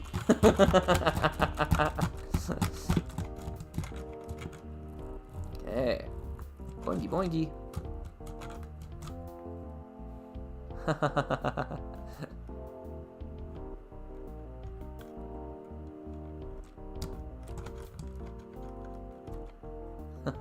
Thanks, Sibling Store. Yeah, thank you.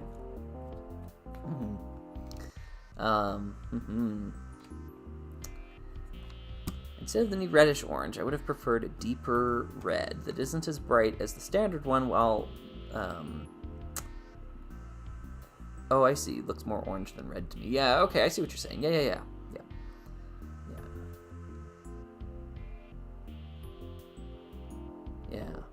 I've had some teachers who put so much effort into being a teacher, into teaching and being a person. You got to be a person to be a teacher. Yeah, interesting. Yeah.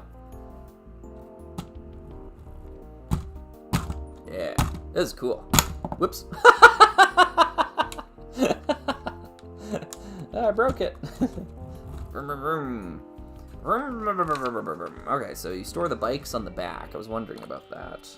Oh, and you can actually ride in tandem in the front. Yeah, you got room for 2 minifigures in there? Wow. Yeah, it's a bit oversized, obviously. Like, the tires are bigger than a person, so... yeah, we're way out of minifigure scale here. But, yeah, still pretty neat. Oh, Mira, yeah, good call. All right, I'll go grab that. Okay, let's move that out of the way. Let's grab the studless base plate and try it out together.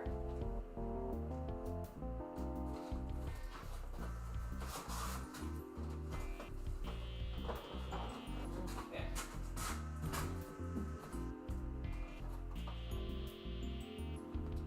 So, I think you'll see what I mean when you look at the size of the set versus the size of the base plate. Alright, let's bring that up to there, not to there, get rid of that. Yeah, it's like, it's basically the size of the whole honkin' thing. Okay. This is actually 2 base plates because I got them stacked on top of each other. I'll move one out of the way. There we go.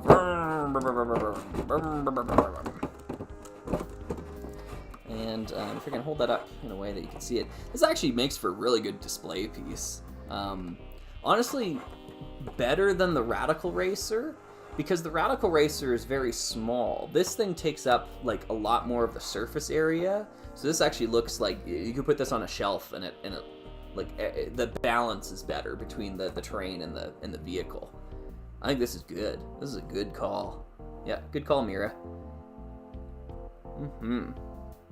So Jeff, I can see R.R. Slugger telling students, if you don't eat your meal, you can't have any pudding. How can you have any pudding if you don't eat your meat? You! Yes, you, laddie! Oh.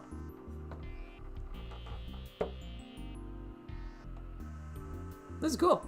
Yeah.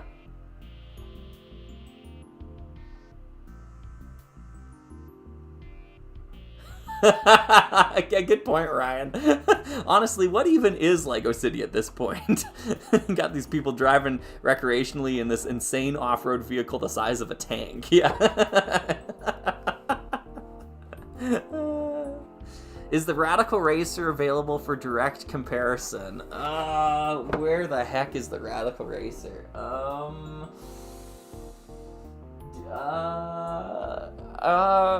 right, I'll take a look. I'll take a quick look for it. No more than 30 seconds. Let's see. It could be this one. And it is.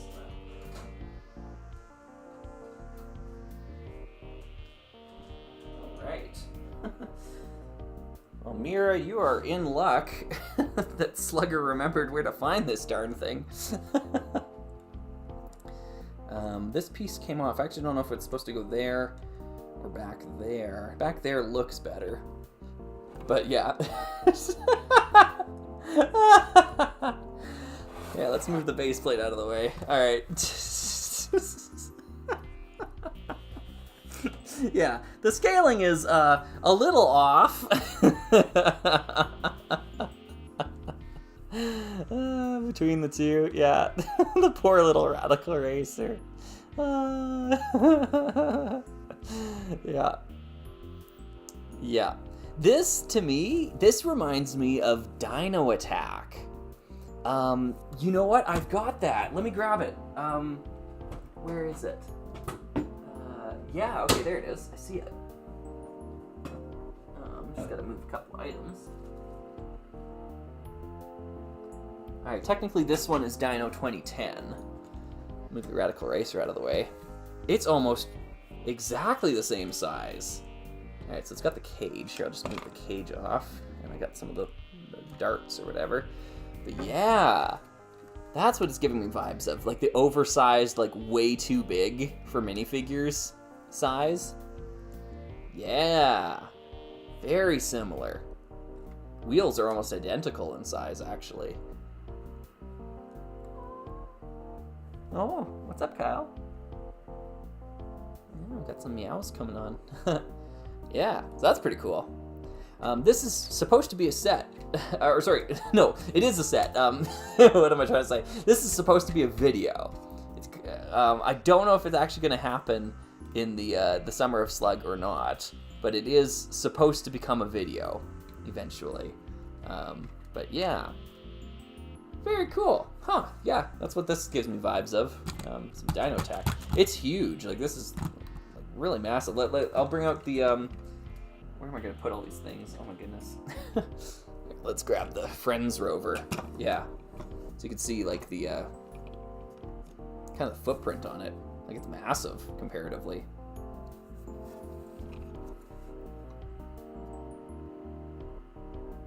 Yeah, big set. Yeah, I love the suspension on it. I love elastic band suspension. That's just some of the best Lego ever did. That's with the elastic bands.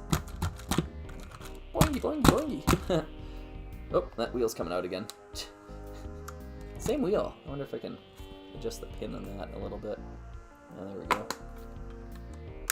There. That'll keep it in. Sweet. Let's move that off to the side there. You should run it over the studless base plate. I can try. There's just not a lot of room. Where do I go? I guess I start here. Bring it up and around. Yeah, but then you're out of track really quick before all 4 wheels are on almost, right? Like, yeah. But yeah, I think like if one was to buy this set and they wanted to display it in their house, oh, there's this nice little gap here for the wheel to walk into. Yeah, this would be the way I'd recommend doing it. Getting them kind of like this studless base plate and putting them together. I feel like they belong together. Yeah, looks good. You could actually take the terrain build, stick it right up on the side there. It's not gonna hang tight. Although if you had, let me just try something real quick here. Just gonna pop. Excuse me. Let's do that and that. A couple of these in there real quick. You could stick that into that section. How would that fit? Fits this way. Gotta be a little bit more forward here. I just don't have a 2x2 plate handy, so I'm just doing this with jumpers instead, which is not ideal. But whoops, lost the rabbit. There we go. Yeah, there you go. Could do something like that, where it actually holds it now. It's not the best, but you know, you get the picture. Actually, you know what? A middle jumper would work better than either option. There's the rabbit. Kill the rabbit, kill the rabbit. Sweet. Argentinian Spotter says, I have some old race sets from 2000. Oh yeah, I know the ones you're talking about. With rubber band suspension. They dried and broke. Ugh, yeah. Know where I can get some new ones? No, not really. Dollar store rubber band stuff, I think, was probably your best bet. I know that's not the exact Lego part, but yeah, I don't know. Yeah, it's a tough one. Lego Mad Max up in here. Hello, Oaktown Bricks. Hello. Yeah, just catching in. What is, I think, going to be about the end of our stream here today. We built a couple of things. We worked on the Friends rover over here, right here, and then we worked on this one right here, this, whatever it's called. I didn't actually look at the name of the set. What is it? 4x4 Off-Roader Adventurers. Adventures. Interesting. 4x4 Off-Roader Adventures. That's the name of the set. Kind of a clumsy name. That's okay. Cool set though. I'm digging it. I'm actually digging it more than I thought I would. Yeah. Like, this is a great toy right here. Yeah. I love it when Lego just knocks it out of the park like that. The crane set that I love, and like the tractor, those recent ones, the garbage truck actually, like those all top tier A+ city sets. Yeah. Cool. Awesome. Can we see the bikes in the back of the truck? Yeah, we can try that. Let's see. I think they just clip on with the yeah, I guess that works. Yeah, that kind of works. You gotta kind of feed them in through the side a little bit. Yeah, it's a very tight fit to get that in there, but yeah, they rest in there, and there's like a clip that kind of holds them down so they don't fall out of the back. Hey, Paul. Thank you so much. Yeah, loom bands are perfect Lego rubber bands. I agree. Yeah, whatever these things are here with like the rounded surface to them, they're so good. Yeah, glad to see that that's kind of like what they're sticking with these days.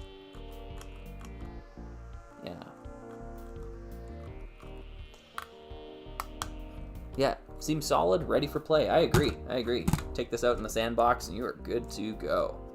Vroom. Yeah, I might try to do an Extreme Team version of it. Change the color scheme and whatnot to Extreme Team colors. It might be possible. It might not be possible. I'm not 100% sure at this point in time. But yeah, it's cool. Yeah, it's got tons of suspension. I don't know how, like, if I can show that off. Like, yeah, like these wheels really go. Yeah. The Atoll says, I was wondering, why do you think Lego rubber bands are so resilient? The bands on my Time Cruiser sets are as good as the day they were first assembled over 25 years ago. No dry rot. Yeah, it really depends on what they are. I think Emerald said it best. They're these loom bands is the name of them. The ones that are circular, not the like the square edges. Like those ones degrade. So there's something about these types of rubber bands, because like my Bow Rock are the same way. Like their rubber bands are fine. And my Time Cruiser sets, like you mentioned, yeah. So something about the plastic in these Lego bands, but Lego has used a lot of different rubber band types over the years. So some of them are good, some of them are not good. This feels like the good kind, though. Yeah. Boing, gaboing. Yeah. Oh, lol, 1, 2, 3, 4, 5, 6, 7, 8, 9. It was saying, sorry, what crane set are you talking about? Oh, yeah. Do I have that around? Where did I put it? I packed it away. Just the other day. Let me see if I can find it. It's not in there. Oh, there it is. Yeah.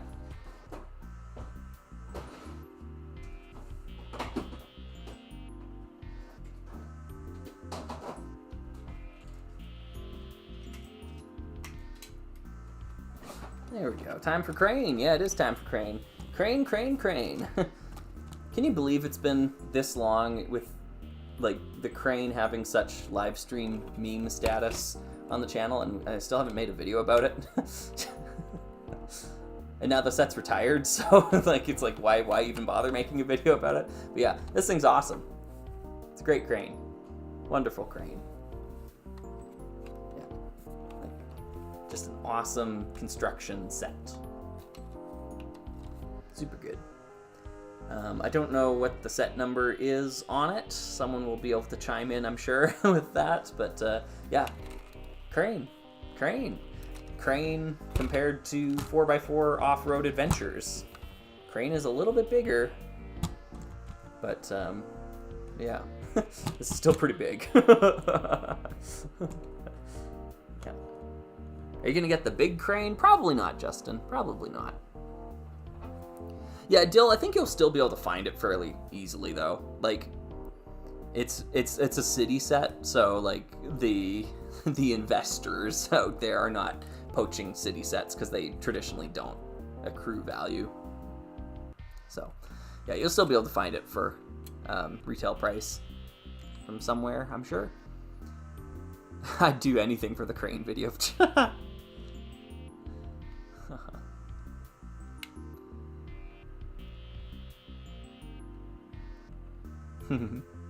Cool.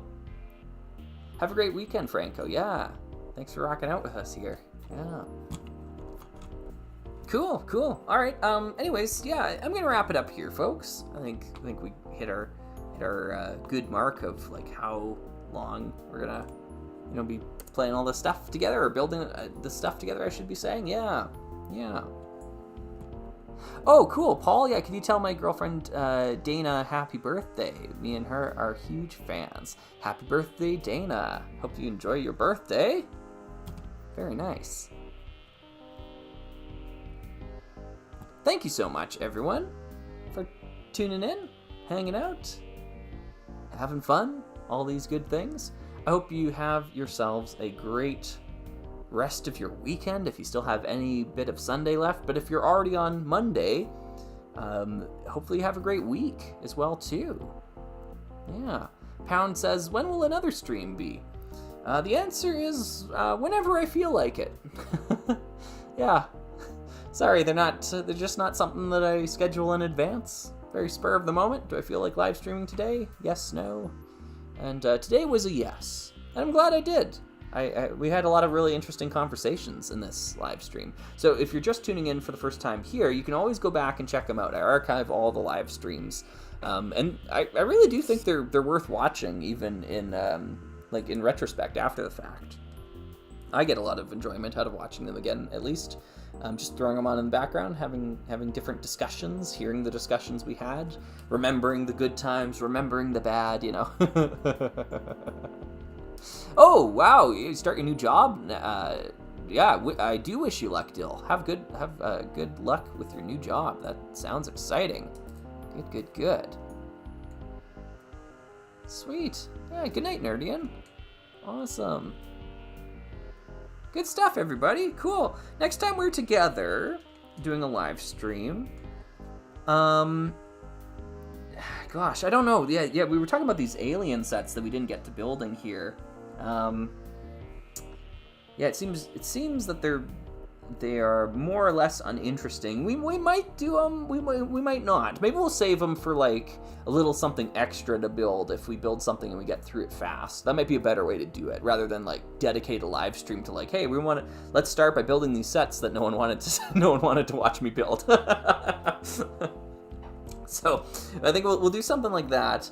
I really want to build a model team set on live stream. So I want to do that for sure. I also have a non-Lego set, a non-Lego brick set that I want to build on live stream this summer. So I want to do that too. So a couple of objectives there. Yeah, just a couple of goals. So yeah, we'll look at doing one of those things next time. So build it as a punishment. Yeah, that's funny. Aw, thanks, the Atoll. Thank you so much. Yeah. Non-Lego. You heard me right. Yep. Okay, cool.